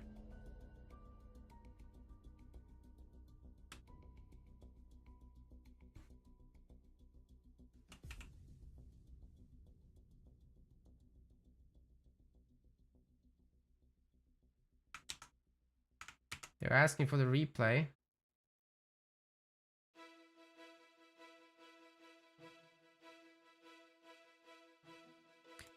All right, let's replay it. Let's replay it. This is so unstable today, man.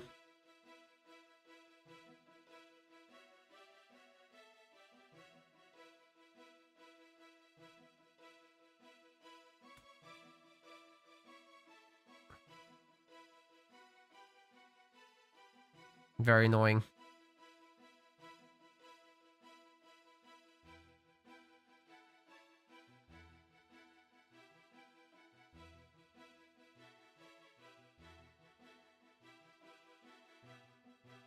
Well, just gotta suck it up and get ahead with it. Go ahead with it, I mean. It is what it is.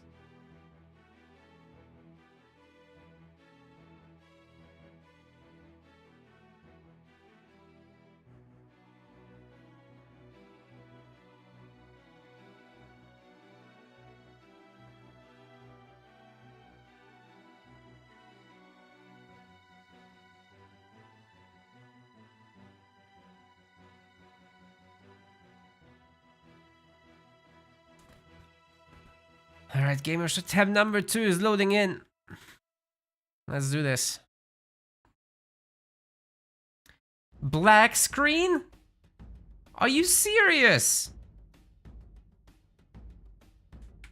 I'm getting a black screen now. This tournament is cursed.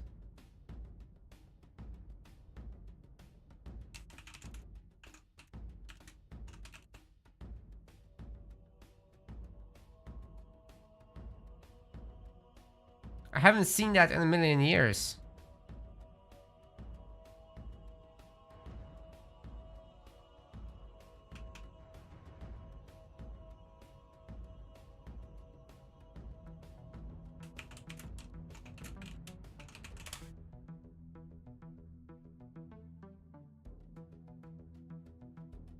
Okay, fortunately they saw it. Well, I'm hoping this next try will work.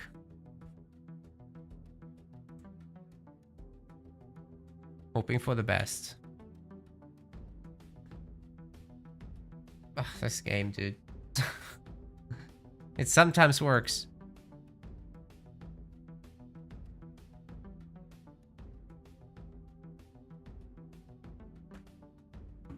We're trying.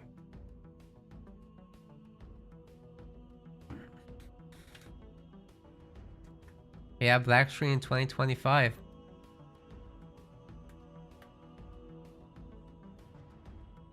I don't think anybody is playing on an Xbox One.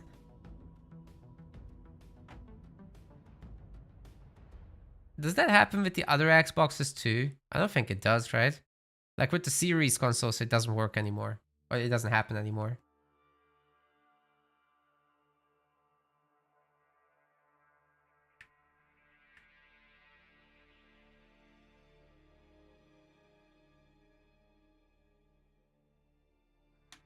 Okay, this time it worked and I just had flashbang.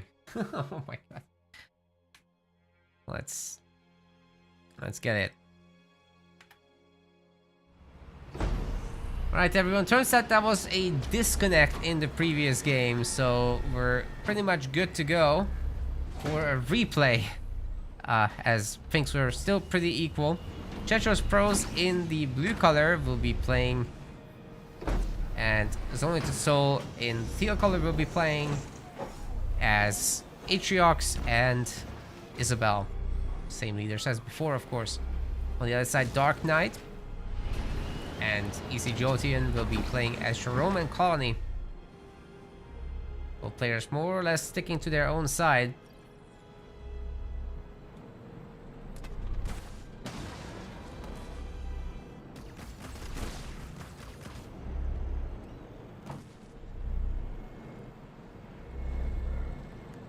Jackrabbit does not want to mess with the chopper. And actually what's different about the match this time is that they spawned randomly, right? That's always what happens, that you get assigned your slot randomly. And now it's not UNSC versus UNSC on the same side, but Banish versus UNSC on both sides. So this game will play out quite differently from the previous one. You can't choose where you go, by the way.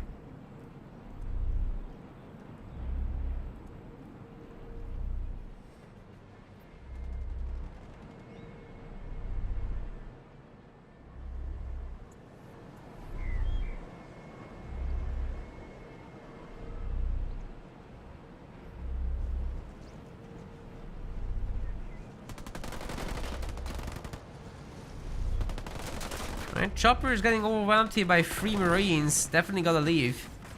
And there's no skit with it. That was a little bit mistimed there by Mr. Jotian. Working to bring it back now. Commander Jerome's heading out. Nearly trained. Dark Knight has the middle mini. But it's a 2v2 mini situation here on Vault every time pretty much. Atriox's Chosen's happening as well. I slightly favor Jerome in that situation, especially with sniper backup. So it might be that these guys will choose to go together. But if they do, Jerome's buff will impact the Colony army, and the Hunter Captain buffed by Jerome is just absolutely nuts.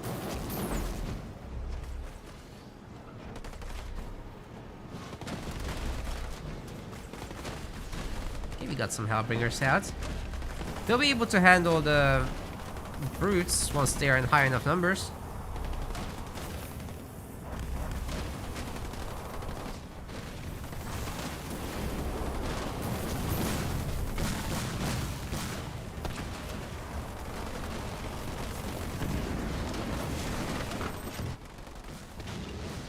Exactly what I predicted. They'll be doubling up and try to get rid of this mini base ASAP before the Hunter Capitano gets here. He's on the far side of the map and he's low.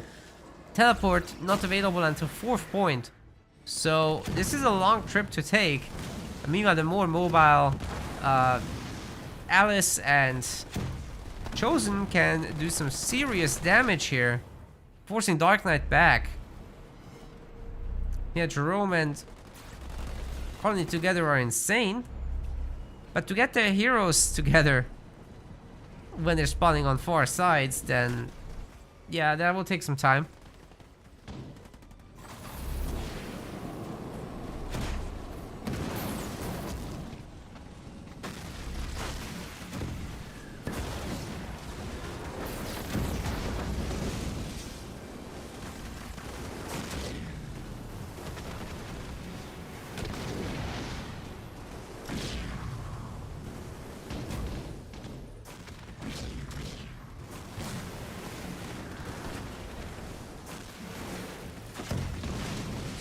Jerome does go down there. I'm surprised he didn't pull back into the engineer.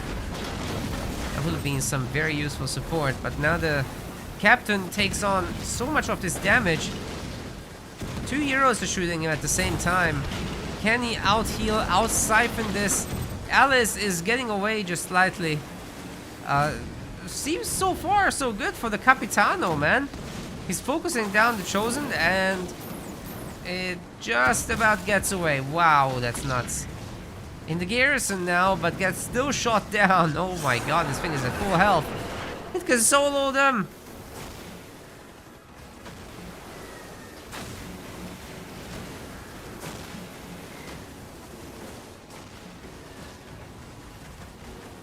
Spartan trying to dodge some shots, but it doesn't work out.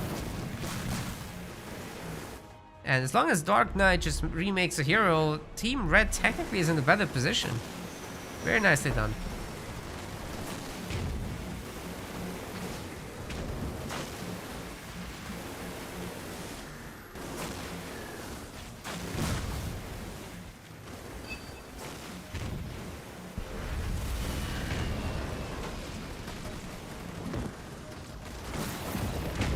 Colony drop coming in that might actually clean up the mini base. There's just very little here to defend it. The snipers are doing their very best, right? But honestly, Mr. Jolteon here did such a good job of just plowing through all the armies with his superhero Capitano. It's gonna be very difficult to stop, actually. And they're going. This train isn't stopping anytime soon.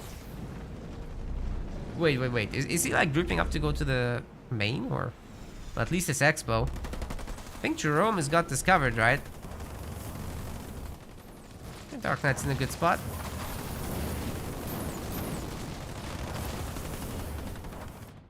But speaking of Jerome, he isn't actually remaking the hero, is he? He's going tier 2 and then getting the hero. Makes sense. Got some Mastodons out also. As expected. Colony is colonizing over here.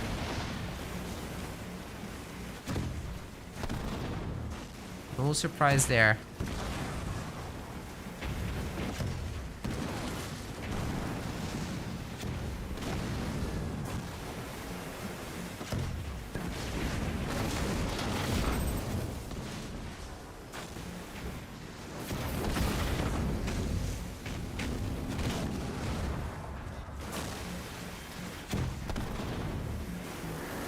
I'm not sure the Capitan is gonna have a great time with hero and snipers and potentially mines. Oh wait, the chopper actually takes the snipers out with the ram,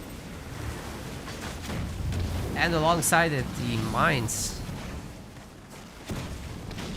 Never mind, not gonna target the sniper, but the skitterers are. That range from the garrison is just nuts. Another sniper goes down.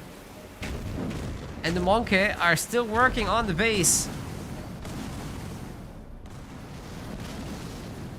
Zonated Soul has disconnected again. But this time both of them have. They're giving up, I think, this time. So Dark Ice will be definitely victorious in this. They're just plowing through everything this game. Power off, Colony.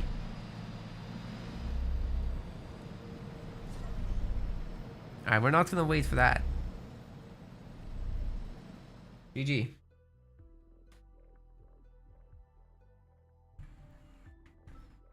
Guys, please don't hide your last units. You don't need to.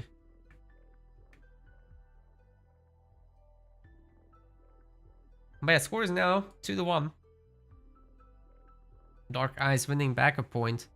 But now with Colony out of play, can Los Poderosos put something together and seal the series? They just need one more win. Or can we just get a game 5? I like game 5s.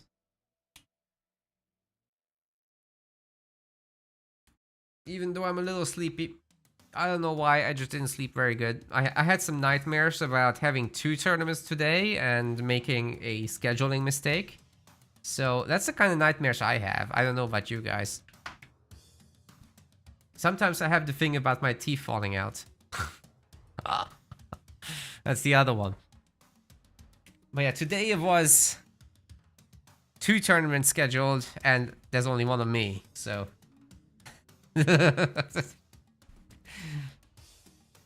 Why not? Alright, we're going to Fishers next.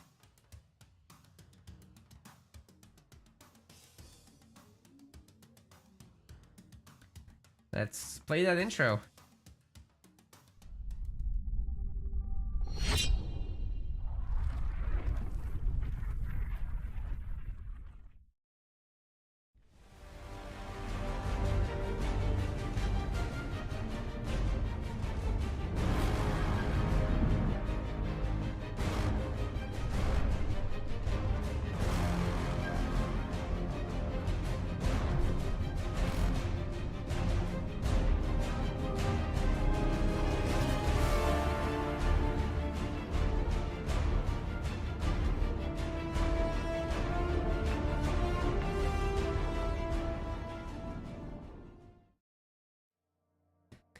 I snuck off to close my windows and you guys have no idea I did it. That's great. That's what the map intros are for. Oh wait, now you know. Moving on. The players are readying up. We're nearly into Fishers there. I'm assuming they need a short break there.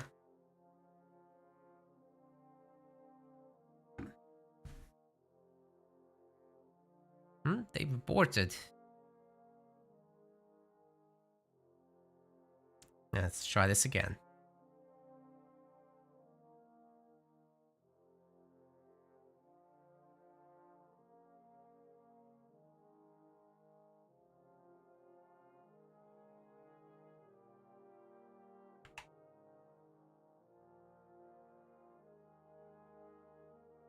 Alright, let's get it. Let's get that Fishers map.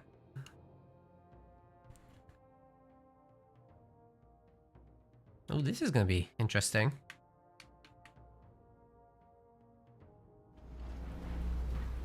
Alright, we're here on Fishers. And this is interesting, guys, because of the other team, actually. Chedros Pros here and Zonated Soul are playing as Johnson and Colony. But this is where the business starts. Jolteon here and Dark Knight are both playing as Banished. What is going on with that?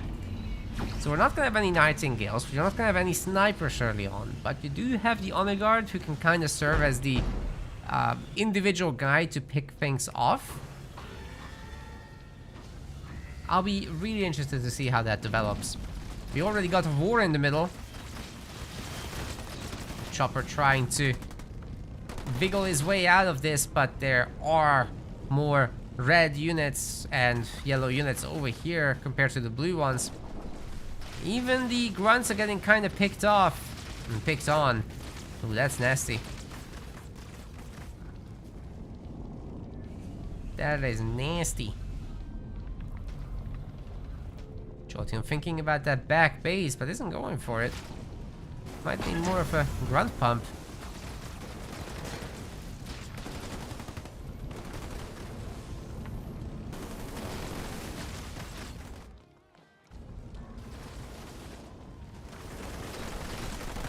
Skitterer choppers, very difficult to deal with here, you gamers.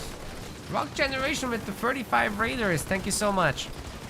Hope you had a great stream on your side, and do let me know, Rock, if you feel like joining the remaining series. You're welcome to. If you're tired, that's also fine. Your choice. Hey, this chopper is an absolute giga chat. It just mowed down all the grunts. What the hell? Yeah, that's how you use that. That beam on the skit is AoE, so it chews through the grunt squads, hitting every member with some luck.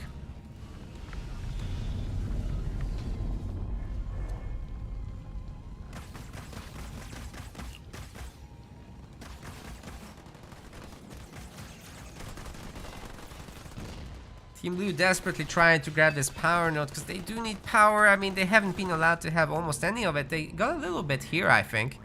But yeah, that's not really comparable to the big barrels in the middle.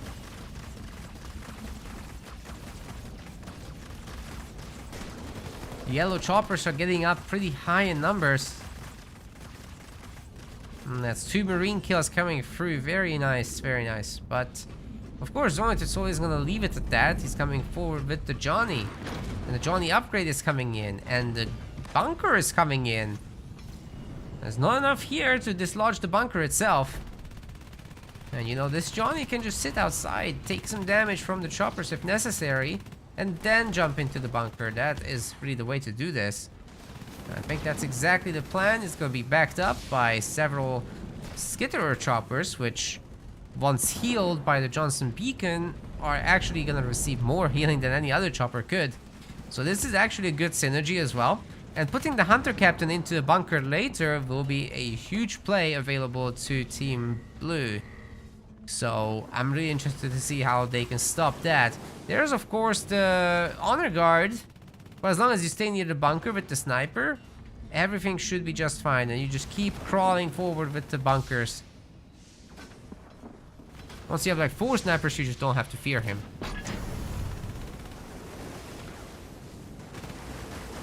I think he already feels like that now. I don't know about that. I do think you should use the bunker. Be careful here. If the choppers join, maybe this would be a very different story. But that... Ooh! Honor Guard is picked off! Brutal. That hurts.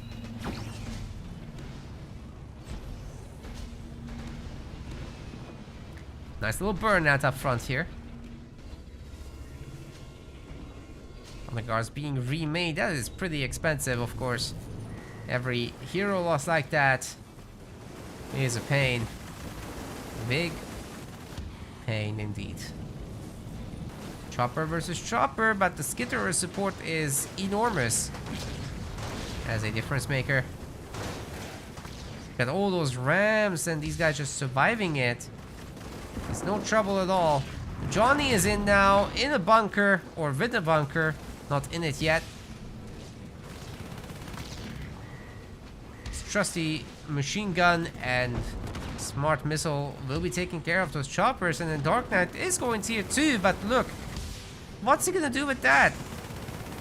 He might be able to pump out some units, but he doesn't have buildings right now. He's trying to get a Pavium out, supposedly. It's about to be colonized here. The Monkey are already battering him. Some nasty business. 3 snipers in the bunker, by the way. So the Honor Guard can't really approach this. Oh, he's dead. He definitely can't approach this if he's dead.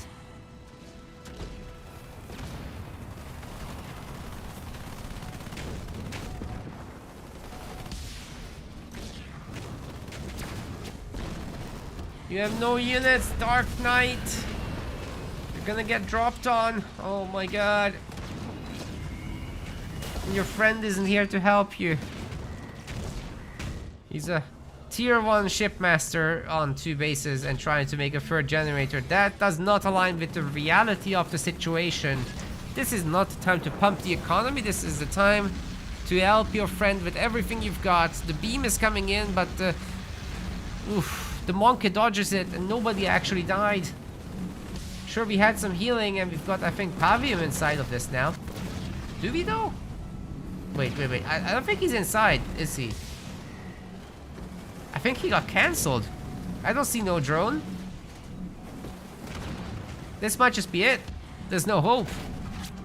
Not that Pavium would have changed much, but I mean, it would have been something at least. Don't even have the something now.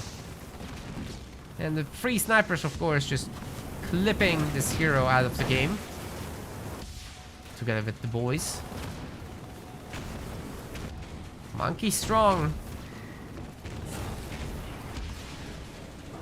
Oh, no, it's 8 together strong. That's it.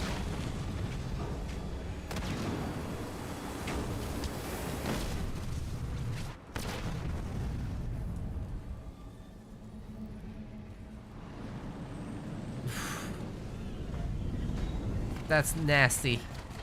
Mr. Jotun has to hold on by himself. He's not going to. There's nothing left here.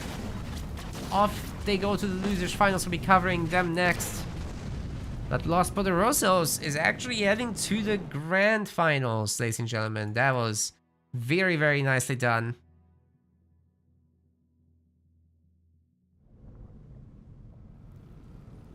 GG's.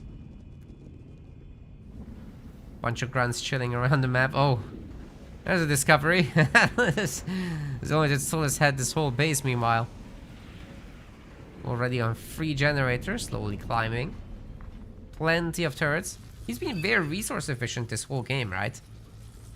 Barely losing units, so no wonder he can afford all that. Just chilling in the bunkers with the expensive stuff like snipers.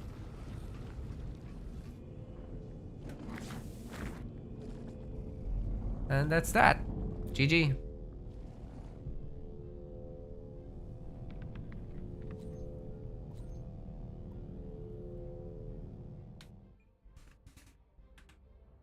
Right, let's enter that score as well.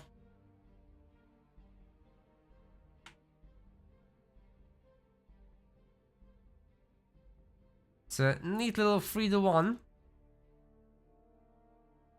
And next up, we've got Dark Eyes versus the Brits Are Coming. And then off we go to the grand finals with Los Poderosos. Let me see if Rock is interested in casting.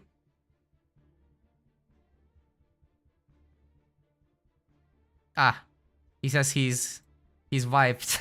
Okay, fair enough, fair enough. I mean, we've already been going for like, what, 4 hours? 4.5? Something like that. No wonder.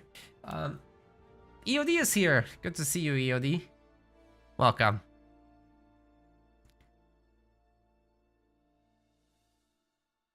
Okie dokie. Let's kick out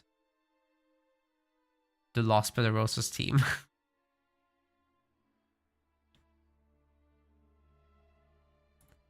Now let's get some Brits in here. Finally, some people that won't complain about my distance from them.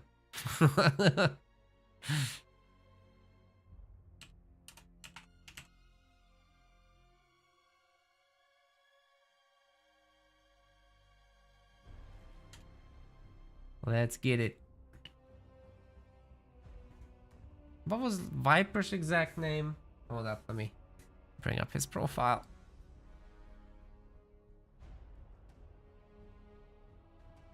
ZFX. That's it.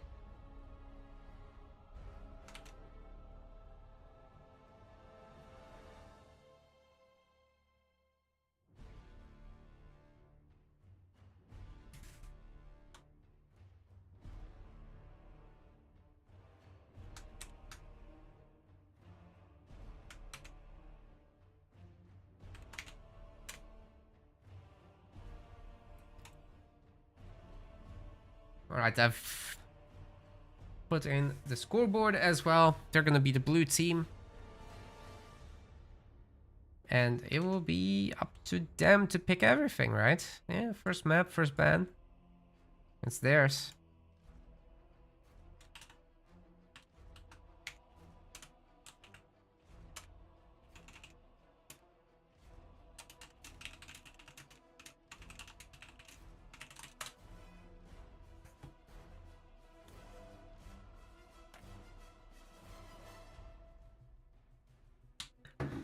Yeah, Liam is just on the edge of being allowed into this tournament, that's right.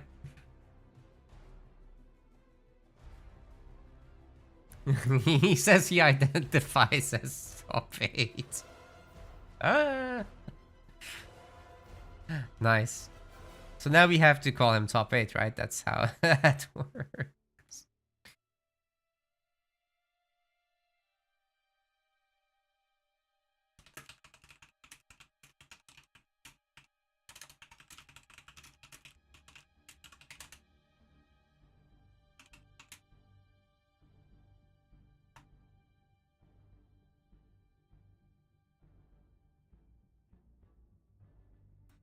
They get rid of Shipmaster and the map is gonna be Vault.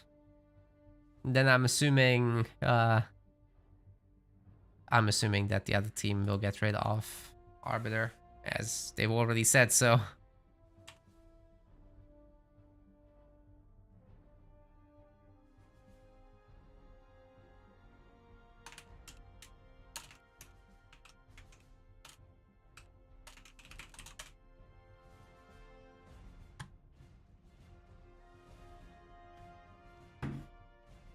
Hey, I live in the UK, Dakir. I'm very close to these guys.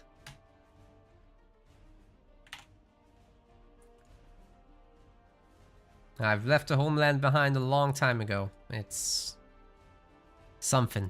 You can follow my Blue Sky account if you want to see my political rants. Anyway.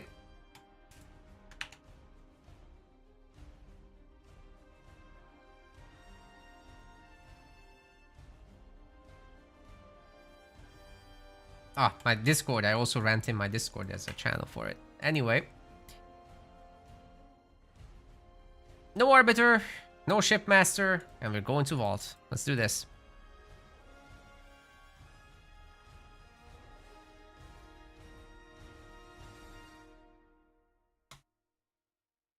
So annoying, I can't use like my phone to bring up the scene swap, so I have to click now. I don't know what's up with that. I'll fix it sometime. Let's go to Vault.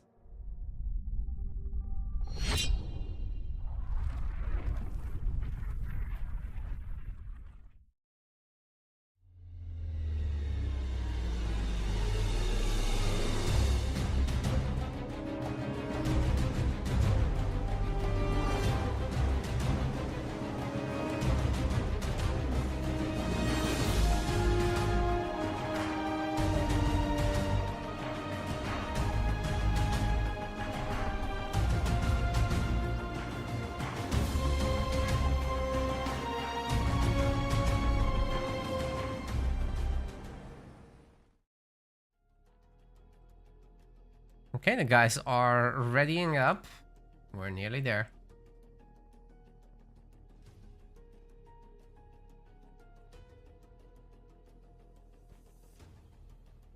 Nope, we're not there. Launch aborted.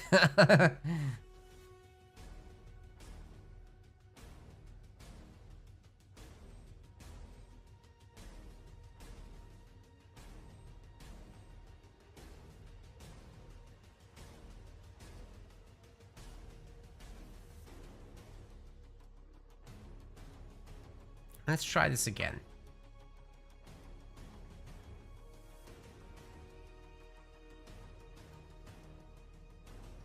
Yeah, Liam's Foot Viper, they're coming up right now. You hang in there, chat. We're nearly there.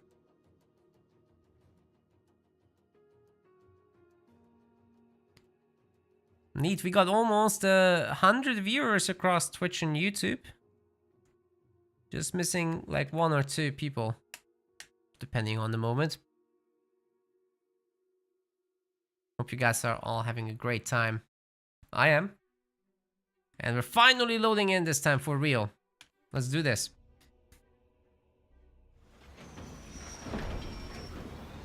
Welcome everyone to the losers finals of our 2v2 Rising Star League. In the blue color, this is Liam White. And his buddy in the teal is ZFX Viper. They are playing as Kinsano and Vordis. Together, they're the Brits are coming. That's their team name.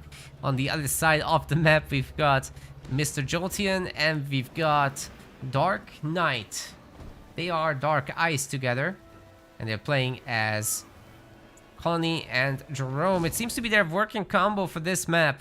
They've done it before. They'll do it again, apparently. Chopper's trying to come across.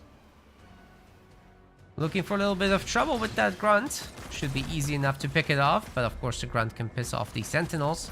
Get some work done. This tournament has a 180-pound prize pool, by the way. There's no top 8 players, but actually someone like Liam is just on the edge of that, so... You know, still really competitive and a difficult tournament for most, but... It gives some other players the chance to win for once. It's not all... Cars... Rock, Aatrox, EOD, those guys, you know. And we also have an amateur league, of course, which is locking out the top players from this, even. So, yeah, layered competition like that.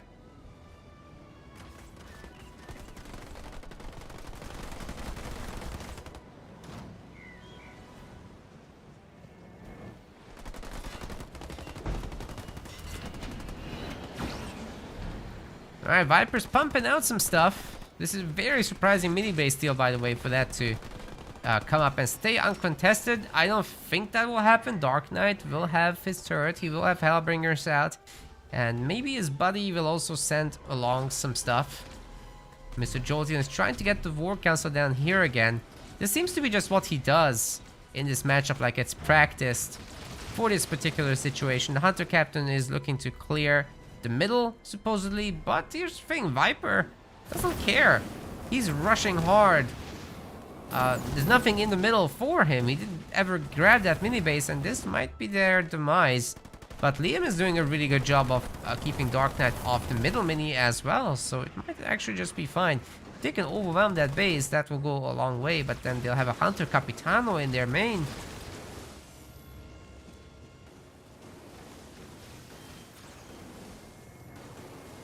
Wait. Rock Generation wants a Rising Star 3v3 league? Did I say 3v3 or are you saying 3v3? What is going on here? I don't want a 3v3 league, please. It's gonna be so expensive, oh my god. We need to release the financial report anyway for this year about how things are going. Yeah, I've been meaning to get on that. But basically, everything we're making, plus from my own channel, everything is going into these tournaments and upkeep and features and whatnot, so yeah. And then some. That's the TLDR. You'll see the actual graphs later. But yeah, 3v3 also has that problem that you're seeing how bad the lag was in some of these games, right? When 3v3 it would be basically every game, and getting spectators on top. And then we would have to stop things like, I don't know, tripling somebody with leader powers like Vortex and Arbiters,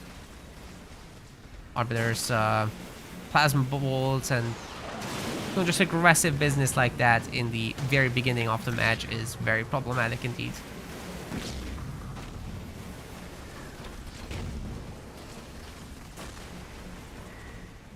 At least with tournament rules, you would be able to stop triple Decimus nonsense.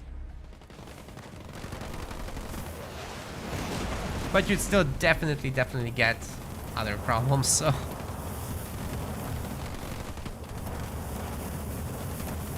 Of course, if you add vans on top of that, then we're talking.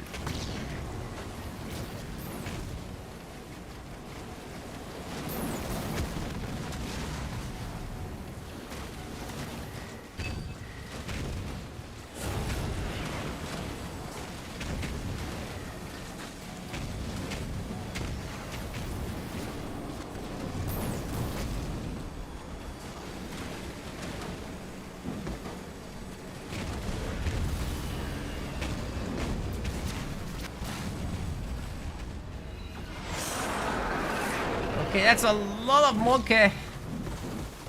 I'm not sure the Brits can hold this, guys.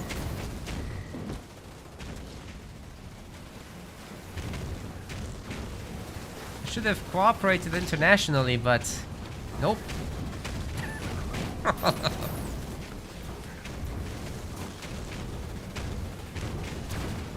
Well, that's a lot of monkey. And they really want Viper out of this game, holy crap. Liam's meanwhile over in Narnia, now he's coming back. Unsupervised Goose, subscribe, thank you so much. Appreciate you.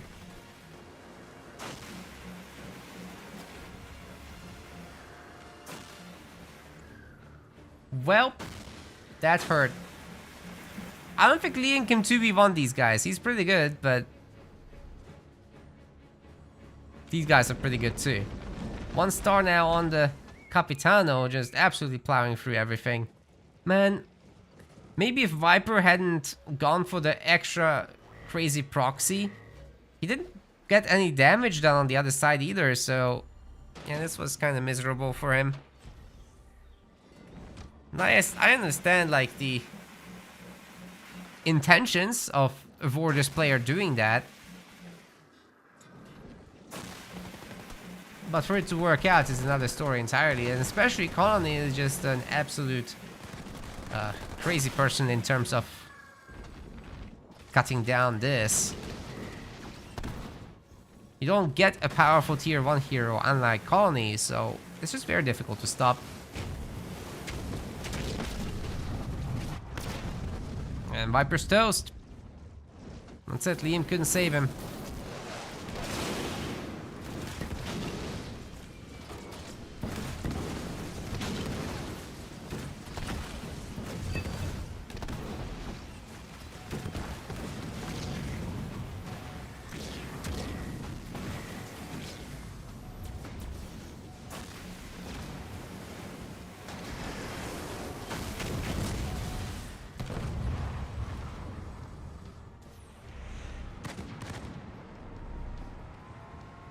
Ay, ay, ay.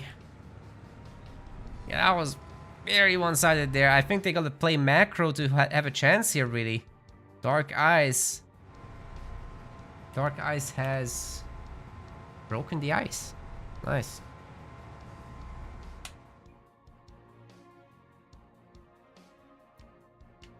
A little more of that, and they're breaking the Brits too.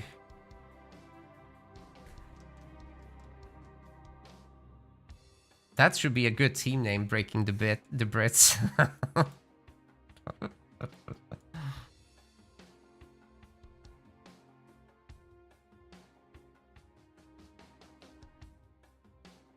Alright, we're moving on to Bedrock.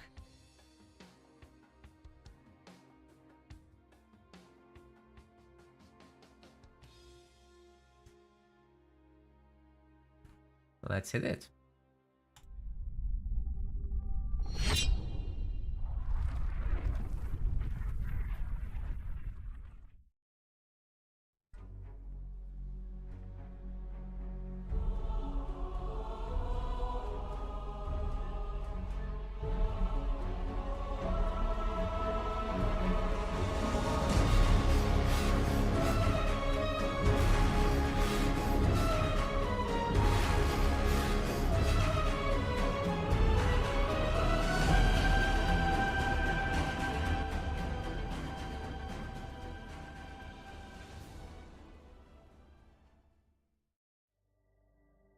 Okay, we're Waiting for the players to pick their leaders. The Brits already know what they want.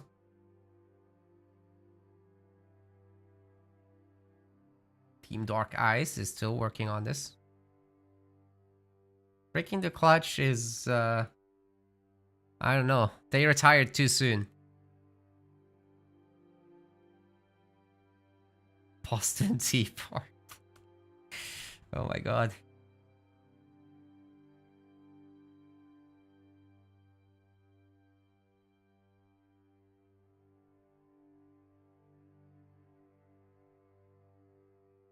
Pretty good names.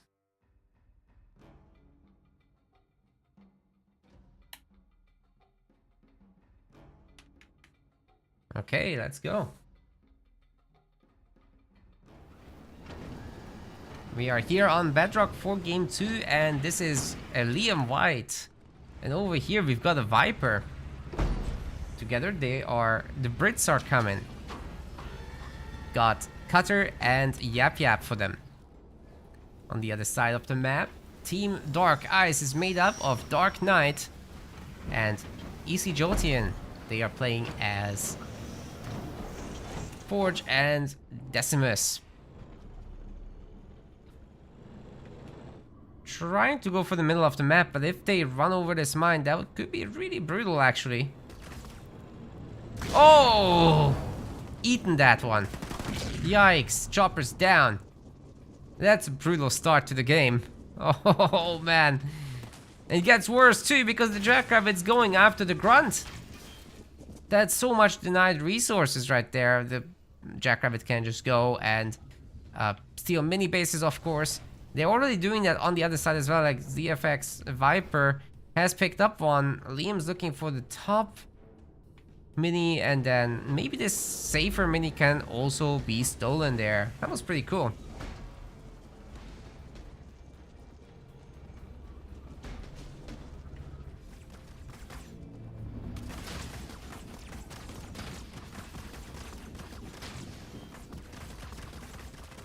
Two scouts should be able to handle the grunts just fine as well. There's a kill. No further mini base steals though, it's interesting. Liam's mostly hiding this, but I'm pretty sure the guys suspect it. Jotian is only now making the last building at like 2 minutes. What is happening? Everybody's already got their last building done and he doesn't have anything else. What was he doing this whole time? Microing grunts, I guess? Well, that's painful, definitely. It is a raid camp, so there is some chance to dislodge whatever's happening up here, but Liam's printing the Hellbringers already. So he's gonna have a number advantage. Something's gotta be done about the Jackrabbits, but I think heavy grunts are a fine opener here. And Viper's getting more minis, of course. Liam ditto.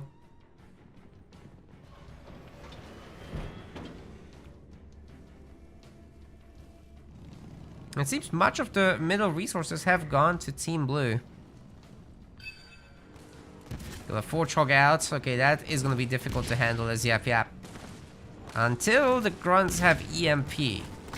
Once they do have EMP, the Forge can't really react to that once he gets hit once. That turns around fast.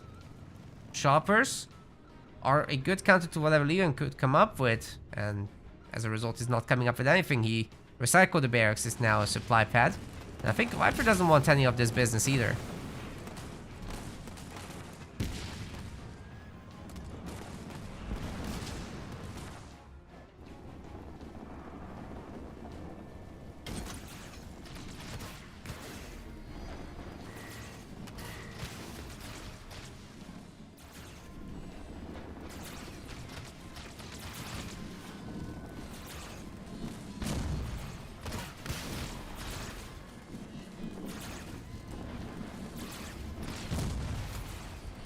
Ay, ay, ay. Throwing those little stones. Eventually the sentinels will go down. It works. If it works, don't change it. Still not many heavy grunts for Viper, so dealing with the Fortrog will be problematic. But, you know, you go together with Liam, you should be fine. But Liam also doesn't have grenades. He's getting them now. And we're not too far out from ODSTs, to be honest. So that all could work very well together. Let's see if he gets his Jerome out. He's working on it. Liam has 3 mini bases. It's usually a Yap Yap thing, but I guess Viper is relatively high on population anyhow. The choppers are joining this. I don't think Team Blue cares. They're just capturing the power nodes instead. Seems good to me. Ooh, the choppers actually allow that to finish. And now they're getting overwhelmed. Good grenade usage. There is at least one anti-vehicle turret, and Liam can just come and reinforce his location. He will supposedly have all the STs ready momentarily, just needs the resources at this point. Mines are getting dropped. Oh, the STs, if they can combo that, oh man. That could have been so much better. Of course, with Vortex, these buildings will just absolutely disappear within moments. You know, the ST satchels haven't gotten anything done this time. But Spartan's in. Warthog is ultra low health. Gets away though. And the ODSCs are not doing so hot. But they did take down these choppers supposedly for the most part. Turrets can finish this. Nope, they can't. They'll stay alive a little longer. My Team Blue is just fine. They've gotten ahead resource-wise here, I would say. And tier 2's coming in for both of these guys. We've got Mr. Jolteon now getting a second generator. Dark Knight is in tier 2, and he'll be working on Warthogs, of course, defensive. Aura is coming in also. He's got at least some extra minis, but nobody's daring to buy the big expansions just yet. I'm sure it's coming.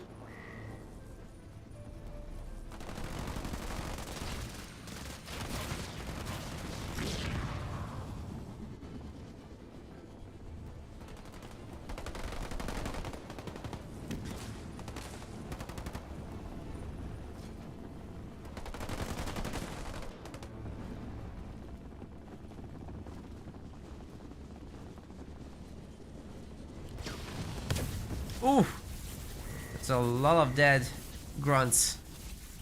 They're just cannon fodder. That's what they're made for. Absorb some leader powers and abilities for the crew. Dark Knight's mini is getting evaporated here. Overwhelming infantry numbers. An anti-infantry turret wouldn't hurt. Certainly has the resources for it. Kodiak drop, anything at all.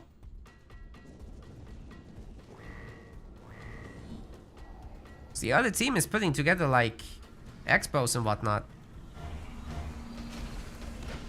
Viper now pumping out double gubbo.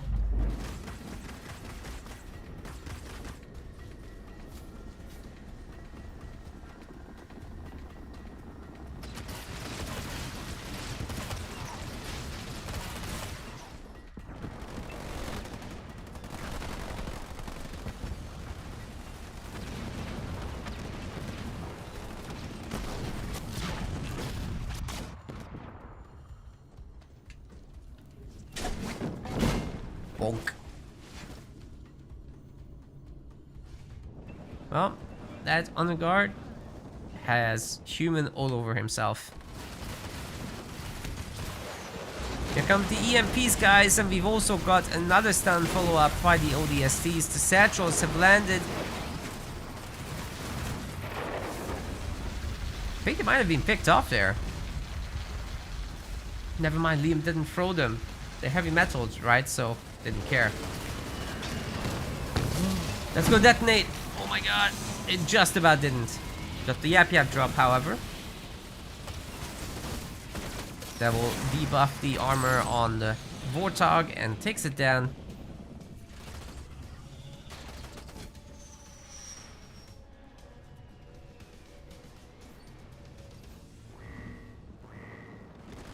Mr. Jolteon has just...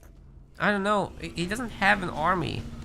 He's made 3 generators again, but doesn't have anything to help Dark Knight with. It seems to be a pattern. Sometimes just kind of sits back for a while, and it's really devastating in these 2v2s when you really need teamwork to be together in these 2v2 fights. One thing he could do is drop in the big Decimus drop, of course, but I'm not sure he's unlocked it yet.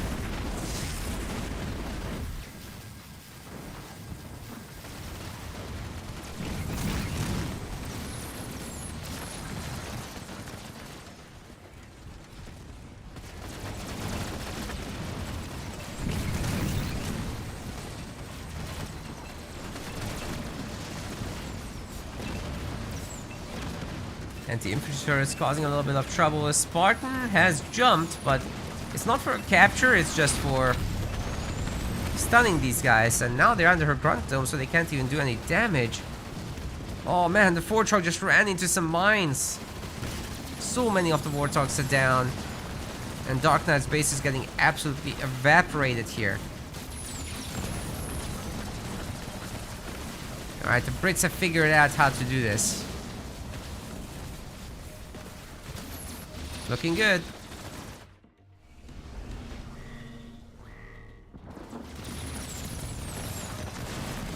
Yeah, they've done really well in this game for sure. To the point where I don't even have much to add. Like, this was clean.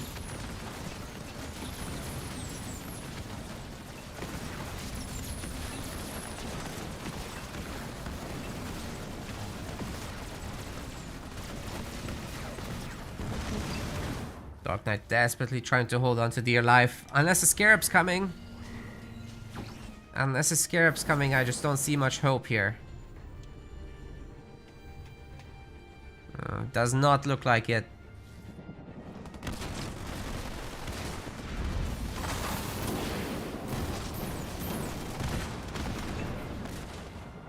I could see a Decimus drop happening, but it's not enough to clean up all this. Even if it is, there's two base economies behind this, right? Plus the minis. It's a pretty big deal. Well, it wasn't even that good of a Decimus drop.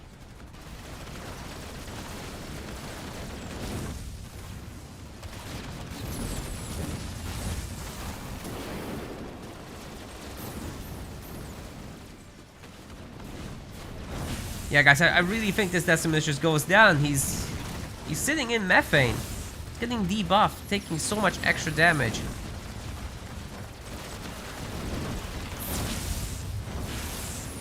Can't be doing that. Veteran support for the Gobbo. Why not? Another one. Sick. Let's go 3-star Gobbos. I've seen that before. Can be done. Well, yeah, guys, game's over. Score is now gonna be 1-1.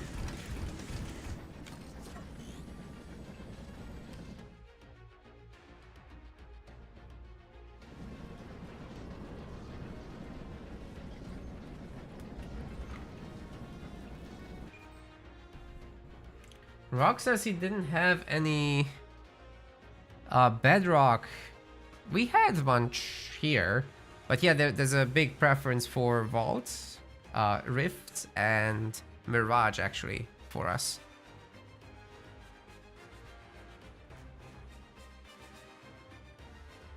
Right, the next one is mirage, in fact. So, as I was saying.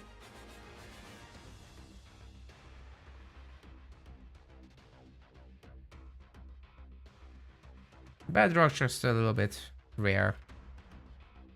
Alright, gamers, let's hit it for Mirage.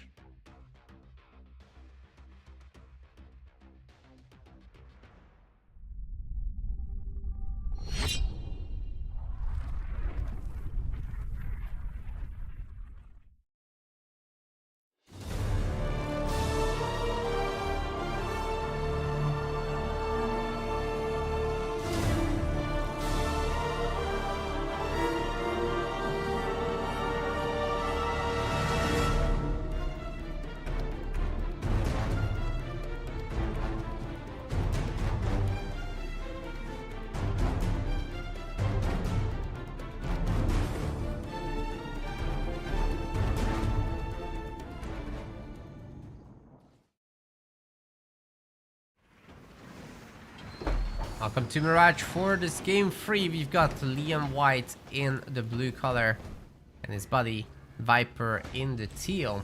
They're playing as Johnny and Atriox, really good leaders for Mirage here, where you gotta win the middle. On the other side, Dark Knight in the yellow. And in the red, this is EC Jotian. They're playing as Warriors and Serena. Also, supposedly a good combo for any area where you have to hold ground. Certainly around power nodes with all that ice would be great, but on Mirage there's only 4 power nodes, so it doesn't come into play as much.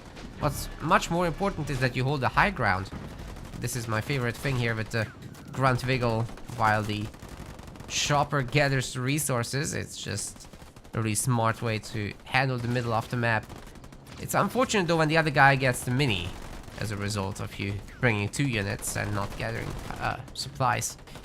Looks like that grunt is toast, however. It's on very, very low health. Of course, in the middle, you always get some raid camps. You need some production near the fight.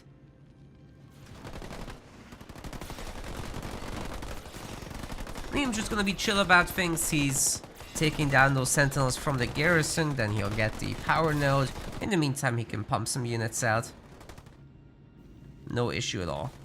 No hero from him though.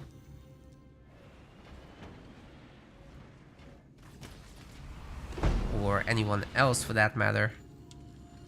Nobody's going hero? Okay, Viper is going hero. I was gonna be shocked here. But he doesn't have a mini base, so there's not gonna be any countermeasures brutes anytime soon.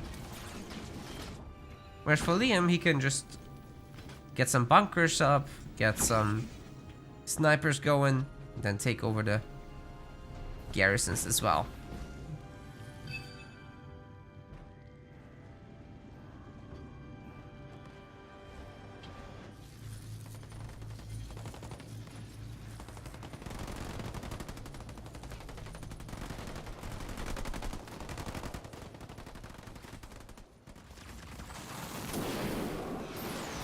When you are the guy that gets the top mini first, that can be a difficult thing to keep, because you're spending so many resources on these extra buildings. The other guys have converted those resources to units a long time ago, and I think it's gonna show when they push up here with pretty much overwhelming force.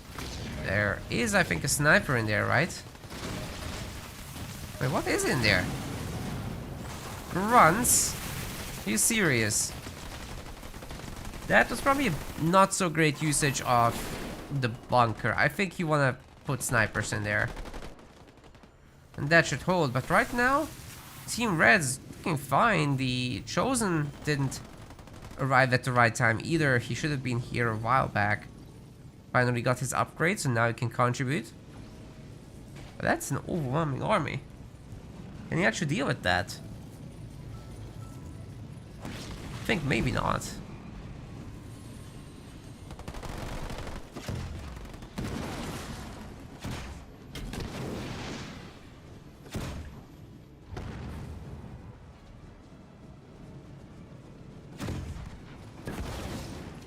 Some nice pickoffs coming through, but as the sniper counts rise, these infantry heroes are going to be much more vulnerable, so that's going to be important too. It's going to be really important to use bunkers. Both to save the hero and to save snipers. So level 2 bunker wouldn't surprise me. But it does delay EMP Mac, which I think should be in play here against Warriors. He doesn't have engineers. So no engineers means that you can not bubble up to absorb leader powers better. Brutes getting their jump in. And once again, the bunker just disappears in seconds. Crazy firepower from all these Marines.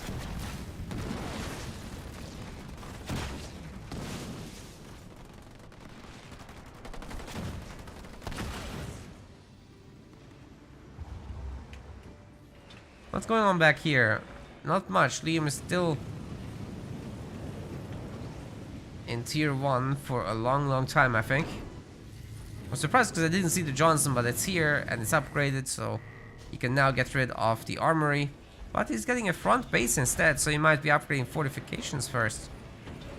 Dark Knight is on 2 generators already. And if Team Blue get yet another great trade like that, they might just be able to hold ground wherever they like.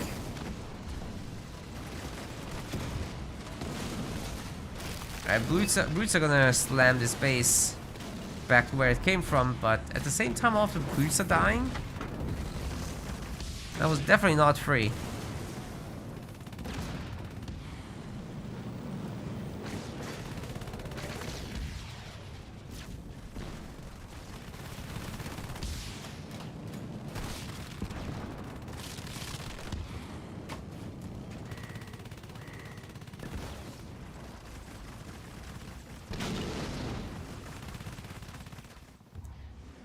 I gotta say, the Brits have cleaned up. So, what's this?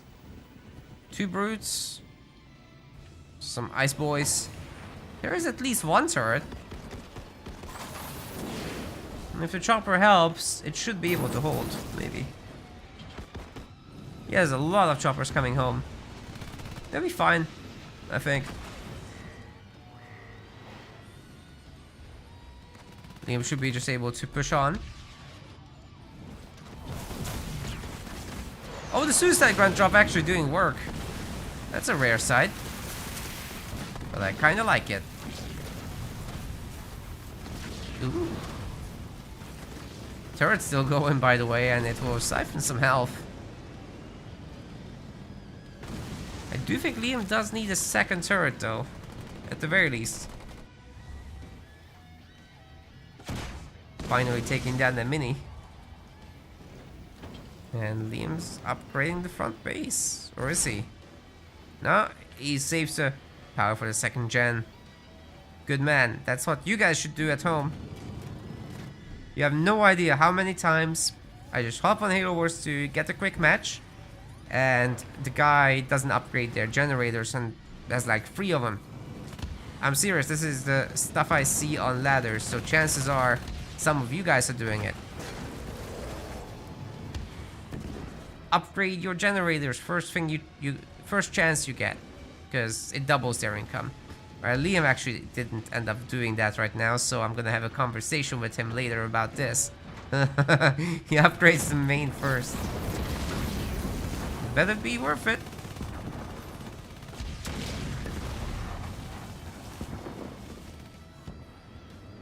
To be fair, you do get extra building slots unlocked very quickly. Oh. Oh. The ice cream truck. Is there an answer to that right now? Yeah, he just wanted his vehicle sooner. Mantis. Ice cream truck is a huge issue here. It's gonna freeze the entire economy. Oh boy. That's not enough choppers to handle it, actually. It's a big issue. They have to send back all the Euros to deal with this. Especially with the Warthog support, this is a little bit much. Taking down the 2 generators is absolutely in play.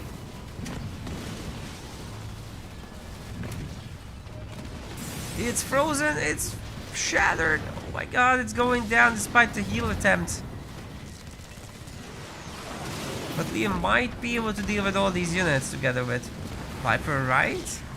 Are they though? Wait, he just lost both generators. And his Johnson is not upgraded enough. That's what she said. Anyways, 3 buildings missing already. The 3rd one never got made, to be fair. Suicide grunt drop is coming in. Supply pads being prevented from being made essentially because of the ice slowing things down.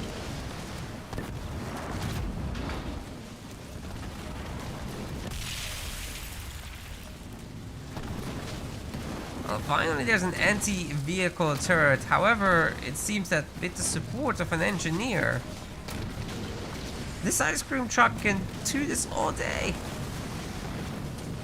They don't care. Oh my god. Look at that thing. It's crazy.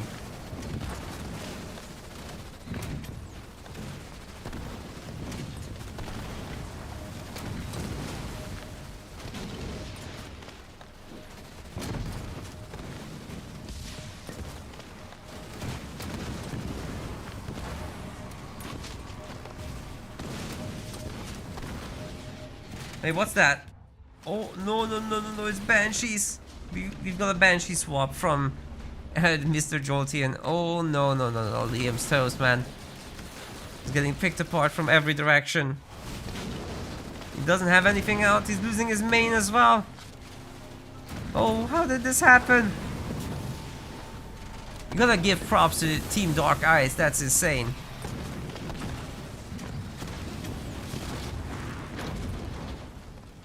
This might be one of those series that does go to Game 5, right?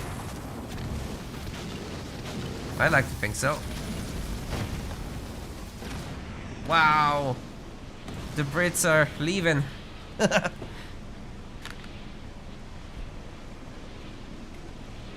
GG.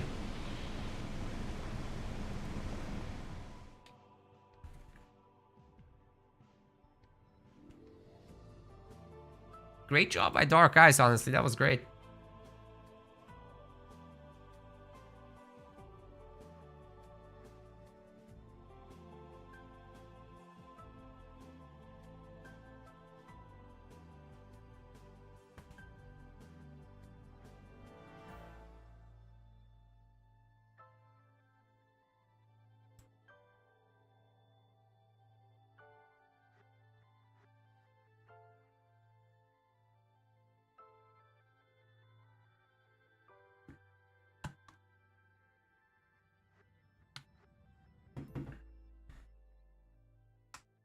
Next up, we're going to be going to Rift.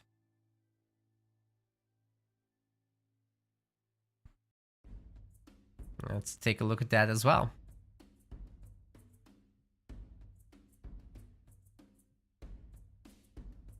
Pretty important match for the Brits. They can't lose another one. See if they can hold on to their life.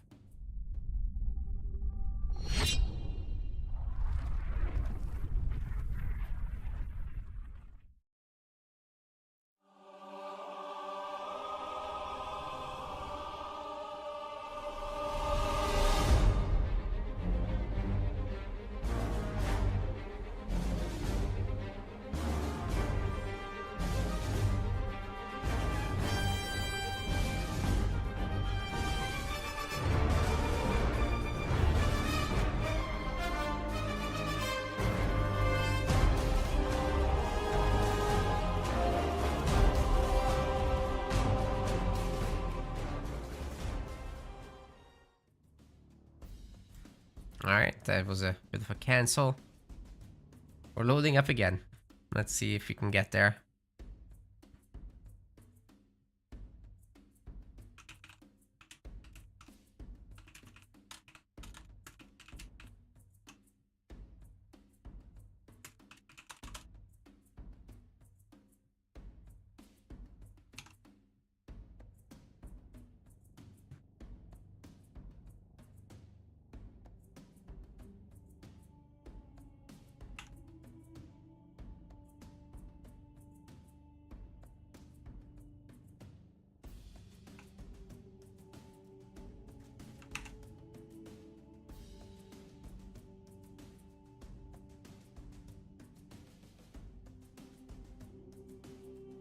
The Brits are ready.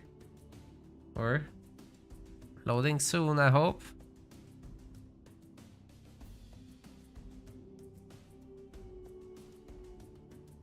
That was a really tough way for Liam to lose, man. Like, it's already hard when you get backstabbed by a bunch of brutes, but then to get bansheed on as well. That's the nastiest thing. And UNSC can't chill under shield, so it's even harder.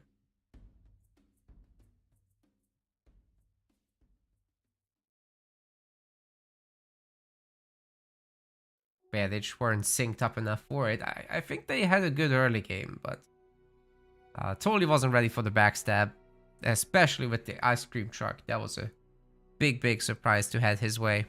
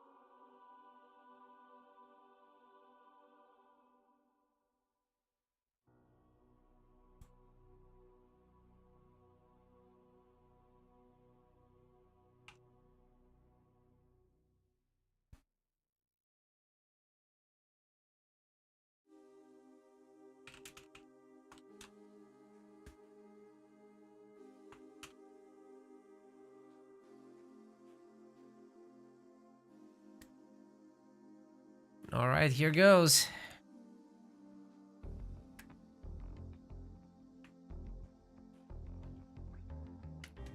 We're actually getting it.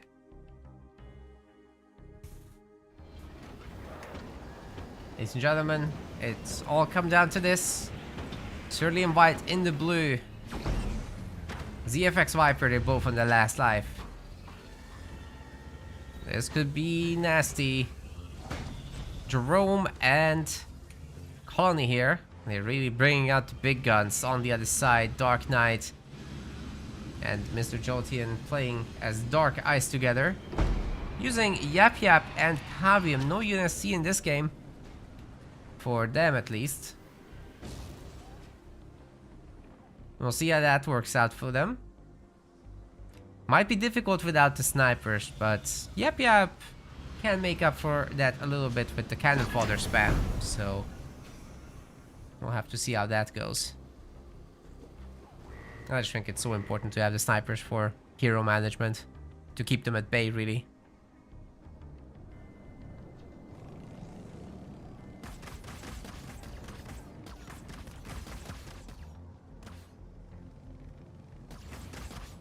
Grunt will eventually go down here if they don't run, and even if they do run, the chopper might just get in the way and block them from getting the garrison there. But actually they're just sharing resources because isn't that nice? Chopper still shouldn't stick around and fight even though there's only 2 squad members left. On the other side, Dark Knight gets it all. And we've had an even split between the two teams, I think, for the front resources, of course. That's never really a problem. Very quick 2nd gen from Viper. Liam's going into hero instead. Of course, it's Jerome that makes a lot of sense. You have a strong tier 1, you might as well use it. 2nd gen for our Yap Yap. But for Yap Yap, that's never really a challenge. You're spamming cannon fodder. You're not spending money.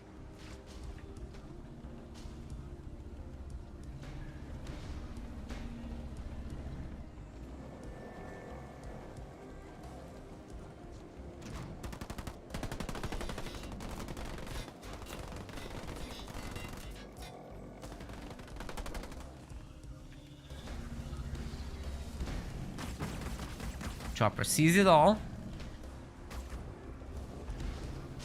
I think for Yap Yap, the next step really is just grab a base and go tier 2. There's no need to do anything wild. Should be relatively easy to grab a power node as well for Team Red. Well, these guys are a little late to the party, honestly. They should have already captured one. Was busier making choppers, I suppose. Well, I'm gonna say Jerome will deal with that. And then they have the mines to retreat into, but wait, the grunts actually take out one already. That's neat.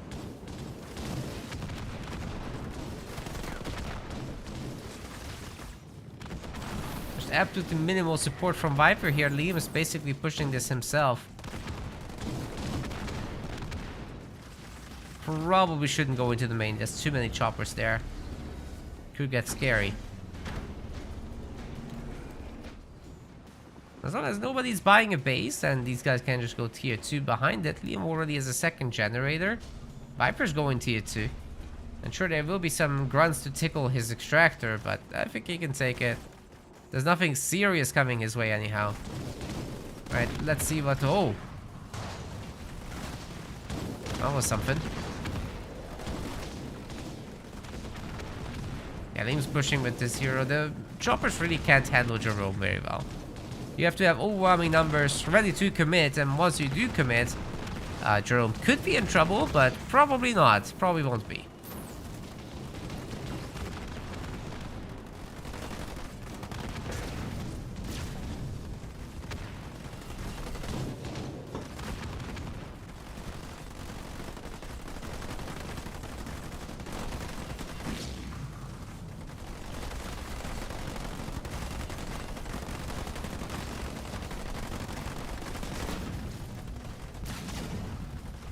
Decent suicide grunt taking out a bunch of Marines.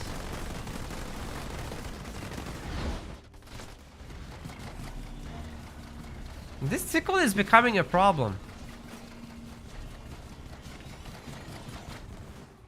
You know, it's funny for like 10 seconds, but you tickle someone for half an hour, you're gonna get really annoyed.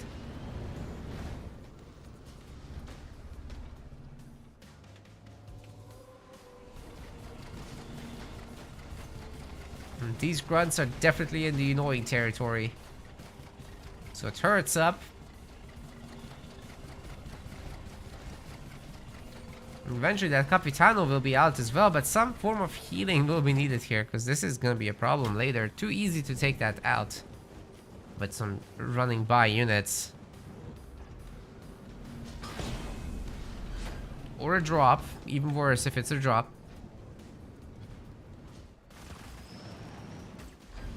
Supposedly a Pavium player will actually get Pavium out. Certainly can't hurt. Methane wagons getting made here. Of course, gubbos. Gotta make gubbos. Wait, what?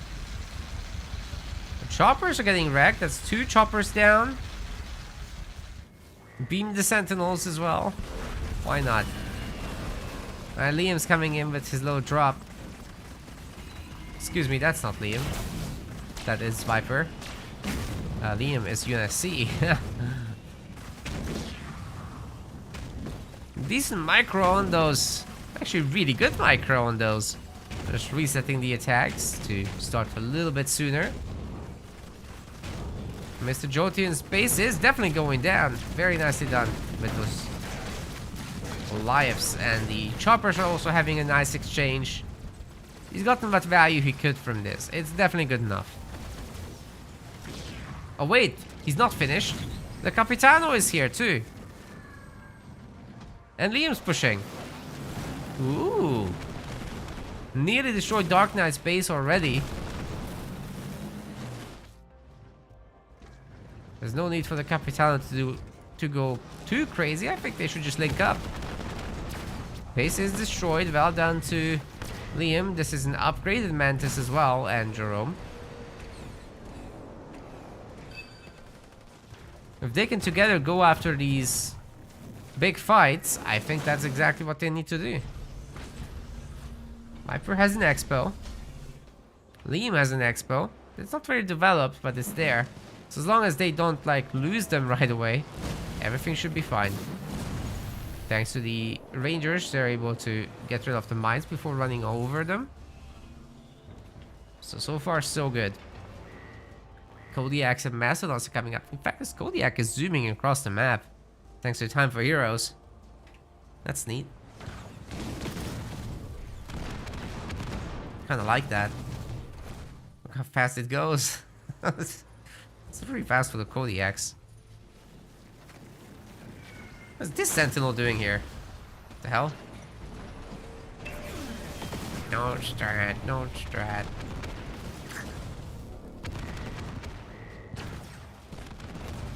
Somebody was playing on that Sentinel's account, I'm sure.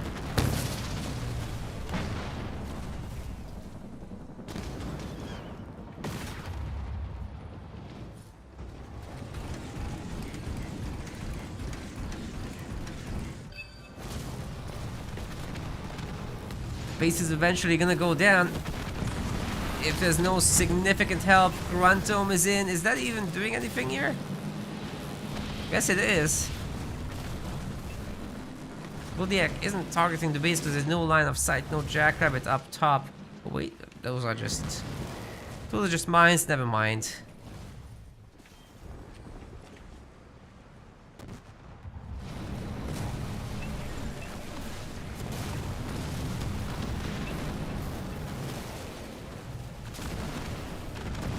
Good job with the limousines, honestly. They're not going down. And they've got this little healing, life leeching beam rather. So they keep going a lot longer too. Just need the engineer to actually help a little bit. Now there's 2 heroes and 1 army.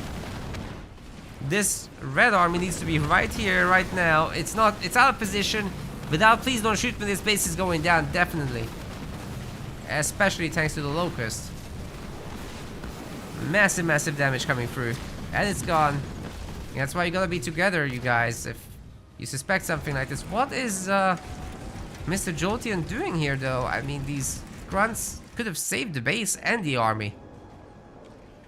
Their abilities are super good. I don't know, he's just chilling here. Why? They're not coming to you. Maybe a counterattack with the 4 locusts? I guess so. But I don't think Dark Knight can hold. Have they agreed on this? Or are they yelling at each other right now on the voice comms? Could be any of those things. Alright, max pop Wraith Invaders. Well, 80 pop, not max. But you get me.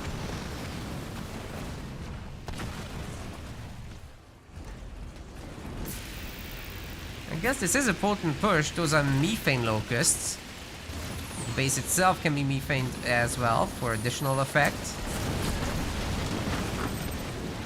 And these guys were not ready for this. They didn't have the vision from the garrisons.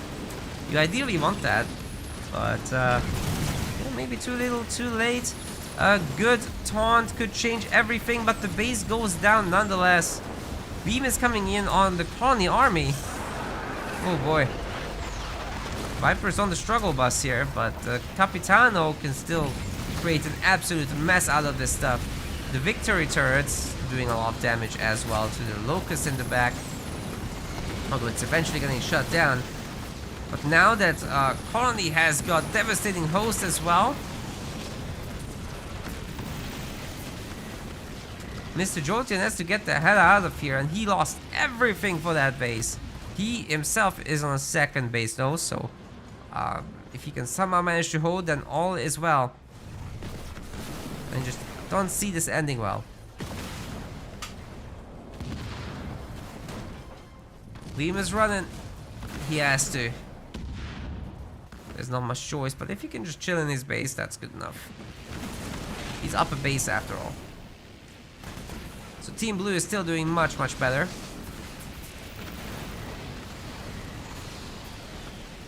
Despite unfortunately losing that base, the taunt, if the taunt had been just a little better,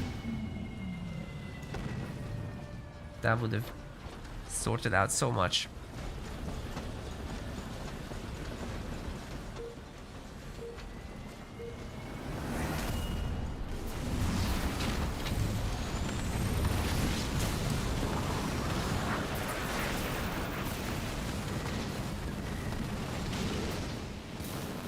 Well, defensive Lich is the last thing I expected to see. The nukes are actually not going after the base, but they're going after the engineers. Interesting. There's not going to be any turrets, or sorry, no shields. Interesting. Is that the Capitano that just went down? Oh yeah. They failed. That's insane. But Liam's attacking also, making sure that there's no base coming up or anything like that. Unfortunately, he's revealed his hand with the vultures. That he could have built up a much larger number, and then he wouldn't have had to deal with Reavers, but now he does. Yeah, even Dark Knight's getting ready for it. He's so resource rich. Oh my god. Going tier 3 now.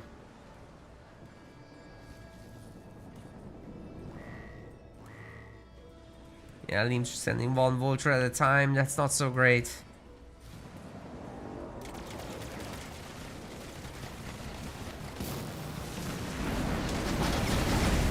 Oh, that was great though. Holy crap. The mines are also detonating, but the engineer absorbs so much of it. The victory turrets here. It's all down to Jerome and his Mantis. Can they actually get some pickups here? I think as the limousines have units exiting, they still are reasonably healthy despite the nuke and everything on that one. Hero's getting giga nerfed, and even the hunters are doing non-negligible damage to him, but it's really the rangers that do the bulk of the job. And now Pavium that he's shooting as well. He's gonna get shoot away from this, but I mean, he took out all the limousines. That's a pretty good engage from Liam. I still think he's losing this hero. And down he goes. Still worth it. Still worth it, I would say. As for the other side of the map, though, I don't think Viper has what it takes to clean this up. He's got the Capitano, so maybe he can teleport into this and taunt it all. That's probably the way to go. See if he can walk up there. Listerback's getting beamed. He's doing exactly what I said. Just without the Capitano. That's weird. Can you actually catch up with the locusts? It's like a turtle race.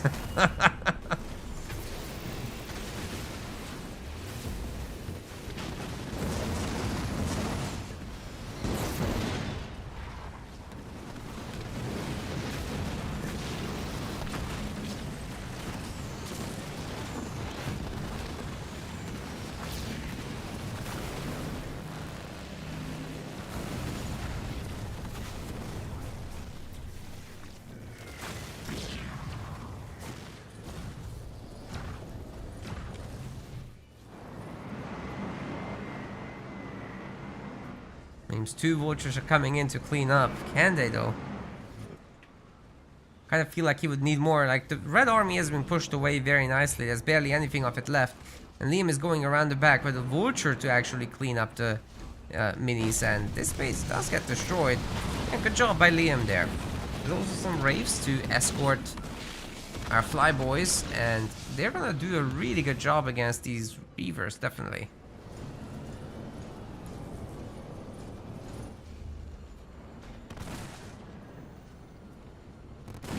Vultures are one of the best mini-base clearing units just because, well, see for yourself. Yep.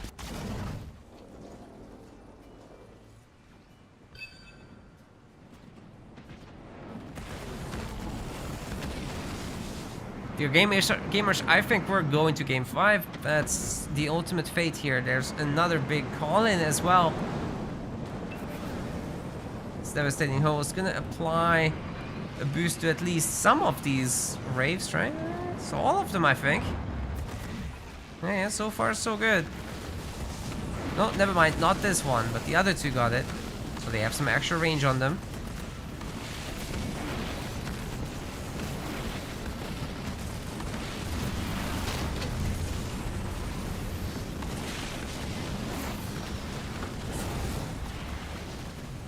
Gobbles are coming in, but this is just an overwhelming force. Every little bit of healing will be extra important to keep this army going. Holy cow! They have to teleport out of that, definitely. What did come out of that is still really looking good. The Hunter Captain's taunting is gonna be blocked with please don't shoot me, but guess what? The Scorch that's already deployed is still doing massive damage to these units. Several of them are going down. What a great engage that was from the Brits. And they got plenty of vultures to keep going with. Nukes coming through now. And onto the base. Not the Lich. So that will keep rotating here. Unless these guys shoot it down in some way.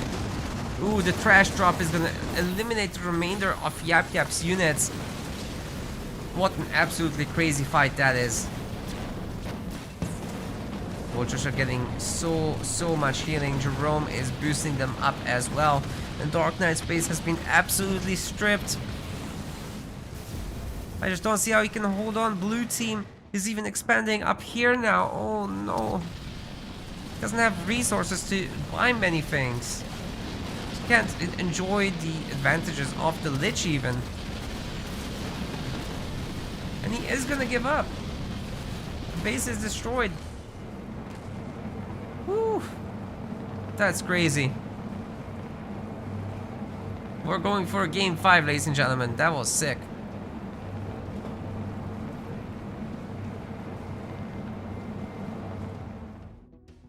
Oh, that was really nice.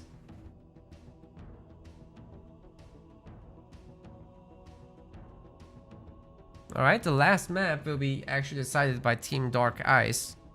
So let's see what they are thinking about that.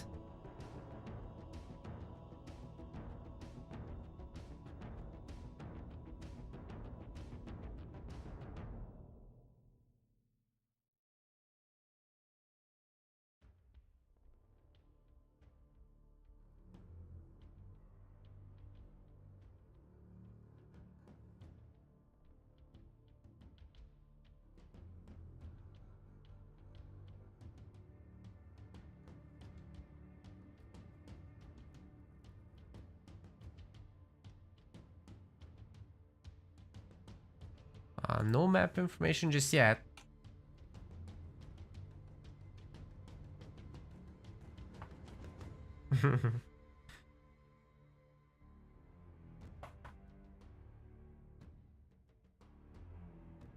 Yeah, Dark Knight, and I'll be definitely thinking about this in detail.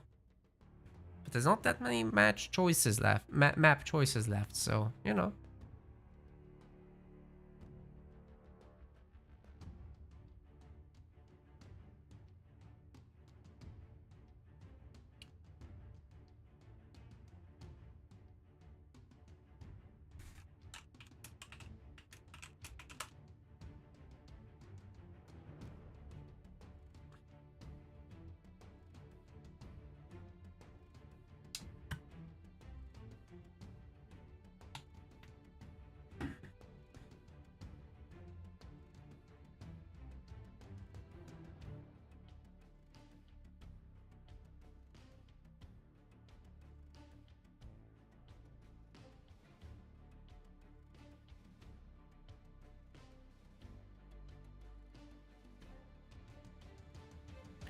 If your team use Yap Yap, you'll no longer be able to use Yap Yap in the rest of the series. That's right, yeah. Alright, just some rule clearing up.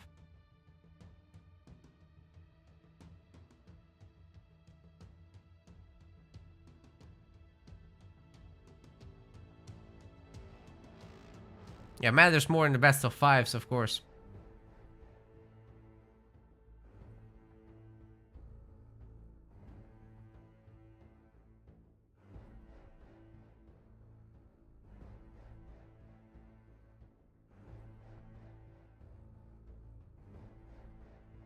Oh, long tournament day.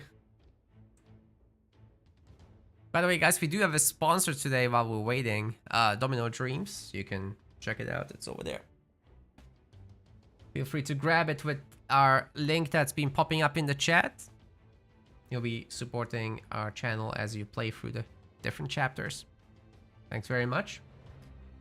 We don't do a stream of it today because we've already done the stream segments for those. And then I'm assuming somewhere in the later part of the month we'll have another sponsor. But not today, which I'm actually happy with because I'm very tired already. Looking forward to having my dinner soon. But first we have to finish this best of 5 and then a best of 7. Then I get dinner. It's tied to that. Alright, we're going to Frontier. We have a decision. The king has made a decision. Very good. Let's head to Frontier then.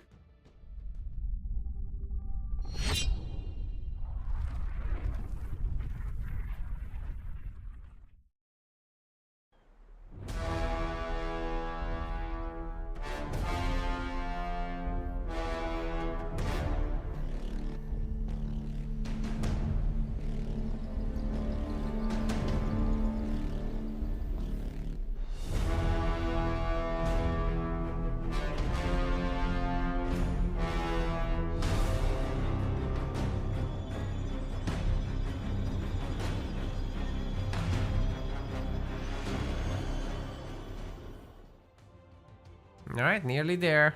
The guys are currently picking their leaders. Soon TM, you guys. Soon TM. Gotta think this through because it's game 5. Everything's on the line now. The losing party is gonna be just number 3 here.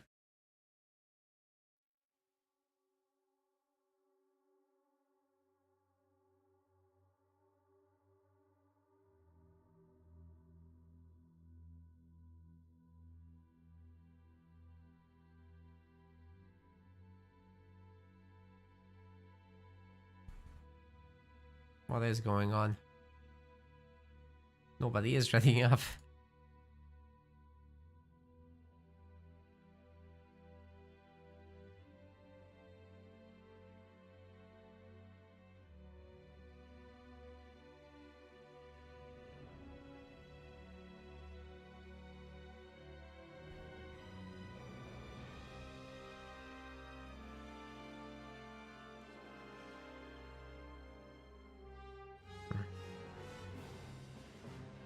I probably had a short break there. No problem. I'll probably need one before the finals.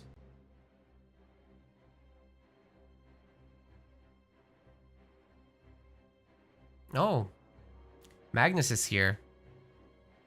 Glad you're having a good time there.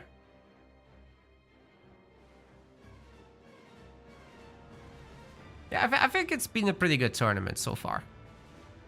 I just hope it's getting the finals it deserves.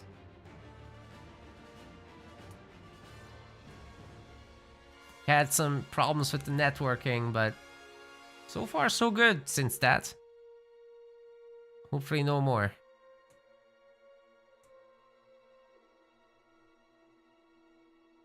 Alright, we're finally loading into Frontier. Should be good. I like this leader roster. Let's hop in then. Alright, ladies and gentlemen, this is now game 5. There's no more games, just this one. Well, unless they force us to have a replay. We've got Liam White in the blue and his buddy in the teal. This is Viper. They are playing as Forge and Decimus. Pretty lethal combination with very strong units. Dark Knight is on the other side together with ESE Jolteon, and they are playing as Atriox and Johnson.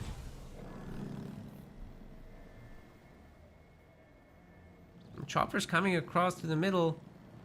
I'm assuming looking for like a Marine or Grunt pickoff, but yeah, it's not necessarily guaranteed on Frontier. The Sentinels are right underneath, so the Marines can use that as cover to escape. They at least get to the other Marines. Chopper's not even gonna follow, just happy to pick up the resources here instead of the Marine doing so. And Jolteon's going for a War Council 4th. That's just skipping straight up on the mini base. How is that gonna work? The power doesn't align. Even if you get all the power, that just doesn't check out. It's close though, I suppose. But you might as well get a mini base in the back. There's no reason not to. Alright, Liam's working on the buttocks. He's getting the front armory. That's really strange. I'm assuming he's gonna turn that into barracks later as well. Viper is also getting out his hero, Warlord. He's got a mini in the back for another raid camp. Will be a big reinforcement distance, but better to have it than to not. And of course, Dark Knight has a front mini. Also getting a hero from there. Sergeant Johnson is going to be the choice.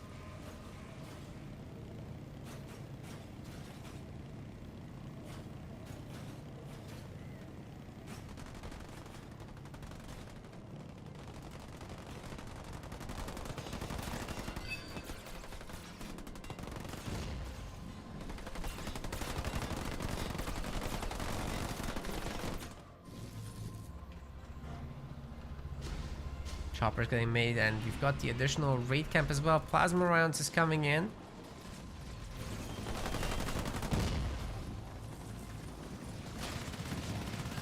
Mr. Johnny's out.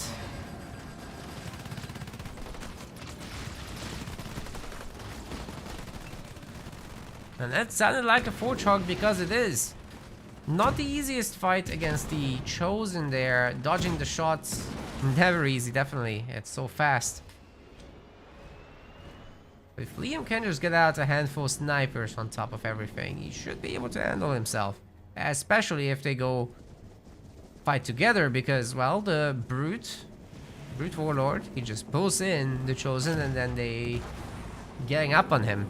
It's nasty if that happens. And then you can follow up as well with Jump Back Brutes stunning after that. And Vortex. So, to make a hero work against this is probably one of the hardest things. Oh my god, that was so beautifully queued up as well. Look at that. He pulls it back in. Oh my god, the hero is toast.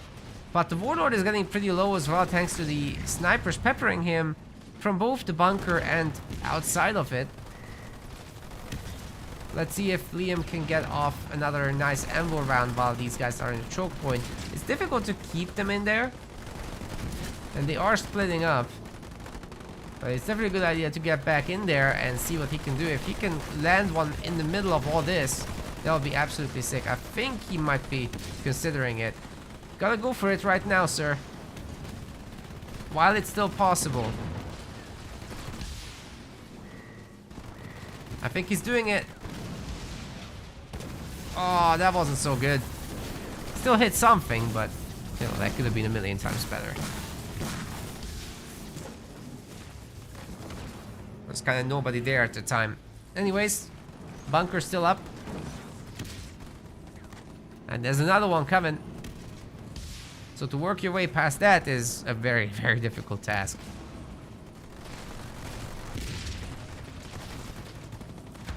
So you do need a bunch of snipers for this to be valuable. Sniper does get taken down there.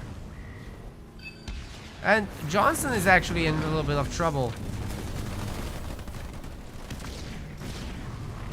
He kind of gets saved, but there's so much firepower coming at Johnny. He gets stunned inside the bunker as well. The healing wasn't quite enough to get him to even middle of the road health. Wow, he's so hurt. I'm gonna have to put up his little beacon thing. Maybe run all the way to the healing zones on the side. Liam is still pumping Marines and getting an extra base. Very far from actual tier 2. No surprises, he's spamming snipers.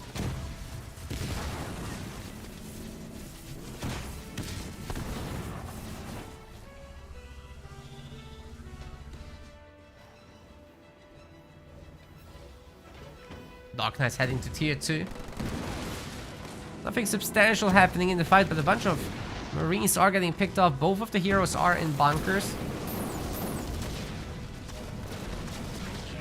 But the Chosen's in a little bit of trouble as he's getting stunned and stunned and stunned. Can we see maybe another bunker for him here? Looks like it. Oh god. The trash dump is in. It's not a trash dump, it's a bomba. Actually, a bomba. Johnny, no! He's super toast. I think, guys, Brits might have just run away with this. There's no stopping them now, I think. Huh? How did you do that? Alright.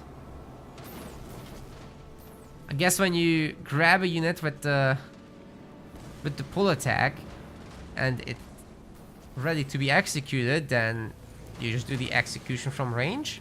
Something like that. That was weird.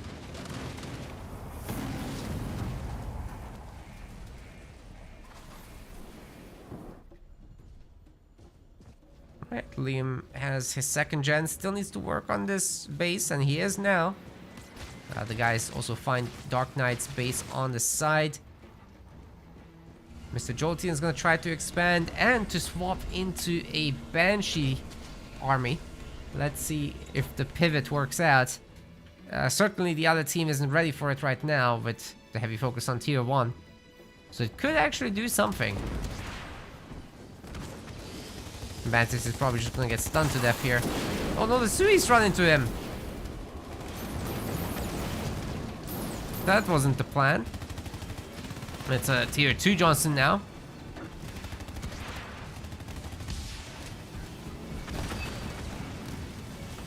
And we've got the Chosen out as well. One of the generators has been destroyed. The other one is still there, right for the picking.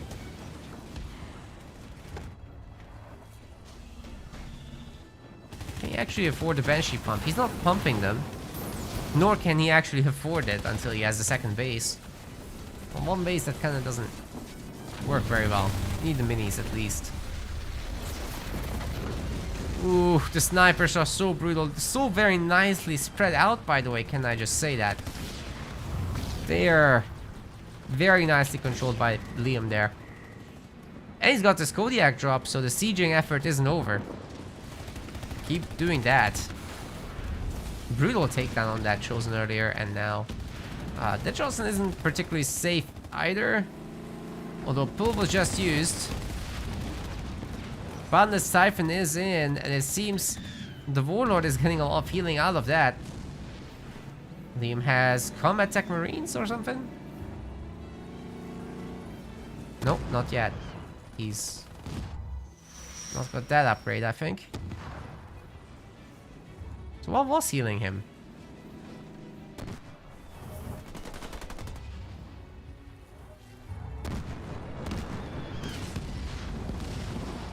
Turret's getting battered. Oh, they're just gonna start shooting the main now.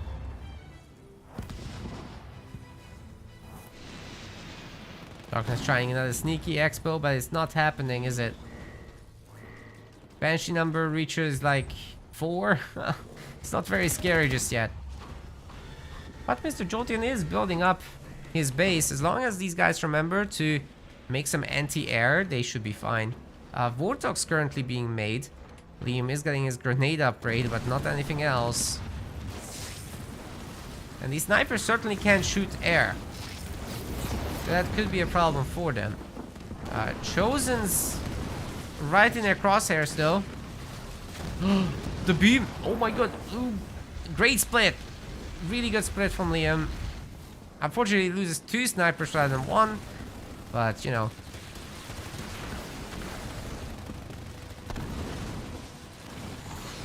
That was fine. Overall.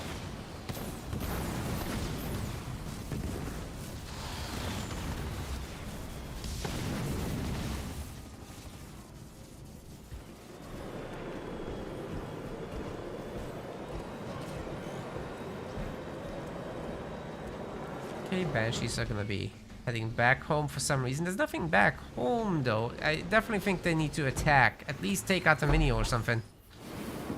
But they also have to protect Dark Knight, because Dark Knight doesn't have anything.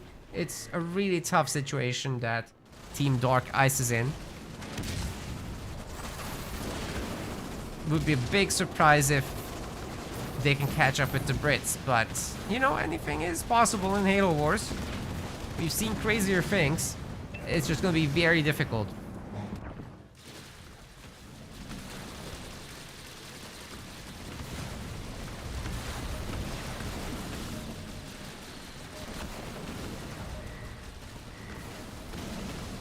Now we have Combat Tech Marines, right? Yeah.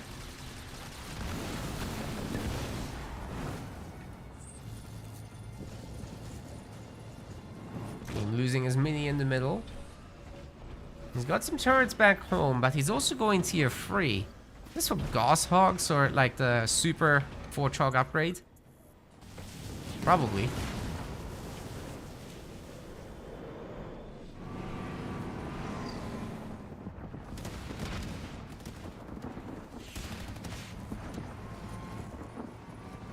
As long as these guys stick together, the army can't be fought directly, that's for sure. These Banshees just can't get it done.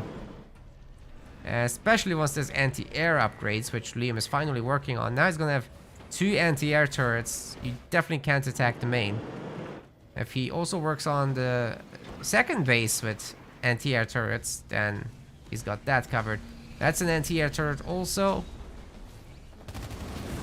And they are going after Dark Knight's main. I don't think Dark Ice's weakness seems to be that they're not very coordinated.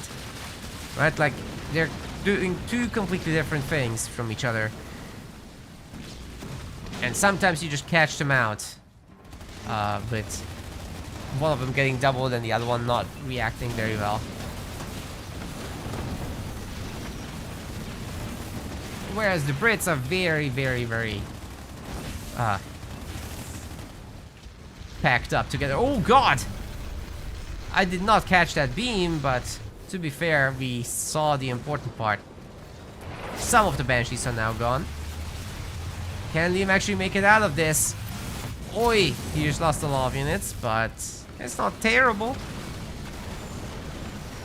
He just retreats into the corner, still keeps adding his DPS. He didn't lose that much. Oh my god, he's got a bomb bus on this base. I don't think they hit many things, to be honest.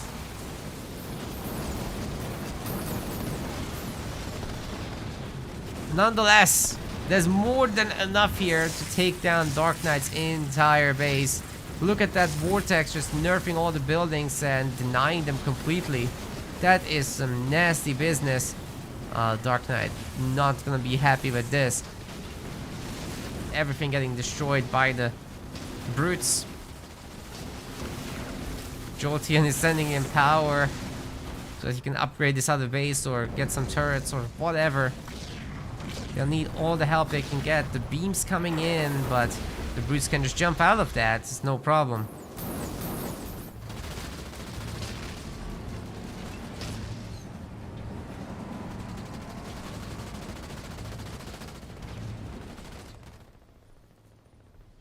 Tony in the YouTube chat says, happy to see more Halo Wars. Happy to do more Halo Wars. Glad you like it. Oi, we got a Decimus drop. That stripped a majority off the shield already, and then the rest of the army is coming in to do the rest. Actually, the more damage you do to units under the shield, the better. So these Reavers actually absolutely wrecking the Banshees. Also strips the shield fast, if it's necessary. It wasn't now, but it can help. Yeah, spin to win. I love it.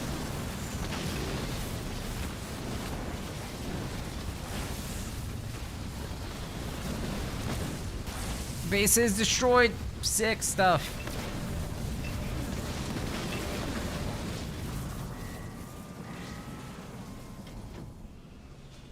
I'd be really shocked if Team Dark Eyes can still make a comeback happen. I think they're about to be massively overwhelmed just now. With all these brutes coming in, there's no way that that shield comes out. In fact, Liam drops 2 more Kodiaks right on top of all this. Yeah, Mr. Jolteon is toast. He's got 15 population. I don't even know where. Oh, that's that's his friend. Yeah, Jolteon has 0. Dark Knight has 15. The base is toast. And Johnny is the only hope. Jolteon is dead. Sent all his money over before succumbing to the overwhelming Brits.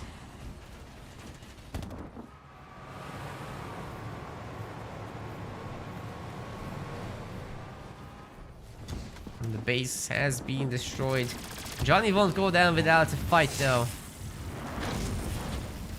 He goes in the bunker. Bunker didn't last long, and neither will Johnny. Can't dodge Warthog shots. They are actually beams in terms of technicalities. GG. We've got our 3rd place. That's gonna be Dark Eyes. As for the Brits are coming. They're coming to the finals next. The grand finals. Congratulations.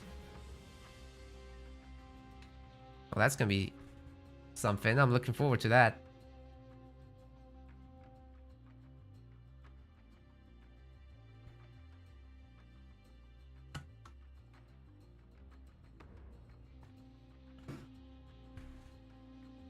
Cool stuff.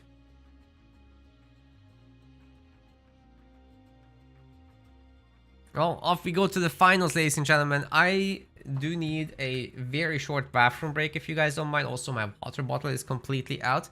So if I can ask you in the meantime to please create a MetaPlace account, join our Discord, and, you know, keep an eye out for our announcements in general. Subscribe to our YouTube as well, as we will have the Amateur League coming up. Then we've got the Pro League coming up. It's all later in the month. So yeah, please keep an eye out on our announcements, and I'll be right back. We'll continue the finals. If you want to support us, you can check out our links as well, especially the website-based options, as there's no platform fee there. Thanks, guys, very much. See you in a minute.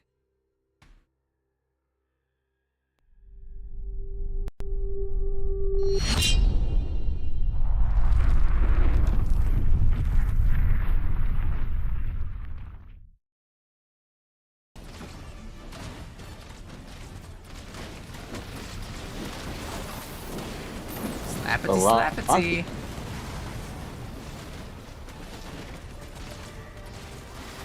More brutes, greater than fewer brutes.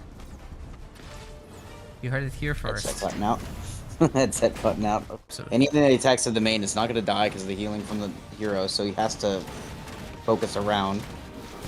Which is and okay. The same thing is that he could do the same thing on this mini too. The mini's not going to die either to these. Oh my god, so much. They're clumped up.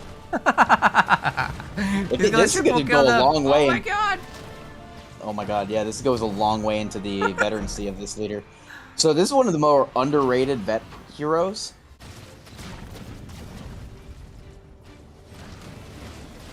It's kind of working out. Got the limousine. The VIPs inside. And this is so secure. hard to deal with for Decimus without a Warlord. If you have a Warlord, fine. But without a Warlord, it's not an easy thing to do. He's going to get veterancy and is already almost all the way back. Obviously, he can use its heal as well. Ah, that's a guaranteed extractor kill right there. I don't know. The hero's pretty close. I mean, that's gotta be Boundless Siphon. Oh my god, it's not enough! You are joking me. I love this unit. Hunter's doing a good job at taking one down, and that's actually a lot of grunts inside that will just die immediately. 2 Hunters now. And they have Boundless Fury. Pushing pretty damn hard right now. Fabium's still in the other limo. Rager should get taken down. How the heck does that thing not have that one? Huh? That's crazy. Insane. There's no way that this is fine. It should be actually the exact same stats as for the what's his face? Chosen. So I'm not sure what happened here. Oh, pop in the limousine! Ah! He might just go down there. That's too much damage. Oh, very he was sad. about to jump in too. Because he was just got unstunned. Yeah, the stun hammer is just on another level. Makes short work of everything, and EOD has to tap out. Rock Generation takes game 1 despite this beautiful defense by EOD. Just not quite enough.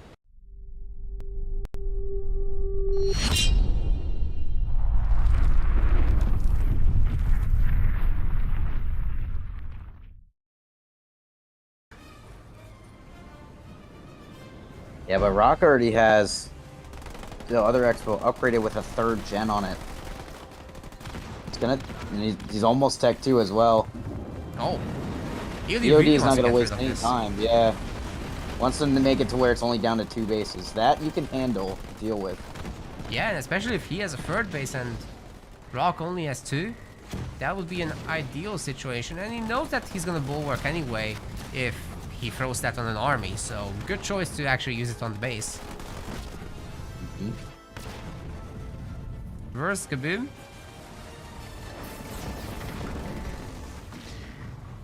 Good dodge against the mines there. Well done. And here come the Wraiths. Quite insane from Rock to be already in this position. Scorch rounds are 21 seconds out. Rifle barrel will be right behind it. Can he keep this hero alive while also staying alive on this base is going to be the question. So 2 turrets that are doing the heavy lifting for the moment. Plus the handful of Marauders that come out. Doing a pretty good job actually keeping them alive. I like that. You can always heal them up later. Yeah, and then with the race, it just... Now EOD knows what position he's actually in.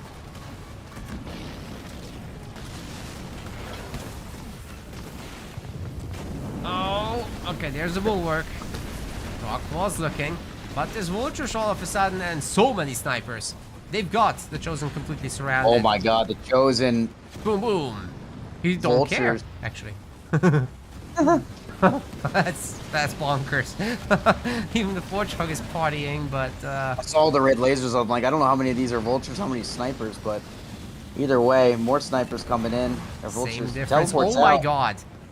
He was targeted by a sniper at the end there, not a vulture missile. That saved his Oh, that was life. close. Anyways, more nukes, more snipes. See if they can take down the Chosen this time. I There's a lot of traded support. his Oh, hero for it. he's so low, I think this time. Oh He's my god, the bulwark. invulnerable. What a This thing's bulwark. only vet 1. It's gonna get so much better. There's them nukes. I think Oh that my died. god, he didn't make it. Yep, it didn't make it.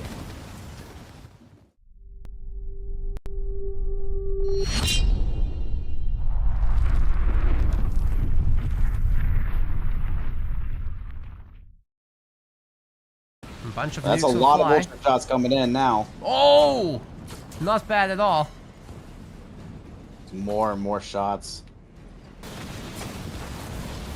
Oh my god, the slow effect is so much! The base starts are wrecking Rock right now, and he kinda preemptively bulwarks, so now he's gonna get bombarded. Has to teleport as well. So all these powers not available anymore.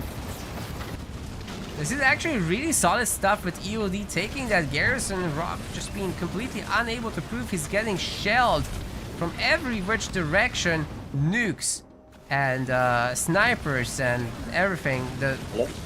There we go. Marauders are not cut out for this. There you are.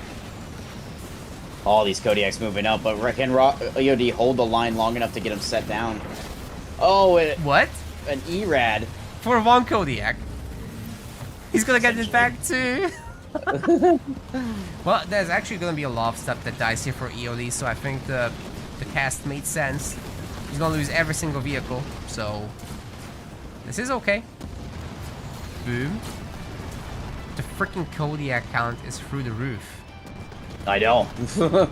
This is why, bonkers. as long as he keeps this up, he will eventually win, because Rock can't repop. I mean, look at Rock's money with his pop. He's at 91 pop with 300 blue. It's a wall of siege weapons. Awesome. Down goes Rock. Where's that? Oh my god. Seriously? It's not even gonna... Heavy metal Kodiaks. I love it. That's a big metal. ore to hit both of those. That means he's got several points in the heavy metal, which makes sense at this point of the game. Oh, he got Rock to react. Oh my god, he didn't. No way. At 53 minutes into the game, Actually EOD, worked. he can do It it. actually worked. I can't believe it. That's He can right. teleport him back in, but it might be too late. They're teleporting. They're trying to do what they can. Eradication Heavy right in the metal. middle of all that. Oh my god, they're heavy metaled up. They're not gonna die. Heavy They're metal getting plus heal. healed. Is there gonna be a I bulwark? don't know. It's gonna Oh. have to be. It's there. It's working. This is now officially pod racing, but is that gonna be enough? Scatter bomb coming down to... Oh, kaboom. This is so spooky. The engineer bubbles. They're working. Unbreakable on the army, just in case there was a fight. But EOD keeps shooting at that base. He can't But see. he loses. He can't see. They have to run. Blitz Rat's gonna go in the air. After 54 minutes, there's this one mental boom by Rock, moving his whole army to the back. Hornets are finally going on the high ground to try to kill these Blitzterbacks. He might get one. Oh, that's good. Engineer healing so fast. Does get it. Does get the one. But yeah, it's enough. Rock Generation's base still gonna go down. This is an absolute disaster and should mean that EOD will be winning this game after all.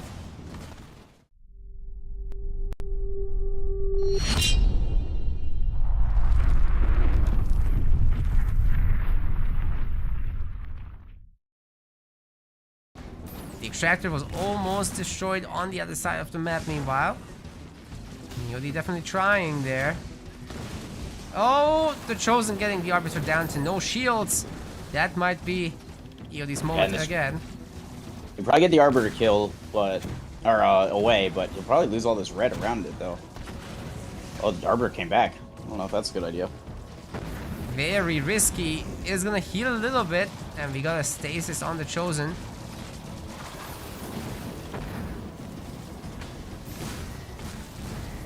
Good amounts of healing definitely on that Arbiter. He can chase now. But the shields aren't gonna help him to regenerate there. Have to actually target something with health. Okay, Sui's connect. But is that gonna be enough to Chosen? He might be able to kill the Arbiter. Well. Oh! Oh my god. Something we're not sure about. This is so sad. He just spirit assaulted. Wow, but those gun Oh mines. my god. The ghosts are gone. All 4 of them destroyed. It's a heavy push to the main. No turrets. The Arbiter is going to have to hold this on his own. He is sitting on 2 leader points, although I don't know what he could really do besides mines Conduit of Rage. Well, with Johnny here and the potential bunker landing, this looks like a pretty strong push to me. Arby's out, but I don't think he's upgraded yet.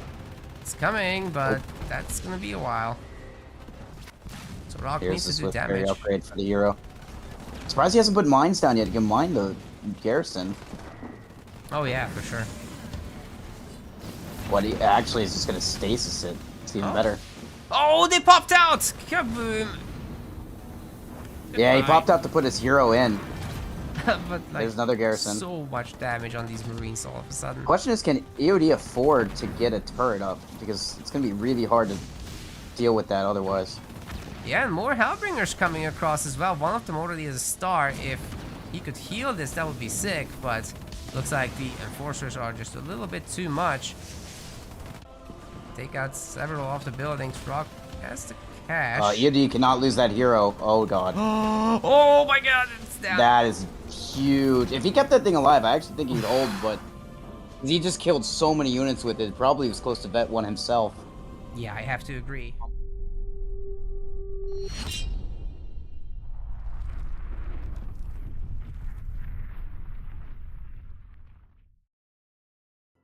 All right, hello everybody. We are back, ready for the finals between Team The Brits Are Coming and Team Los Poderosos.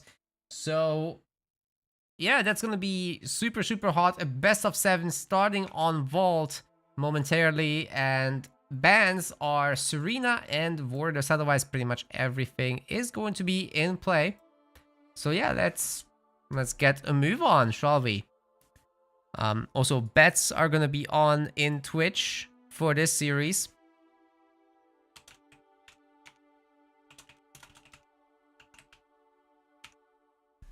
Let me make sure I'm spelling that correctly. I think I am. You guys can go ahead and bet, and off you go now to Vault.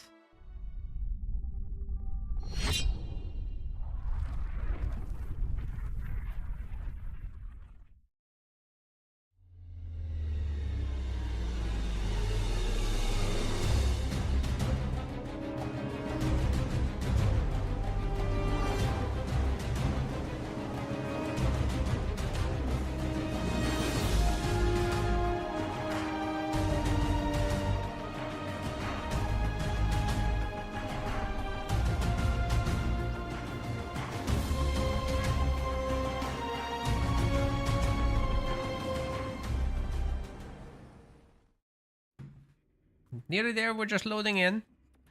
They've already picked their leaders. So, just moments away from the grand finals.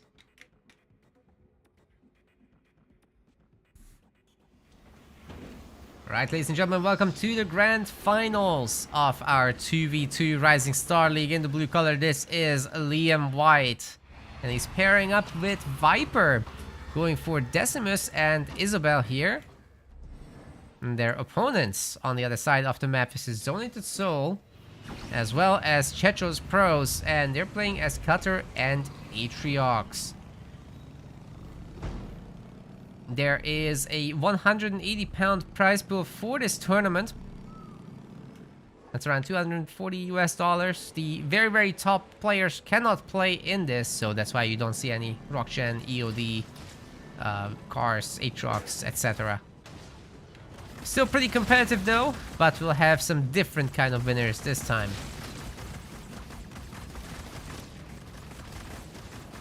Liam is definitely one of the top boys in these Rising Star events, both 1v1 and 2v2. Man, we got so many tournaments. You guys really need to join some. Would love to see much of the viewing crew also playing, actually. You're just gonna make an account on our website, join the tournament, and you're Gucci. Good to go. Now, as for strats, you really want the mini bases secured here in the 2v2s as soon as possible without cutting into your building construction too much. Definitely don't want to fall behind, and definitely don't want to buy them too late because there will be anti-building units on top as you're building them.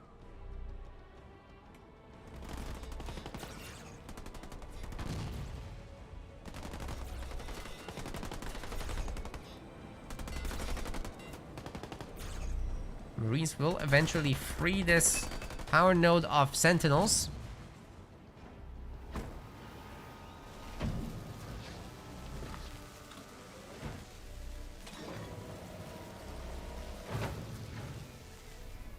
So now working on some barracks units supposedly, but Liam's already got one up himself. Problem is he'll face 2 barracks down the middle. Why is nobody buying this? Well, Viper's gonna eventually, but it's a little late. As I said, there's now rush units on top, so yeah. That is gonna hurt. Try to get out a hero though, the Warlord will be able to put a stop to that for a while. Of course, nothing stops Chechos from also getting a hero, and that's gonna be the Aatrox's Chosen. That's not the easiest matchup, to be honest, for Aatrox's Chosen. The Warlord just pulls him in, and then you get crushed by the stun and vortex combo, plus whatever follow-up there is, like in the form of jump brutes. So if the Decimus does that, you're in big trouble. But good news for him, Viper doesn't have that mini base yet, and I don't know why. He should have it. There's really no reason not to have it. Liam's getting a second generator going. There's no big UNSC war down the middle. Although he has a better sniper count, doesn't he? He has 2 snipers versus the 1. But there's also a Spartan here, so, you know, it's tough to try to get into that. Viper really needs to get that power node. Hopefully he remembers to. The top one's already captured. Well, most of them are captured all around the map. Spartan's out for Liam as well.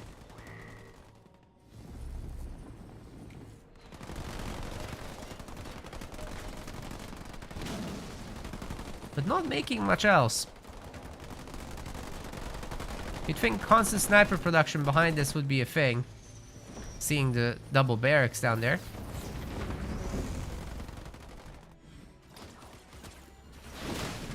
Viper's mini is getting absolutely crushed. He's coming over though to help. That could work out really well. The Spartan's easy to pull. They're not that tanky.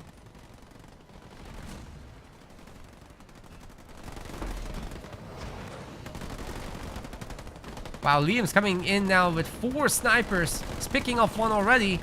Another one. I'm pretty sure he's targeted them down. Good job by Liam. But he's taking a bit of a slam and mine combination that's taking out most of his Marines. However, his several snipers will be shooting down that Spartan without any issue. The Chosen's here as well to try and help. He gets into the garrison, but is gonna get weakened by that vortex, and then the snipers can go to town. But the snipers get dropped on with the ODSTs. What a back and forth game. They're all dead. That was a great ODST drop from Zone 8 so fantastically done, but it's not over because his hero is potentially in serious trouble there. Chechos process hero, excuse me. The heal came through, but is it gonna be enough? There's so many. Oh my god, what is going on with the shuffles? Ah, Mac Blast finally finished him off. There's almost nobody left. Everybody killed everybody. What a fight that was. Sick. That was super sick. As I was saying, they're still pretty good players. They may not be the top S tier dogs, but you know, right after.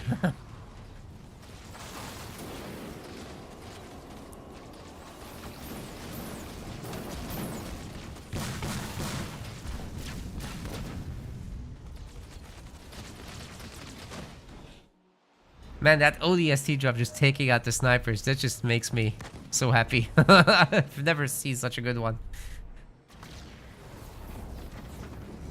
In a long time, at least. Oh, Liam taking the higher ground there. Nice one, Kenobi. Nice one.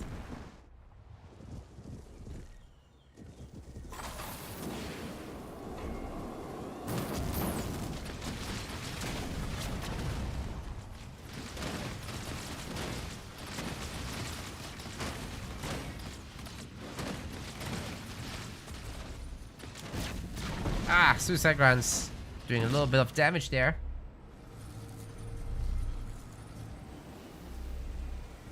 Zointed Soul is very nicely working on this front base. Checho's only now establishing that. Liam is in the same shoes. Viper's not doing anything with bases just yet.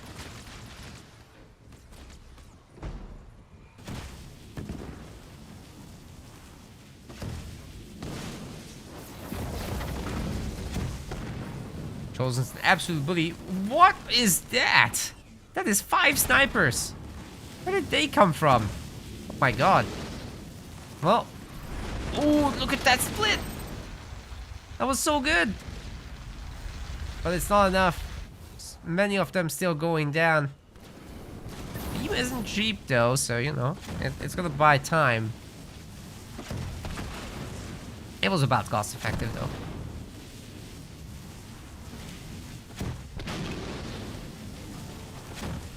It's soon actually time for the next ODST drop, so this could still be a really good attack.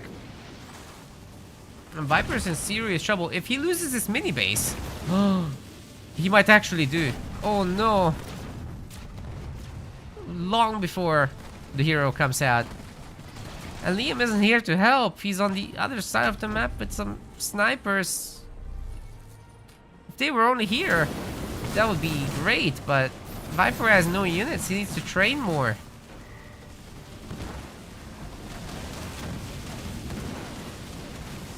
Oh no, it's never good when you see that message.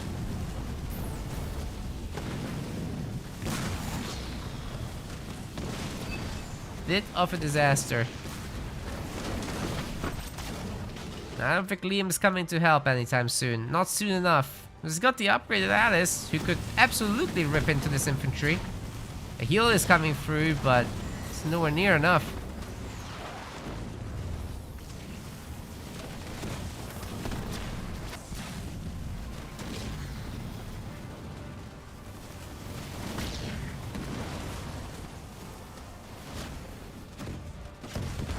Alright, Alice, let's see what you can do.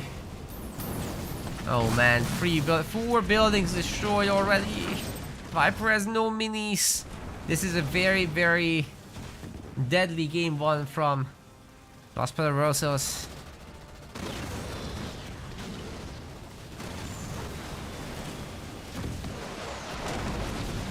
I'm not sure there's a way out of this.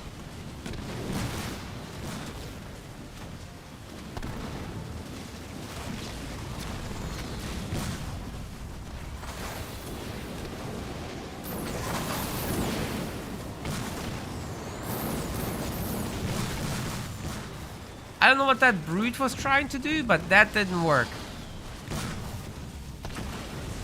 That's crazy pulling all of these back in though. I think he's just gonna go down. There's no way he has a chance against that many. Even Alice isn't gonna have a great time.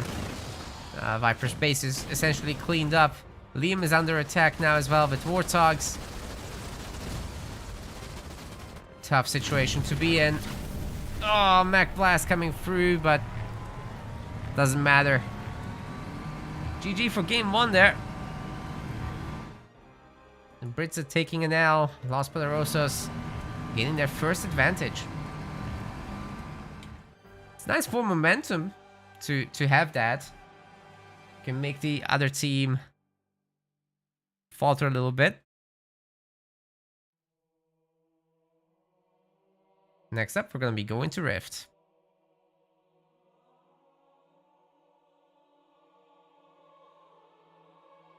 It's a good choice for a more stable map that can go into the later game where these guys are quite experienced. So, yeah, let's see how that goes.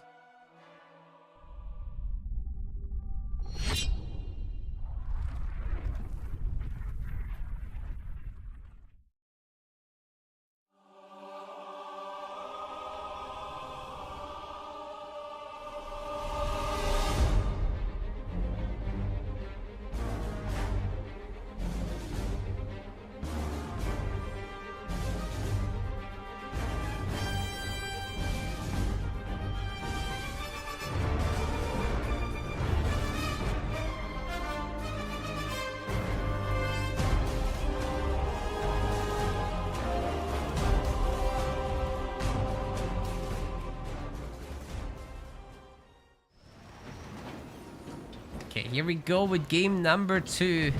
Liam White in the blue, Viper in the teal. They're playing as Colony and Anders. On the other side of the map, we've got Chechos Pros in the yellow and Zointed Soul in the red. They're playing as Isabel and Shipmaster. And sorry for saying those in the wrong order. The interface sometimes just gets weird like that.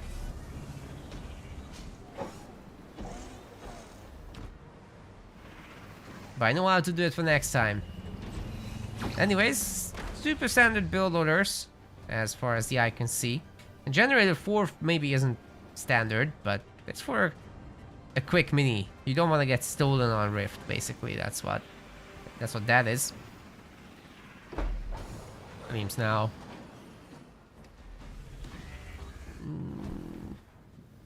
Yep, thought so. That wasn't for a double mini base.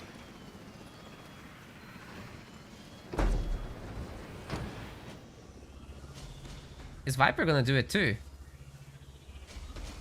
No way. Oh, he is. He did get a mini base earlier, so hence the delay between the two.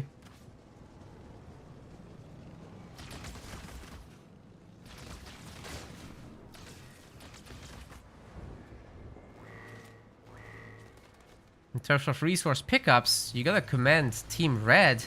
I mean, they've already picked up 2 power nodes. That's insanely good.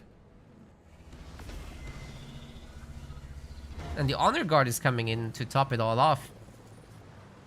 Yeah, great work. Let's see if they can keep that up.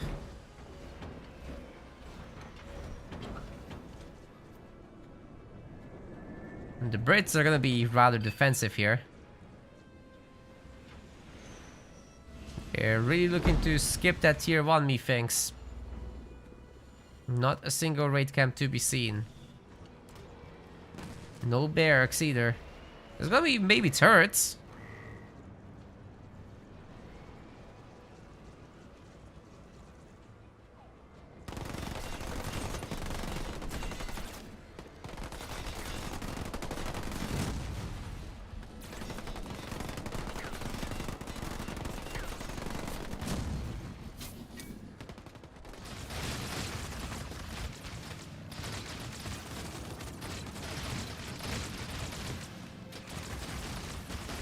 Missed the power pickups. Yeah, sorry.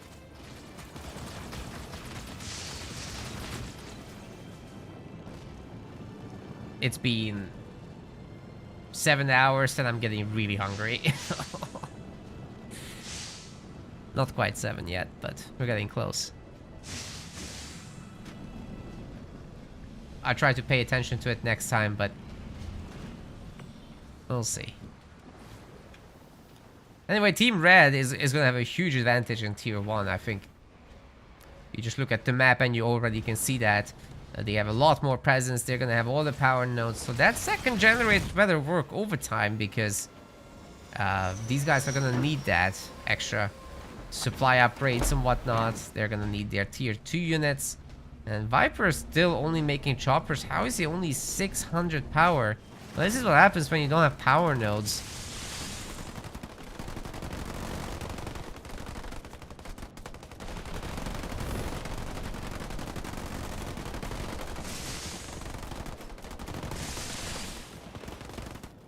These Team Blue has the bunkers. Or bunkers, the garrisons.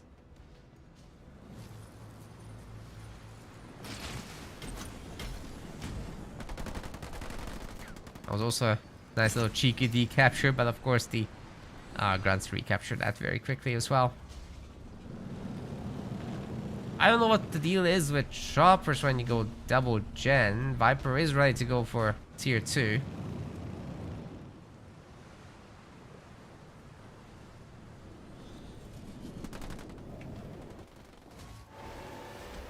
You know, if Team Los Poderosas can just run away with a second victory here, that's devastating. It's so difficult to come back after such a disadvantage. Oh my god. Viper, you even got your chopper upgrade. No wonder you didn't have power. Oh my god. What was he so worried about? This isn't map controlling army. This isn't a fighting or base pushing army. I guess he can hit back a little bit, but minimally so. Alright, how's Liam going? First of the Warthogs are out, but some of them actually got overrun by the Honor Guard. That's not so good.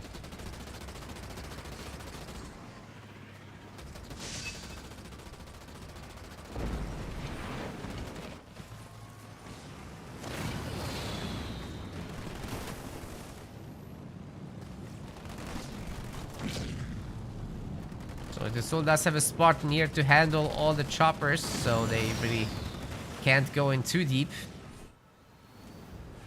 It's a 7-slot base up front. Interesting. Leaving the main to not be upgraded, actually. Team Red still controlling 4 of the 5 power nodes.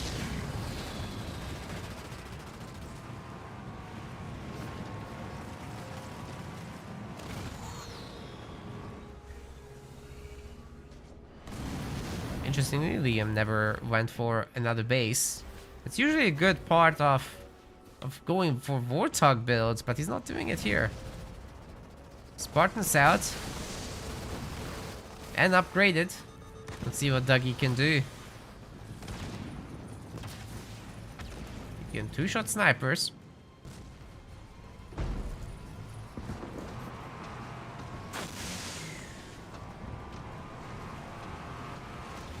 That Honor Guard needs some help. There's no detection here. Until now, the choppers are in. Let's see if they can get some rams. Ooh, the taunt is good, but so is the extraction. That completely counters that. I'm not sure Team Red should take the engage here against the 2 Euros. That's a bit much.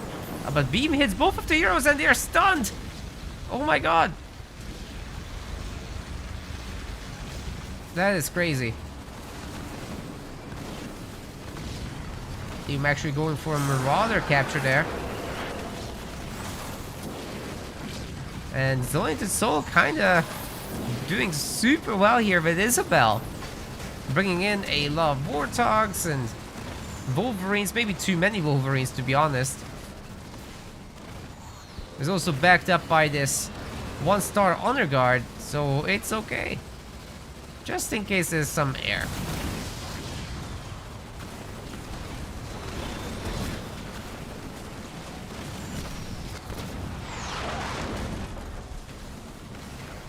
Viper's base is essentially being destroyed here. That's rough. Wow, there was no resistance whatsoever here. Brits are getting their butts kicked.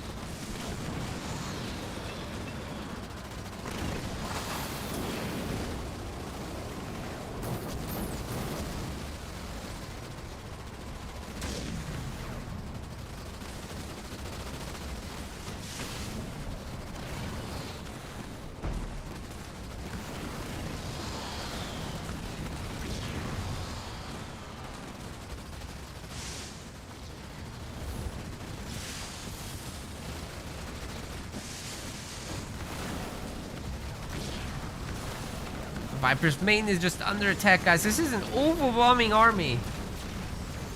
Team Reds just playing so well. The Capitano is back, but it's too little, too late. He lost all his bases, and the Brits are gonna give up. Score is now 2-0, and this is exactly where Los Poderosos wanted to be. It's just such a psychological barrier to try to come back from such a strong deficit, and it's a 4 games to win series, right? Best of 7, so it's just 2 more.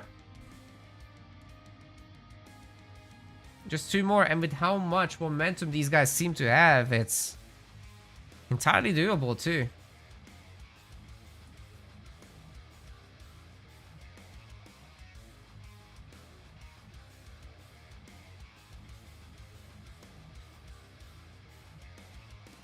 Viper's complaining about Elite, but you guys banned Serena. That's a Jesus Christ. You banned Serena. Could have banned Elites.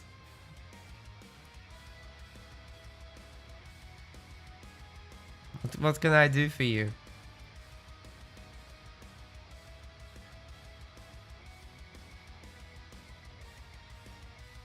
It works, it works. Though I would love to have balanced patches, of course. Alright, what's the next map? Let's see.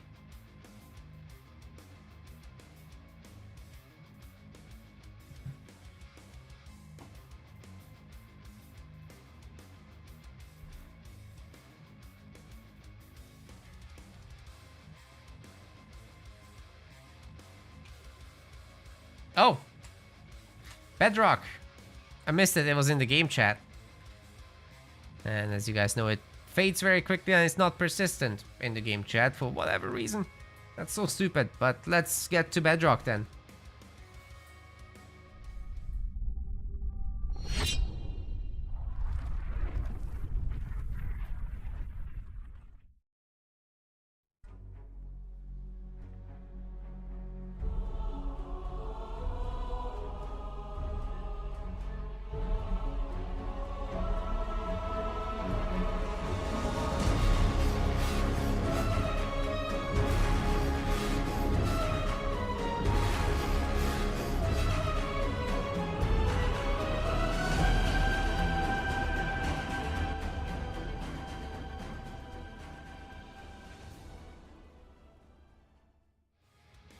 We are nearly there.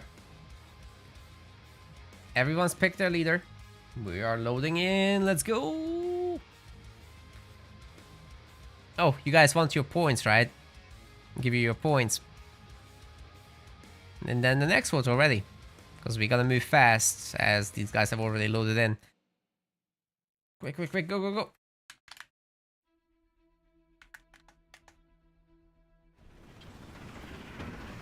Welcome to game number 3 already. This series is moving really fast. In the blue color, we've got Liam White, and his buddy in the teal is Viper. They are playing as Cutter and Yapper. On the other side, we've got Checho's Pros, and we've got Zonated Soul. They are playing as Decimus and Jerome.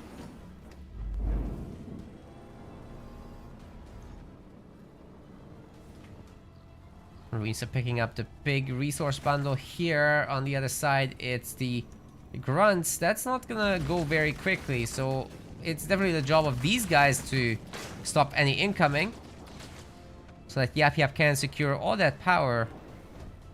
Interesting build from Zonated Soul, who's trying to capture all these minis, but then sacrifices his own generator timing. As a result, Liam is doing a proxy steal, and so is Viper, so they might be actually going for some all-in plays.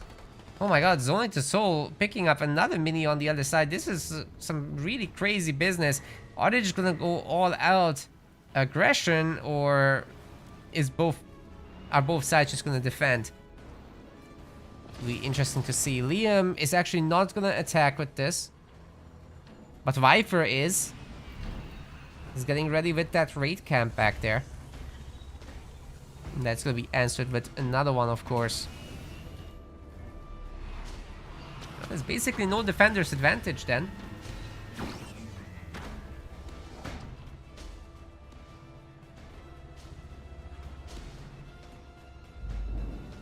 Not much going on in Viper's home base, except he will never have enough power for the extractor. That's pretty bad. That's really bad. I'm not sure what he wants to accomplish with that, to be honest. He's spamming out brutes before the gen upgrade. Normally you just get a heavy grunt first and roll with it, but that's not gonna be the thing here. For Liam, any units he sends out of his main base is gonna get sniped. Okay. Not any unit. Points be made. Points be made. Good job, Jackrabbit. Thanks for that. Yeah, snipers can't shoot vehicles, so... I've been had. This is as all in as it gets, ladies and gentlemen. The Vortex is in. The Brutes are working on the Grunt Riders. There's even the Chopper out. But Vortex is just so strong, it's gonna shut this down hard. Oh no. Viper has sacrificed his entire economy for this. And there's one more, sure. Maybe even two more, but no, just one. They're not gonna get the extractor, no way. On the other side, of course, Liam is trying to clean up. Also gonna get that middle mini. There is a counter-attack attempt. The power extractor is still not upgraded. Viper is working on it as soon as he can, but the build order just wasn't right. Have to squeeze out that one heavy grunt in order to make this work properly. Now it's certainly not proper, and he certainly doesn't have good income until just now, which also hits his other timings. Ay, ay, ay.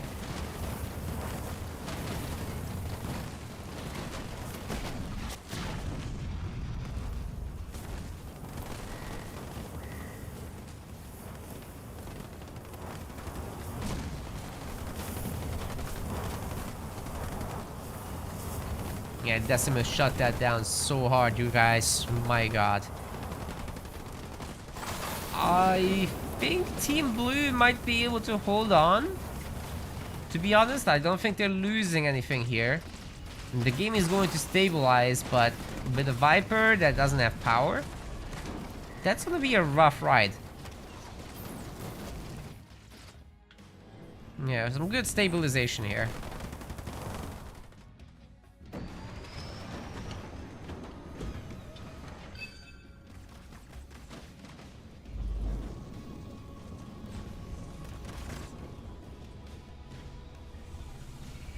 Chatros, meanwhile, on 2 generators just partying there.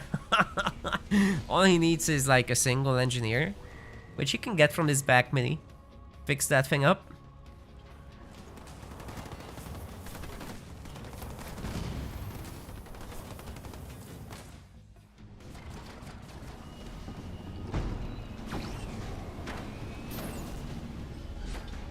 More turrets coming. Another brute. Wow. I don't think Viper ever wants to go into tier 2. We're just happy with what we have here in tier 1.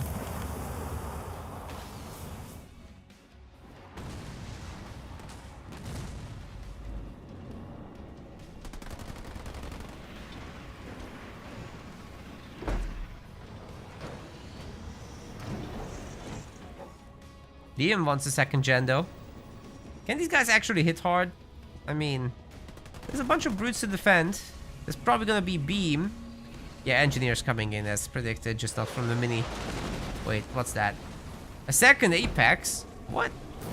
Oi! The ODSTs have finished it off. That's pretty good. And another extractor is gonna be hurt pretty badly too. No, no, no, no, no, no, no. Okay, it's just a cannon fodder. It's just a cannon fodder. But we're still not out of the woods yet. There's plenty of defenders here.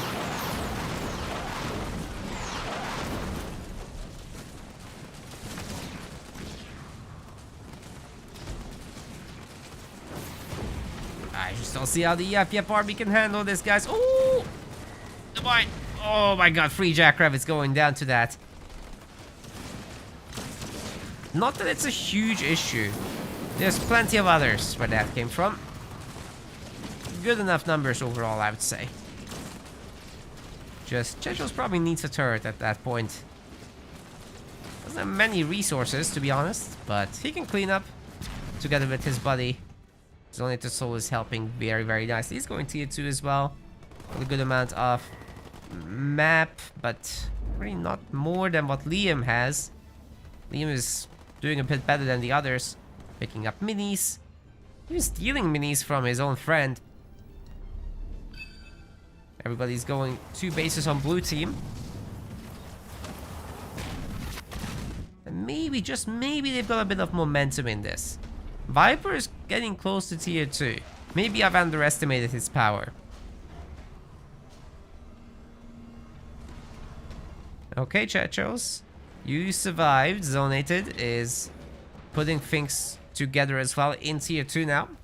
He's getting the expansion, which is going to be great to support more Warthog production. So unless Team Blue can stop this, Team Red is still in an okay spot. Oh my god. I bet they weren't expecting this either, but here comes the beam. Yeah, go for the Grunt Riders. That's the way to go, I would say. Liam with Diego now. Oh, that Diego is gonna handle the jackrabbits very nicely, to be honest. I like this. Warlord's out, however. I think the party's over. This guy can... Wait. Liam's coming in with snipers. Is that enough snipers? Ooh, they all get stunned! Yikes! What part about staying at range didn't they understand? Oh no, sometimes I think, guys, you should really use attack move, to be honest.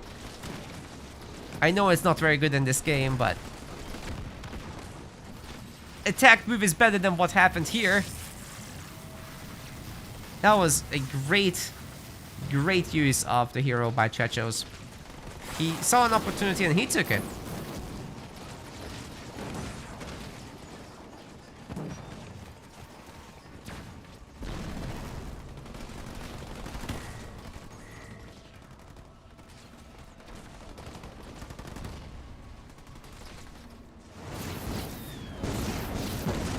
Oh, get trashed.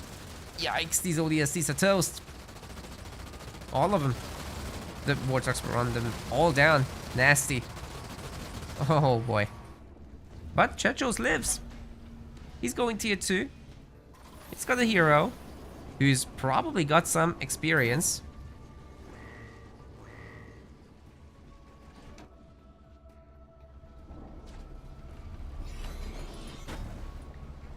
Further extractors coming up.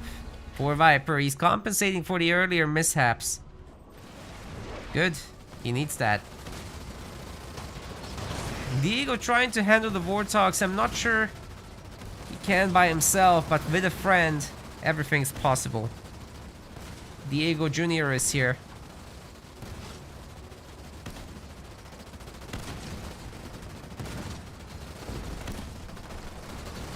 Yeah, the Warthog's gotta go. Cutter is very well equipped to deal with Warthog plays, definitely. And what happened here? Grunts got bonked.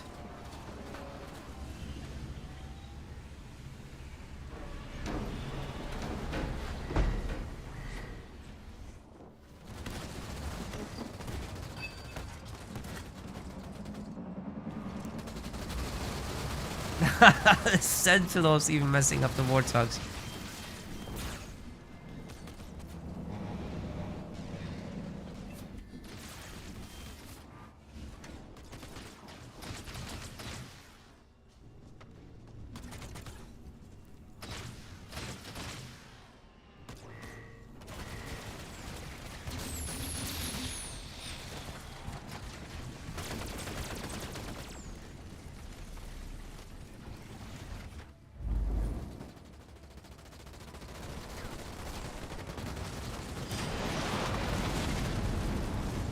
Oh! Mega team is here.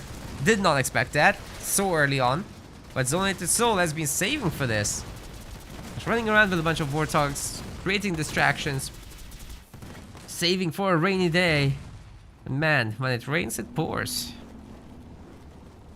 That was expensive, but these guys can definitely change the tide of battle early on. And now Liam won't be able to do his big drop because he gets all his vehicles stolen.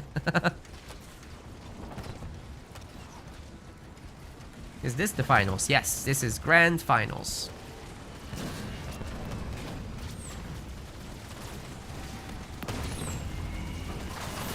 Liam did do his big drop. So I'm a little surprised the Omega team wasn't used for this. Now's a really good time to steal all that stuff. And the methane wagon too. Trash dump comes in. Didn't really do much. Surprised to see Omega team not like taking over the tank and the Wolverine. That would be really good steals, especially if healed up by the Gobos or the engineers.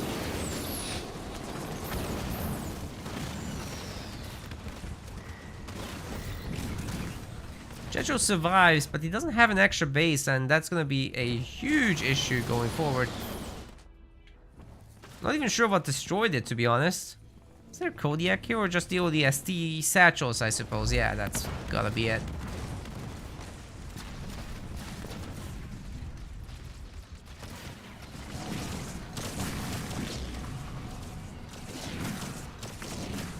Shade turrets going after the harvester. Man, Chechos is getting absolutely bullied in this one. Viper's nearly ready to go tier 3. He's eager to. Liam sending him some power to boost him up. Liam himself doesn't need tier 3 just yet. He's got cutter drops. He can upgrade population. We have tier 3 at home.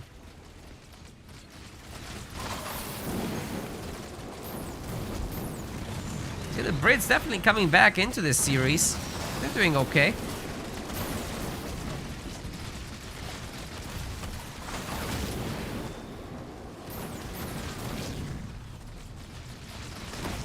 Unlike that goblin grunt.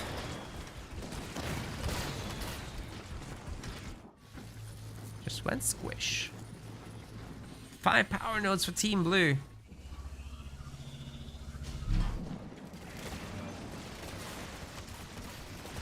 Oh my god, everybody's stunned. This beam is going to rinse everybody if there's no teleportation out of this. Ooh, the grunts got cleaned up pretty good, that's for sure. Can they also get the Warlord? He's getting pretty weak. And the splits have been alright. Gets taken down as well now. That's a 1-star Warlord going down. Pretty important stuff. Liam has like 1 million ODSTs, so he can actually fight that base very nicely. Only really losing a Marine, and in exchange, killing the entire army. Excuse me, there's a drop. Whoa! Hits basically everything, but the goblins neuter the effect of the damage, and we've got the damage donut as well coming in, greeted by the trash drop. One of the goblins is supposed to go down there. That happens too now. But Chetros is once again being bullied, and with the mass ODST still roughly being alive, should be able to just satchel this entire base up and blow it to pieces.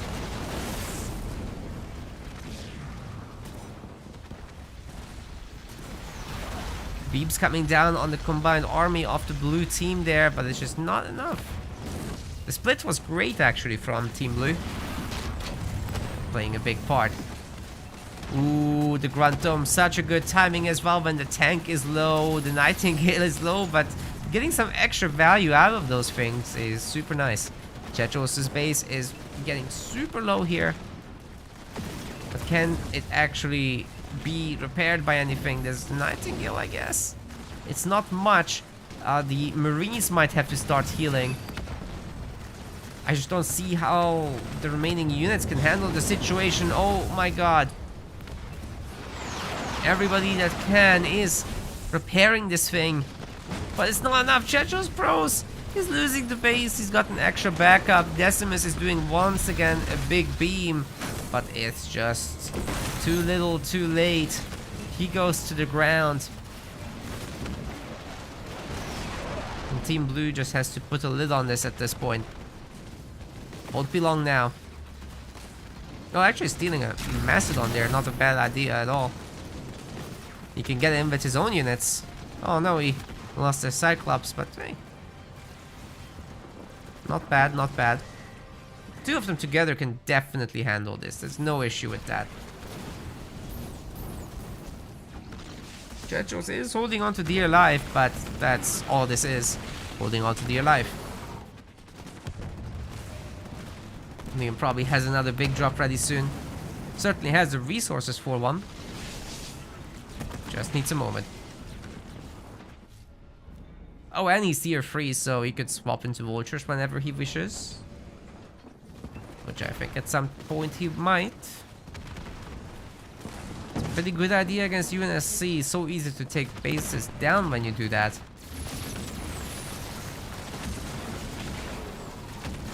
And yeah, if you have gamers slightly struggling with the Spartans, but they won't be long for this world.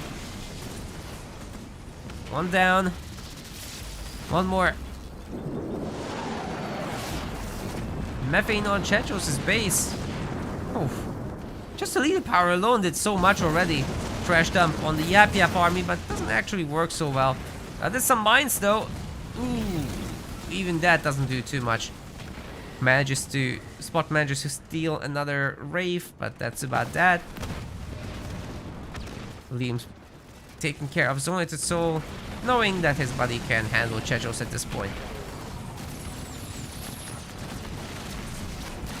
Yeah, good to see the Brits potentially equalizing the series.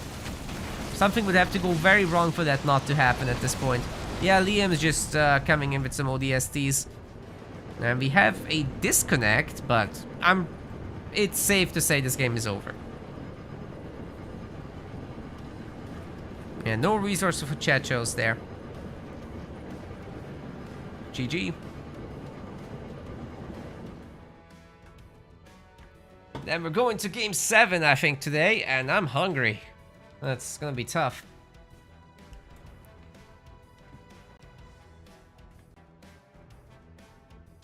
No, I don't think Red's Expo was free slot. It was 5, if I recall. I'm pretty sure. Well, let's see what they decide about the maps. Might have to ping him.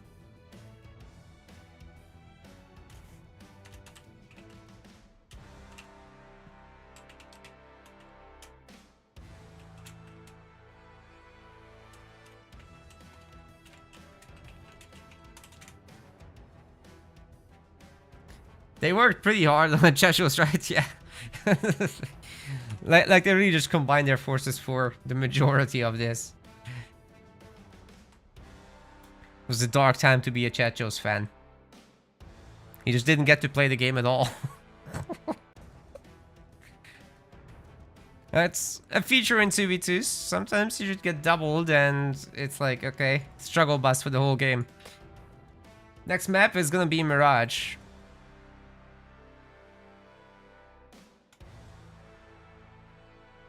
Let's get it.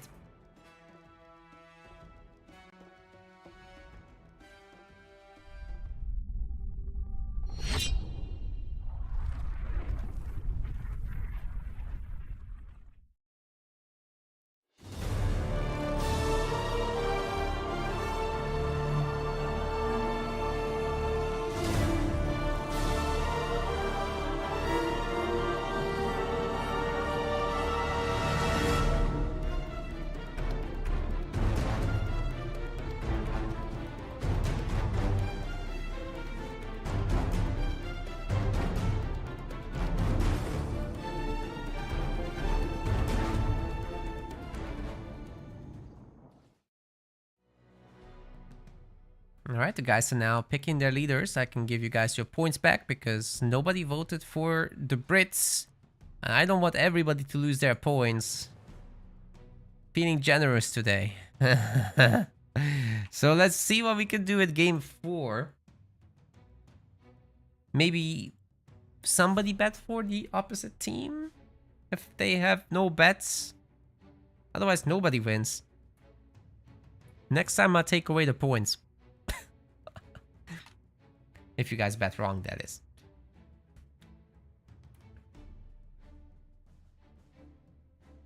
Like when I play with Farlon and Diesel, Nathan understands. That's my...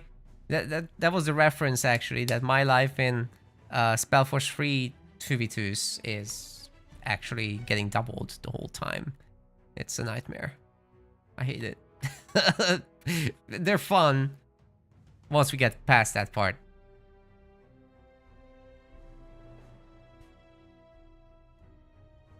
It's fine. I got my vengeance in the free-for-alls. Oh. You guys should try Spellforce 2, by the way. I mean, 3.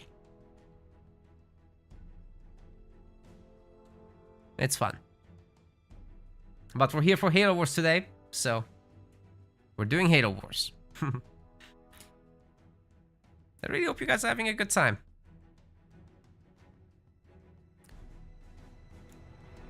Appreciate if you guys can hit that follow button, of course. Or if you're watching live on YouTube, if you hit that like button, it will propel the entire stream to the rest of the universe. So that everybody can see how cool Halo Wars is. Appreciating your help. And just everyone for sticking around. It makes this whole thing possible. If you guys don't watch, then we can't do tournaments, of course, so. Just good to be here. Anyways, they are loading in now, finally picked their leaders. Let's get ready for game 4.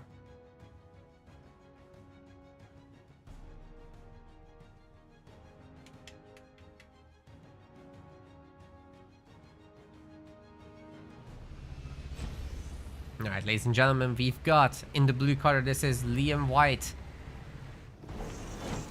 And we've also got a Viper going Generator first here on Mirage. That's insane. Dude, this match is gonna be so action-packed. I'm not sure how he can get away with this. We will find out.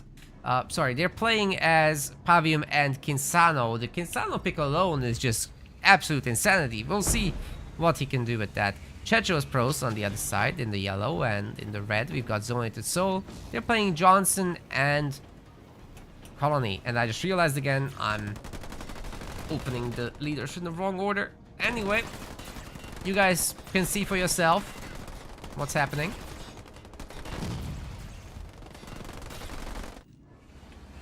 You guys can see the colors, you saw the labels. What? A generator into barracks? Why? Viper? Somebody needs to explain this build order. This is so uneconomical. You're never gonna get a mini base. Is it so that he can get out snipers and then swap into heroes? Oh my god, he's going double barracks as a follow-up to Gen first. What is happening? This must be all snipers. Surely. There's no other explanation. Grenades! What is this? Grenades for the 2 Marines? I don't understand.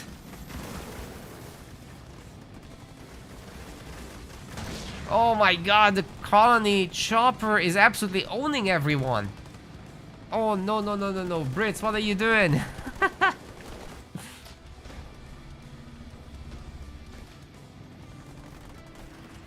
No, no, no. If you go early grenades, you have to go together and hit the grenade timing for the fight to open up. Liam does manage to take down the chopper, but now we're facing snipers and the grenade strat is not working.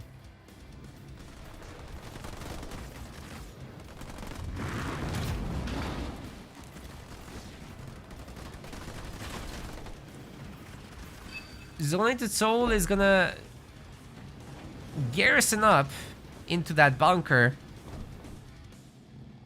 I don't get it.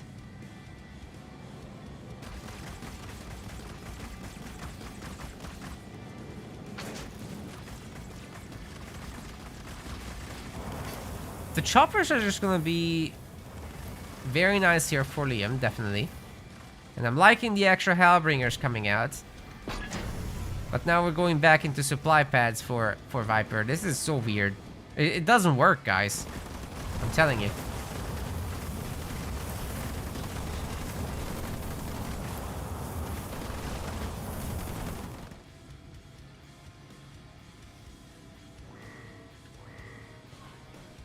That was, let's do a little bit of every build path.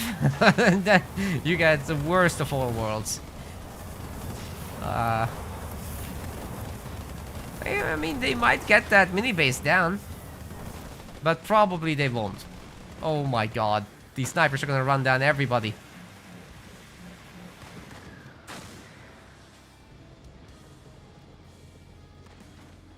You can't run from this. The snipers are faster than your Hellbringers, so I guess these guys are all toast. Wait, Zonited Soul is letting them live? No way. You gotta fight that. Like, it's free kills. And you're safe against the choppers because Hunter Capitano. Okay, maybe against that many, he still should be fine, but the infantry might be picked off. Ooh, great taunt. Maybe the bunker was unnecessary, but they are certainly handling the situation.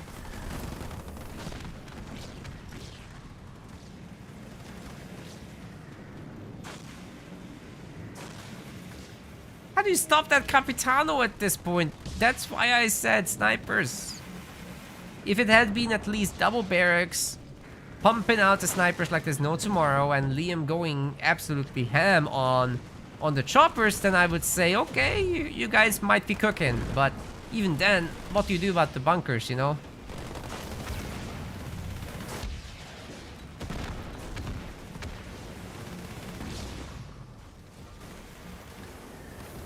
If they're cooking, that stuff is raw right now. Take it back.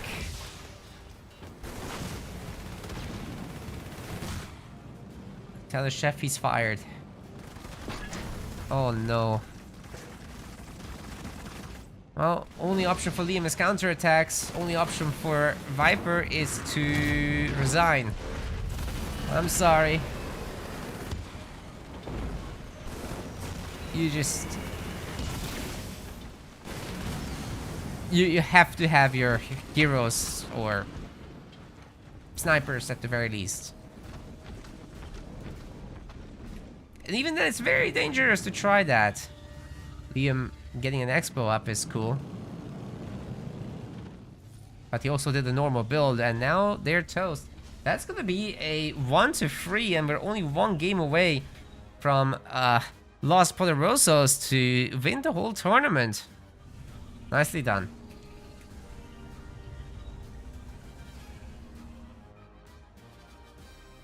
Who is Liam? Ducky Lamb asks. I wonder who Liam is. Can't be the guy that's been around since the game launched. The streamer, the guide creator for all of multiplayer. The guy that hosts tournaments and show matches on the regular. Nah, can't be that one. No way.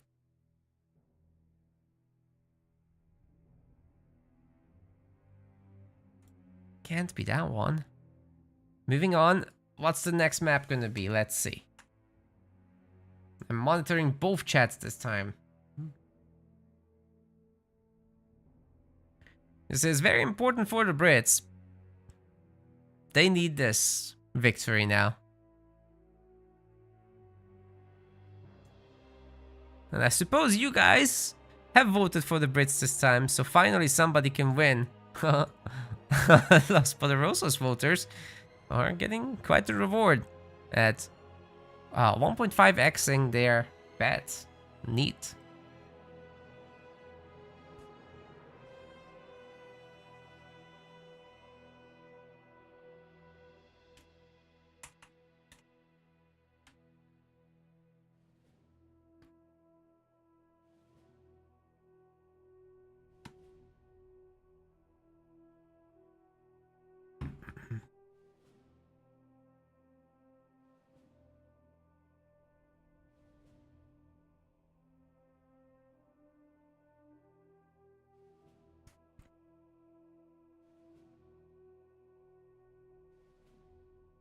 Okay.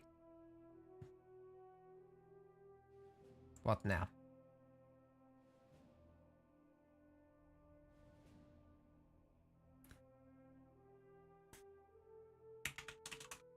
Need a map.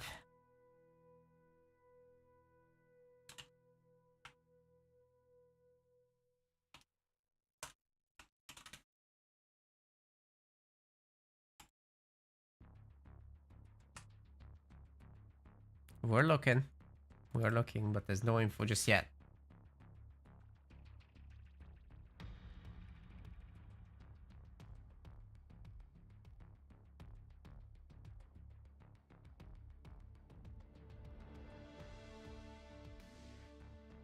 Aha!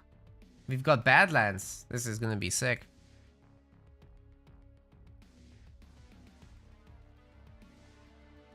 Finally, a big map.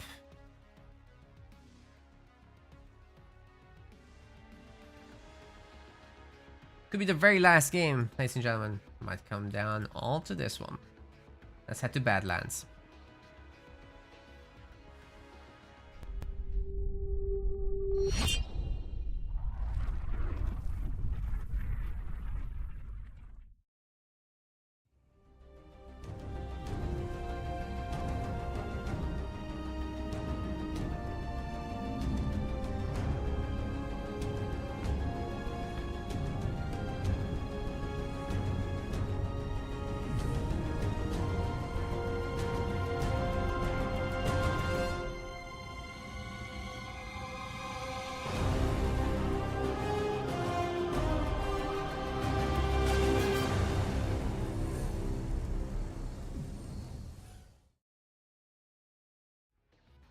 We're loading in, just moments away from getting into what could be the last game.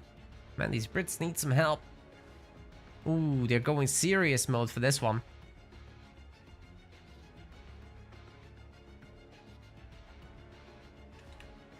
Ooh, this is serious business. Ladies and gentlemen, welcome to Badlands here in the Grand Finals. We're almost at the end.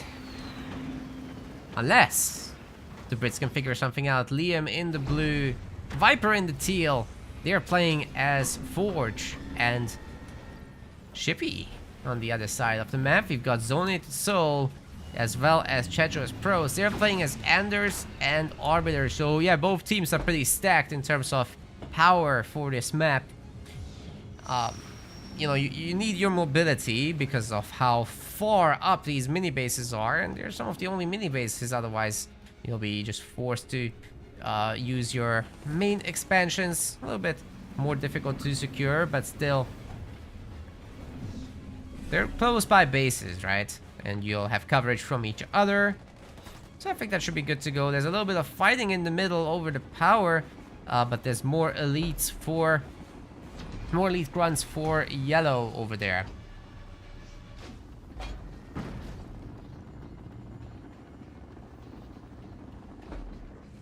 Already an early power node grab here from Zonated Soul. By 2 minutes, he might actually have 2 power nodes. Absolute control from Chetros Pros over the power barrel. Wait, why is he leaving? Why is he taking everybody? Just leave one guy there. Oh no. Viper already retreated, what more do you want?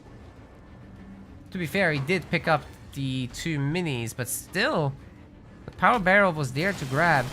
Or they could have worked on even this power node, honestly. But yeah, it's not even 2 minutes, all the power nodes will be basically captured, except the middle one. Okay, Zonated Soul is going for the armory. That's for a Spartan, being Anderson all. Checho's going for ghosts might be not so good. Printing them one at a time isn't that scary. Oh, nice. Viper is actually getting the Sentinel kills that will give him some extra leader power points. He should be able to take on the Grunts. 5 versus 4, pretty easy fight. Don't need to micro too much. Ghost is bullying the snipers just a little bit.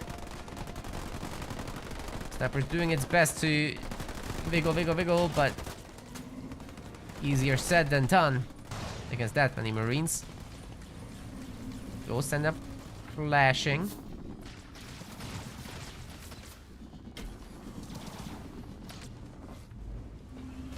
The bases are already coming up. What is this?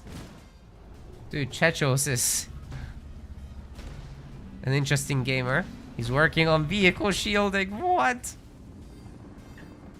You're kidding me, sir. He'll have his 2 shielded ghosts. Why not? Oh my god. Look, I like the one ghost actually for the sniper. That was cool.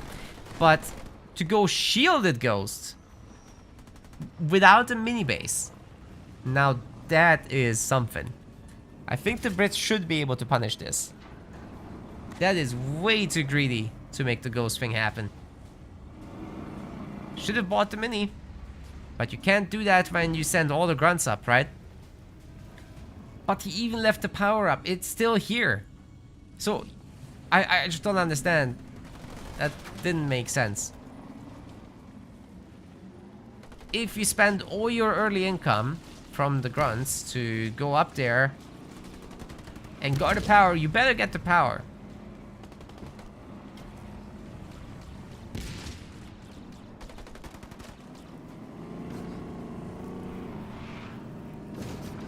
But yeah, Viper did a good job to buy the minis. Go around the whole issue. These snipers on the high ground are a menace, man. At some point they gotta be taken care of.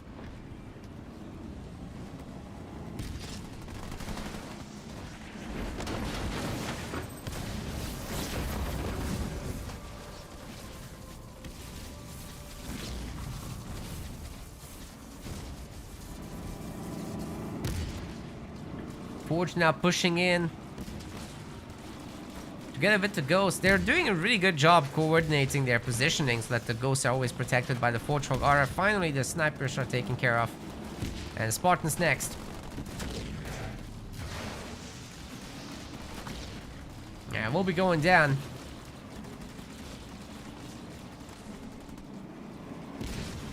Ghost spam is very, very minor here. As long as the Soul's main is going to be under attack, he's got another base, but no real production, no way to get back the Spartan very soon. There will be a turret, but meanwhile, this entire army has been taken care of. Good news is that Forge doesn't have like a very powerful drop just yet. He would have to get to point number 4. But in the meantime, I'm sure they can get started on these buildings. Warthog himself can just shoot away these ghosts.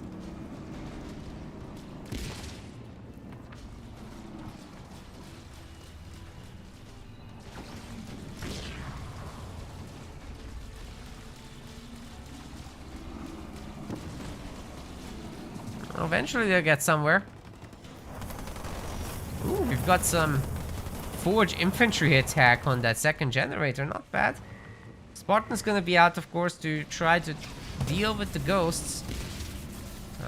Easier said than done with the numbers so high, but we've seen crazier things. There's only the Solon 0 population trying to really make this work. Got an upgraded Expo. I'm afraid won't be able to deal with the ghosts when he has to deal with the infantry, which is actually doing more base damage here. Yeah, I don't think the ghosts are sticking around. They are having to deal with the Phantom now as well. Don't want that. Ooh, Spartan actually getting the... nothing. He gets nothing. Yeah, sorry for hyping that up.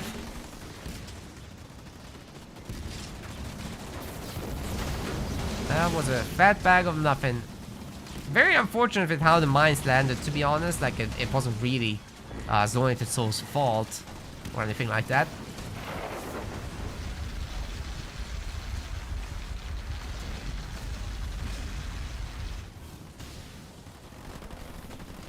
Sometimes there's a bit of randomness with that, but it does give you a preview so you know where they will go.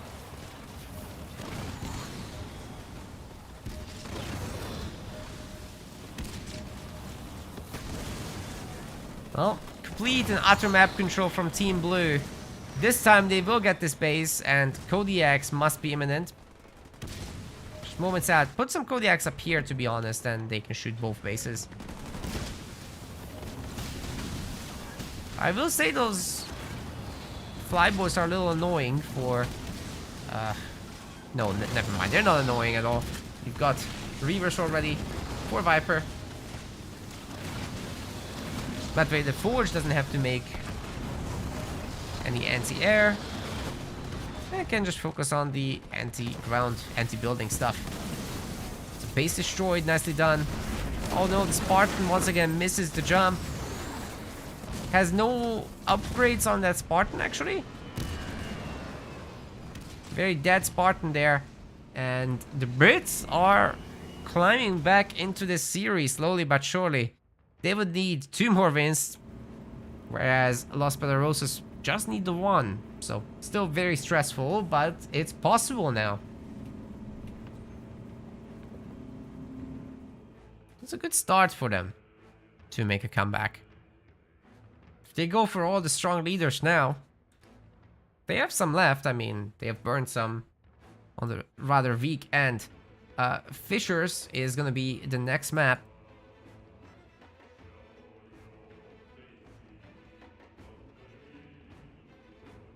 Yeah, just making sure the guys can see this.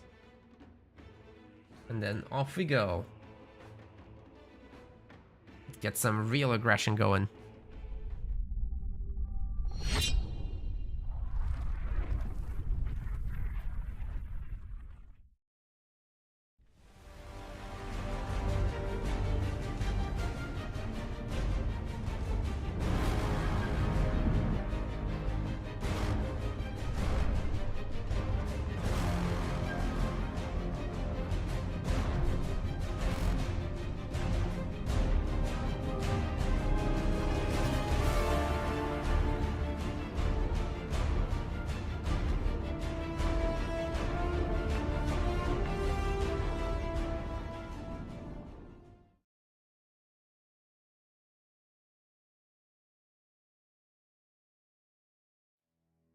You won't believe it. I've got another black screen. What is going on today?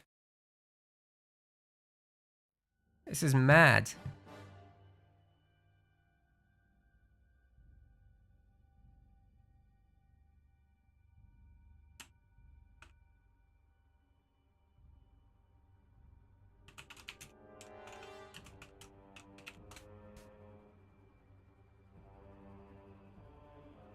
Hopefully they see my messages.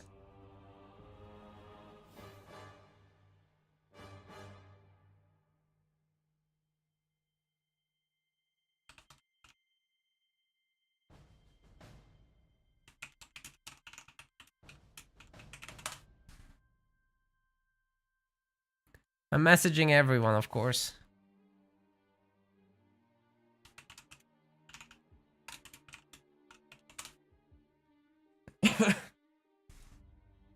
Meanwhile, you guys can do some voting.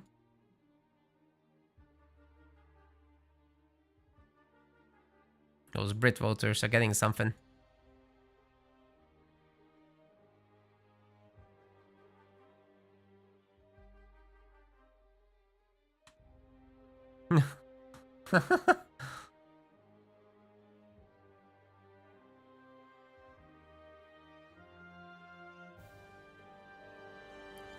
Tess is like, screw half the maps. This is...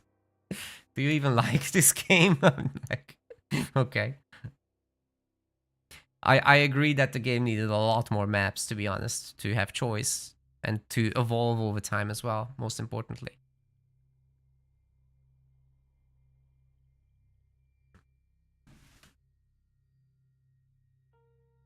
Like, these RTS games, they need space to grow and to get better over time, and you just can't, you know, release one and then leave next year. That's not healthy.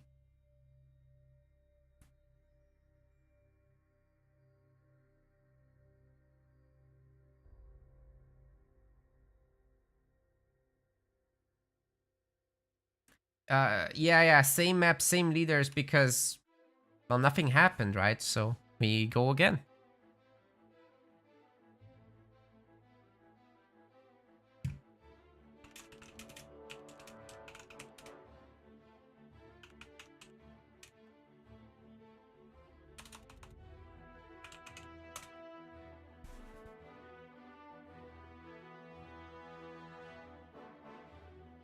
Dude, guys, we had a black screen. The game didn't happen. I messaged you at the beginning.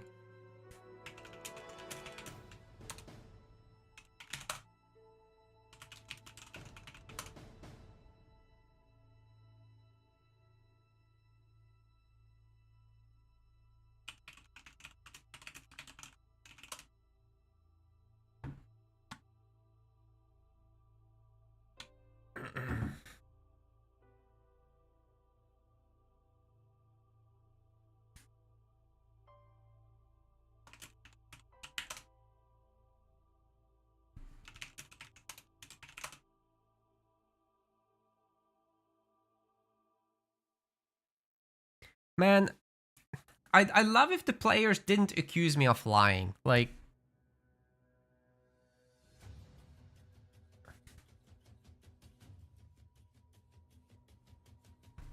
what am I supposed to do?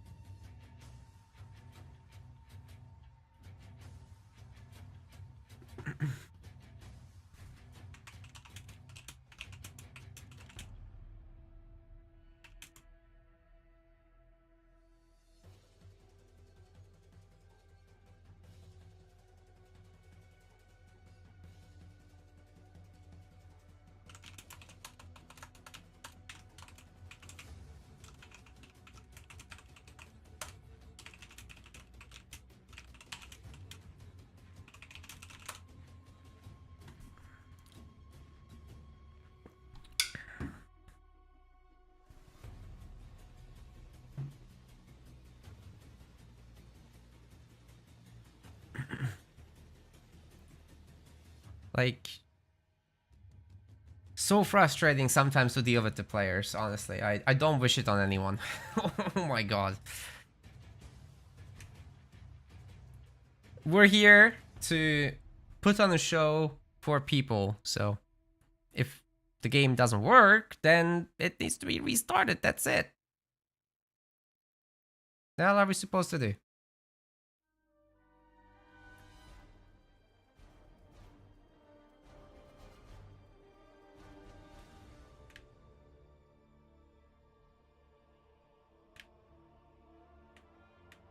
I messaged them the first second and they played it out. Apparently it was a fast one. And they didn't like that, so yeah. Alright gamers, we are here on Fishers. This is game number 6, but they've actually already played one. I don't have time for introductions because apparently they're rushing through the middle. We've got Viper on the blue. We've got Liam on the even bluer. Zonated Soul is red and Chechos Pros is yellow. crazy fight in the middle right away. The mines are guaranteeing safety for the power over there. One of the grunts is already going down. The other one just barely living. Can go and gather resources or something. Probably not the best tank to have here. Pretty equal fight overall. Running over the mines, probably not the worst of ideas here.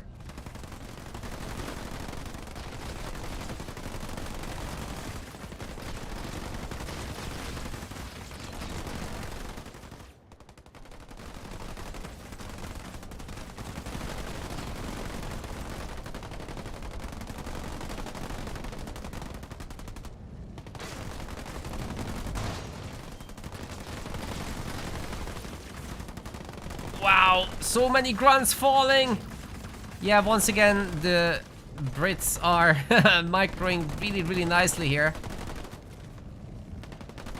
So many of the initial units are out. Liam doing the Vigil micros. It's just the choppers are a little bit more difficult to manage, but I'm sure it can be done. That's a great use of the Marines over there in the garrison. Still, with the Jackrabbit support, this is gonna be an easy fight. Except there's another chopper coming in. Fisher's always so hyper aggressive like that. It's I love this part. This is a very different experience from all the other maps, really. But it's definitely going in Team Blue's favor. They're picking up all this power now, and you know what? They could put down another set of mines here. They're not doing it just yet. We've got one mini base each, but all the power going to Team Blue is just brutal. All the choppers got picked up. There's one here, but you really don't want to mess with that, I think. Alright, what's going on behind this? Viper is going for a raid camp.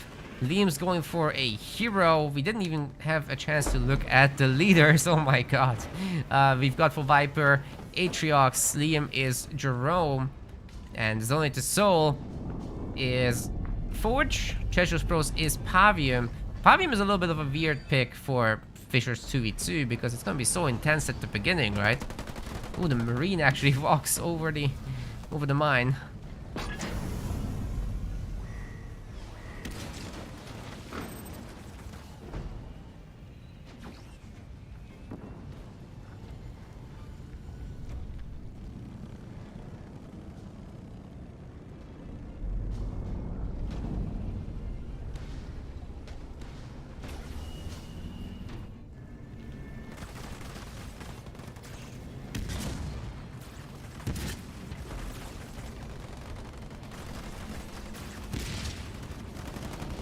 Yeah, Forge is adding a lot of power to this. It's very necessary to have that guy out, but I think Team Blue just waits for their own heroes. They've got Jerome now. And if Jerome gets his upgrade, which is being worked on right now, then with the mine combo, it's possible to deal with the Forge definitely. So I'm not too worried for Team Blue here. Or alternatively, he can catch all these choppers. Plus his regular firepower is pretty meaningful too. Yeah, Team Blue is having a good old time here, definitely. Zonate Soul now. Sorry, Chetchus was working on the extra extractor. Zonate Soul doesn't have that, but he does have an extra base coming in. Let's see if they can put that together. One of the Marines should definitely capture the power node. Nothing wrong with that.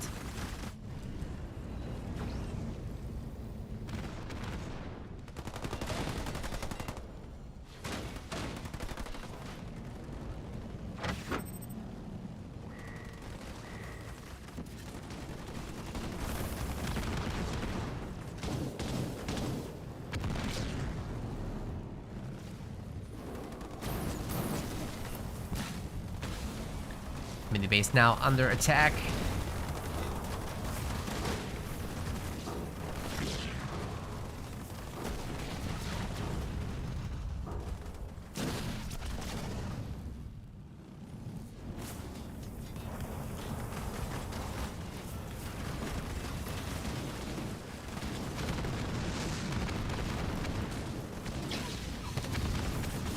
Emerald round actually doesn't really hit anything here.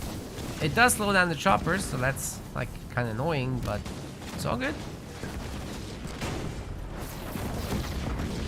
Mines are down. Oh my god. Team Red struggling here. They have to fight 2 heroes with just the 1. Sure, they have a sniper and a garrison, which is nice. Heavy metal is gone now. And essentially, Team Red has been evaporated here. Brutal. Shouldn't be hard to get rid of the sniper either. That's gone now. And another one. Oh my god. How can Zonated Soul defend himself? I don't think he can, to be honest. There's the turret. But that's really all he's got. So I kind of wish for Team Blue to keep going. But they might actually check on Chechos' base. Why? Because he has weaker turrets than UNSC. Fortrog hugging UNSC upgraded turrets is actually kind of scary. So really good decision to swap to Chechos, who also doesn't have stuff. And in fact, it's Zonated Soul who has to come over to protect him with the Fortrog. But I mean, what can it really do? So many units. There's no upgraded turrets. There's a trash dump on the back of the base. So although there's tier 2 achieved, without buildings, what can that... Did soldiers literally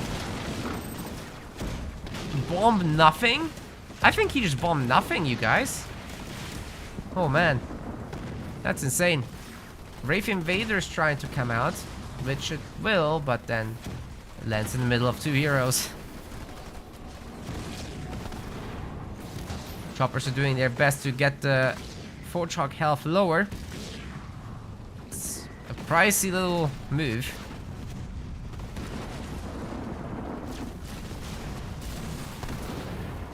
Do you guys like Forge on these small maps? I don't particularly myself.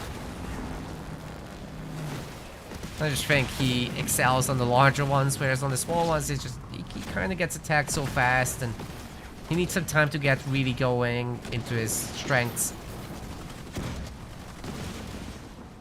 You know, once you have all the upgraded pads, once you can pump Warthogs and run around, yeah, that's great stuff.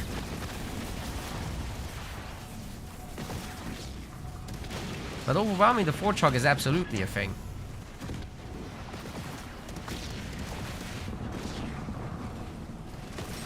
These other heroes are just more versatile. Better to keep around for fights.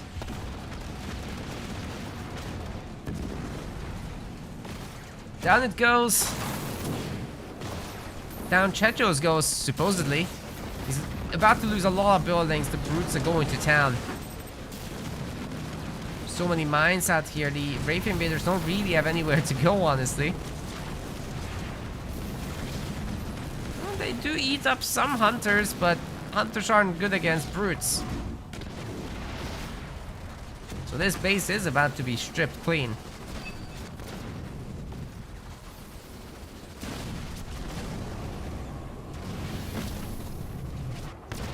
Ay, ay, ay, ay, ay. The Brits take this super quickly again. As they must have done in the game with the black screen, but hey. We got a game 7. I foretold this, right? The prophecy is coming true.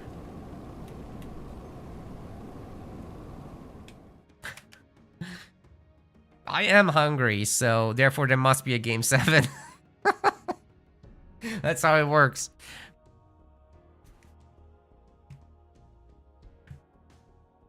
Let's see what Team Los Poderosos decides for this last match.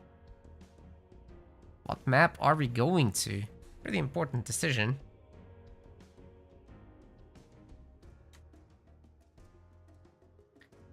Oh wait, we only have 7 maps in the pool, don't we? Whoops. I think we might. 1, 2, 3, 4, 5, 6, 7, 8 maps in the pool, actually. So there's Ashes and there's... Where didn't they go?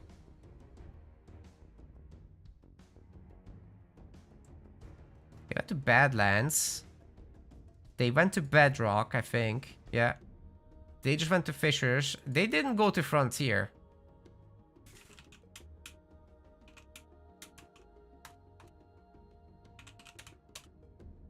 I think they didn't play that yet. I recall Mirage.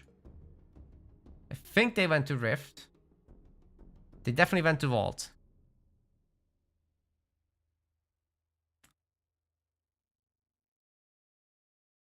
Yeah, they're choosing Frontier.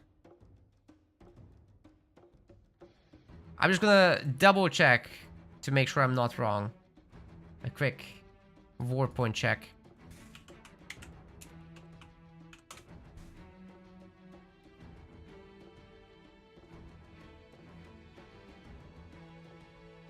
Yeah. So it was Vault, then it was Rift, then Bedrock, Mirage, Badlands, Fissures. Okay. So we got Ashes and Frontier left, but it's gonna be Frontier.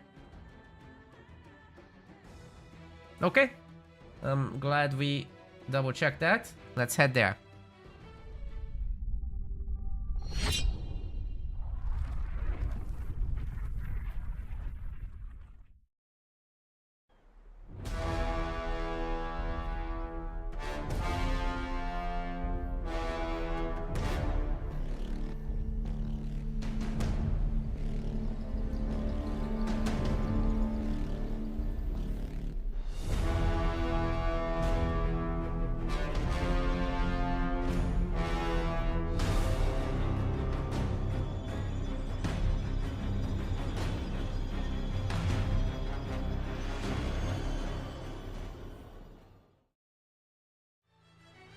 It's an interesting question. Void Slays is asking who's the shot caller in the teams.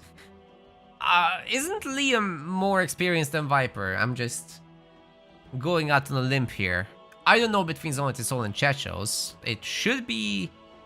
Chechos is honestly getting doubled a lot, so he doesn't have much opportunity to show what he can do, right? Not that Zonetisol is playing badly. I think they're both around similar levels. But it seems to me Liam is more experienced than Viper, personally.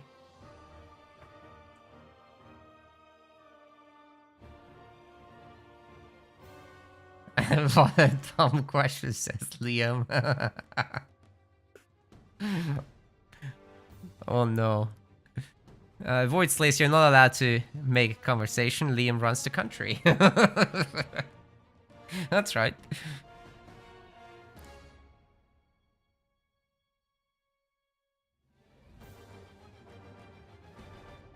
Alright, what's happening here?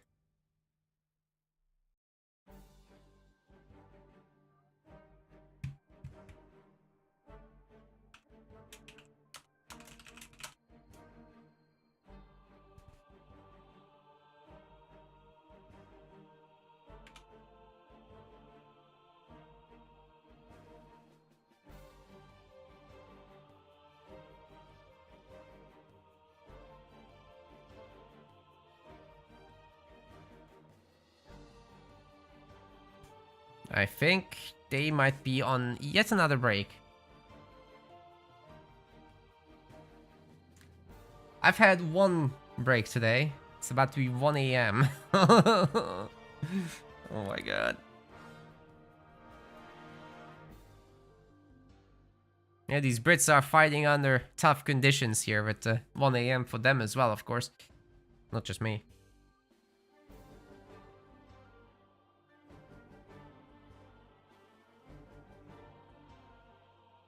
Chechos and Zonated already.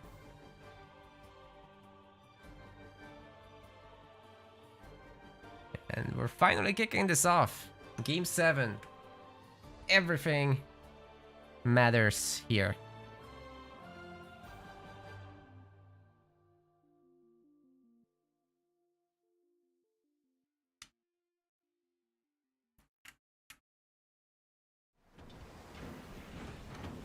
This is the game that decides it all. Liam is blue. Viper is teal. Together, they're the Brits are coming. And they're playing as Johnson and Arbiter. No wonder they're saving some of the best for last. On the other side, we got Zonated Soul in the red. Chechos Pros in the yellow. And they're playing as Kinsano and Yap Yap. Okay, I really didn't see that Kinsano coming. What the hell is happening? Generator second as well. To be fair, there's power right here, so it's an easy upgrade, but that's strange. It's gonna certainly slow down the mini base timings a lot. Viper's got the front base. He's gonna be pumping from there. Liam probably from the home base will be making his snipers. What was his leader again? Was it Johnny? Yeah, Johnny.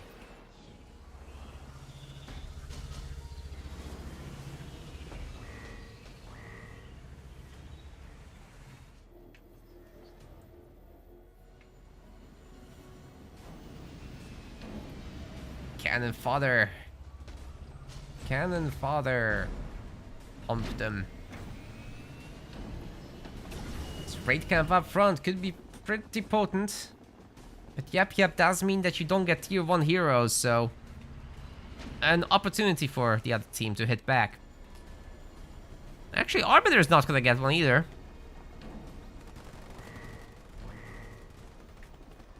You know, to be honest, if these elite enforcers in high numbers show up and they take out the middle mini, that could be a huge momentum gain for Team Blue. There's definitely some high risk involved, especially once they have to face snipers. But if Liam can handle the snipers, the elites will handle everything else.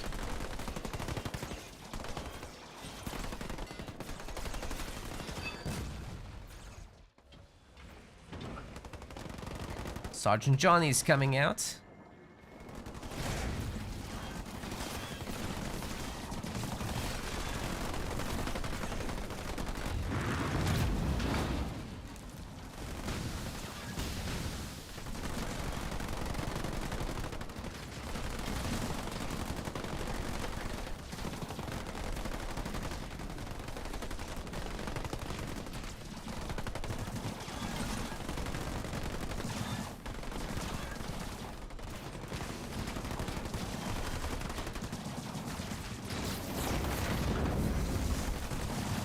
Nice little mine drop. It will help the elites a little bit with the fighting, but is there really enough of them here to make a difference?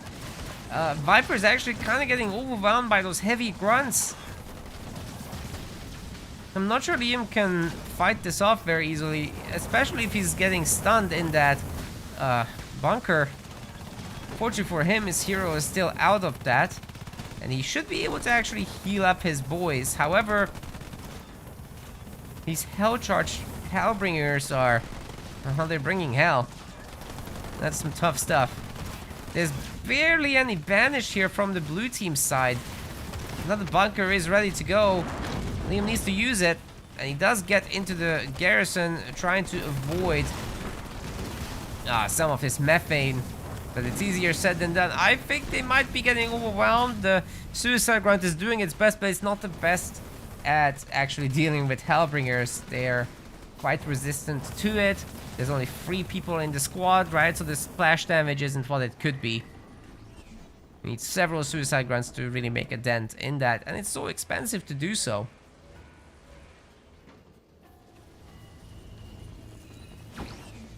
So this idea with the enforcers really didn't work out so far. And now having to deal with methane as well, making them weaker. Ay. What's Viper gonna do? More elite enforcers, that's all he is doing. With some suicide grunts now. So maybe he can run into the middle of that group. But the snipers, I'm afraid, are just too numerous already. They're taking care of the suicide grunts themselves. Oh my god, this did nothing! Killed a handful of squad members, that's it.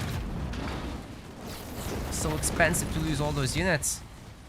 Viper's army is absolutely tiny compared to the other team. They can just focus down the bunker at this point, that's how numerous they are. Okay, the snipers ought to shoot. You'll need to move them as well.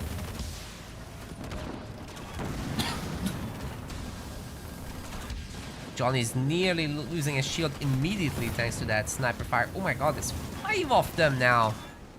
How can they potentially stop this? I mean, you have to go home and use turrets at this point, right?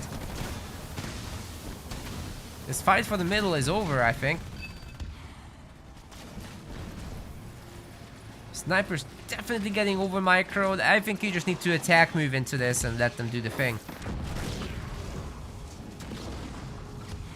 Maybe snipe the other snipers, I suppose.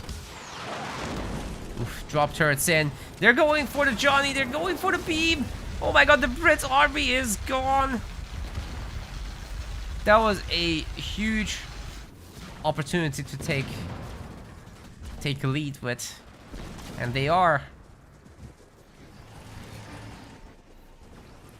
Liam on 45 population, Viper on 30. These guys on 45 and 58. Now's the time to strike. Of course, Chetros' army is largely fake units, but still. Many of the quality units are now gone. It's especially true for Viper.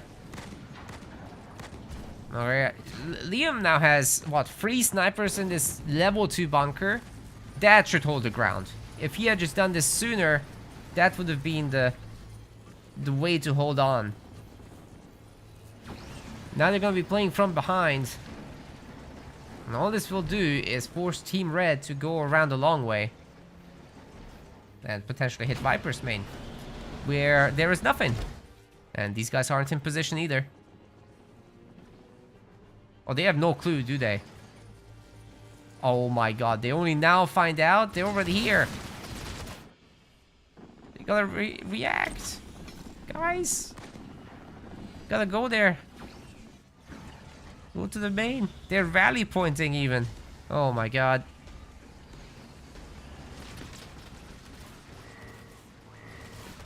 Snipers nicely separating there. Chetro's probably thinking about the drop soon. He's around that point in the game. Liam's going tier 2 behind this. Not the best moment to be out of position, definitely not. That extractor is in so much trouble, even the turret's getting taken down.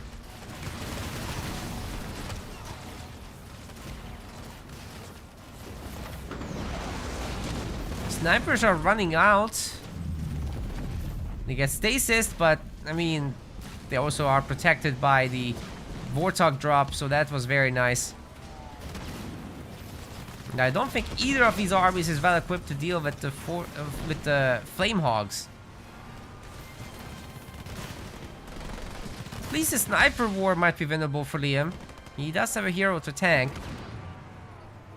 That's a lot of snipers, ridiculous numbers, really.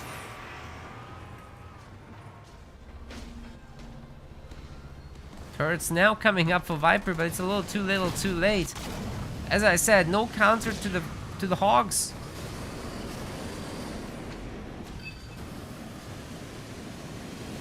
And they're flaming him hard. Oh boy. Don't forget, Chetros can also do a drop. Wow. Dodging the grenades like it's nothing.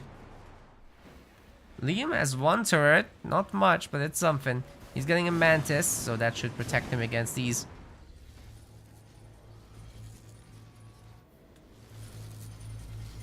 Liam's in the middle, trying to pick off some reinforcement to the best of his abilities, but it's once again just easier said than done. If a Goblin comes out of this, the snipers are going to have a good time with that. But ultimately, Liam needs to send something to deal with these guys. I don't know, a single Mantis. Anything will do. Chetros probably can't save this mini base. We shouldn't even try. There's too many snipers around. Drop turret's interesting. I'm not sure it will... Okay, if Liam stays, then I guess it will pay for itself.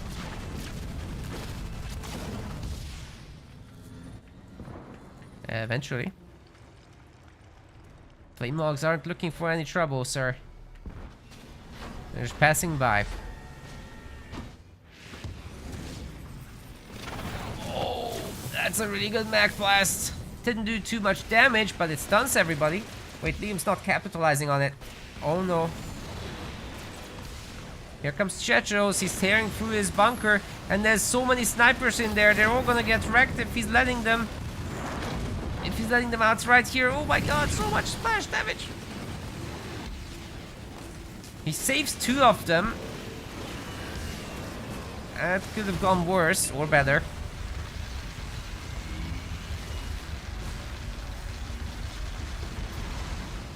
Well, whatever came out of that spirit is now gone. That didn't last long at all. They're all dead over there. Locust will be cleaning up in the middle.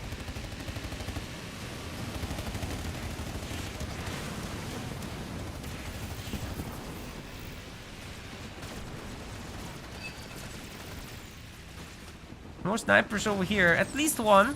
There's an elite ranger in there too. Some marines, I think. They definitely can't hold whatever this is. Oh my god. This guy is all the snipers in the game. Literally at the training limit. You can't make more.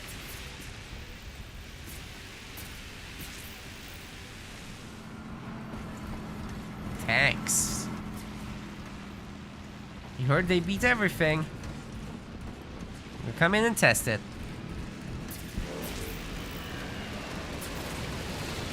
Surely somebody's got to do something about those snipers. Somebody stop them.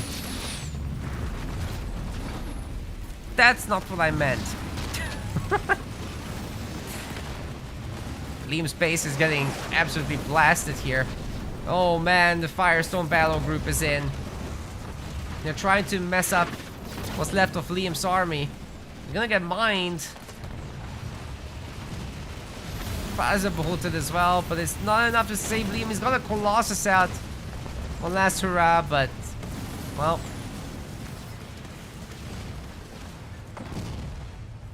That was a bad ending for that Colossus. And for Viper, and for Liam, but they're still second place. However, Los Poderosos, they're your tournament champions here for the Rising Star number 2 for 2v2s. Beautifully played. Awesome games. GG's.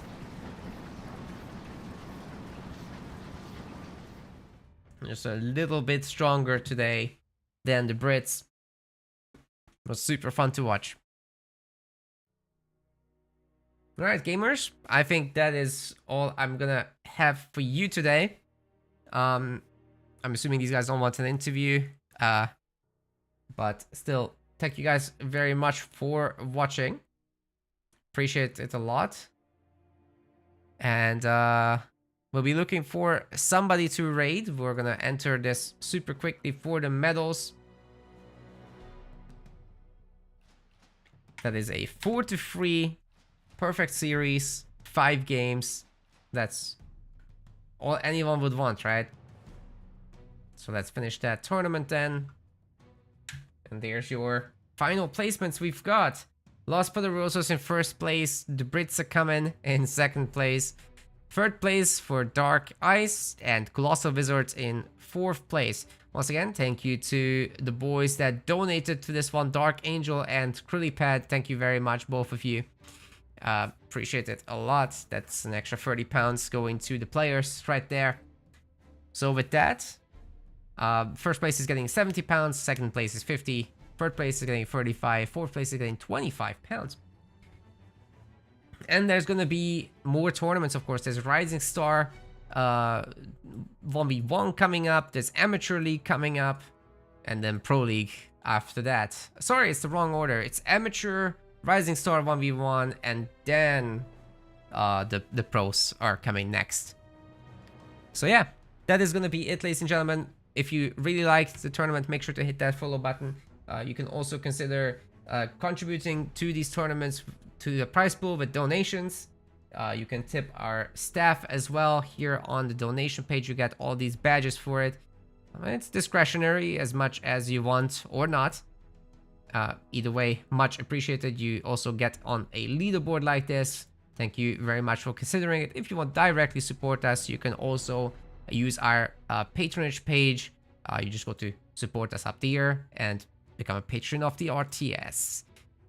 We've recently reworked how this works. So there's only 3 tiers now, the cheapest one, cheaper than a coffee. Feel free to consider that. It's the best way to support what we're doing, and basically helps us fund the project as a whole. But for specific tournaments, you can just go to the donation page as well. Is there gonna be no domino segment? No, no, we've already done it. It's still an active sponsorship, so you guys can download that game as well and support us by playing it and completing chapters. But no, we've done the sponsored segments already. It's just like active throughout much of the month still. I think it's like got another week on it or something. Alright, maybe next time we'll do a sponsor segment, but not today. Thanks guys very much. I'll go and rate somebody now. Take care, and see you next time.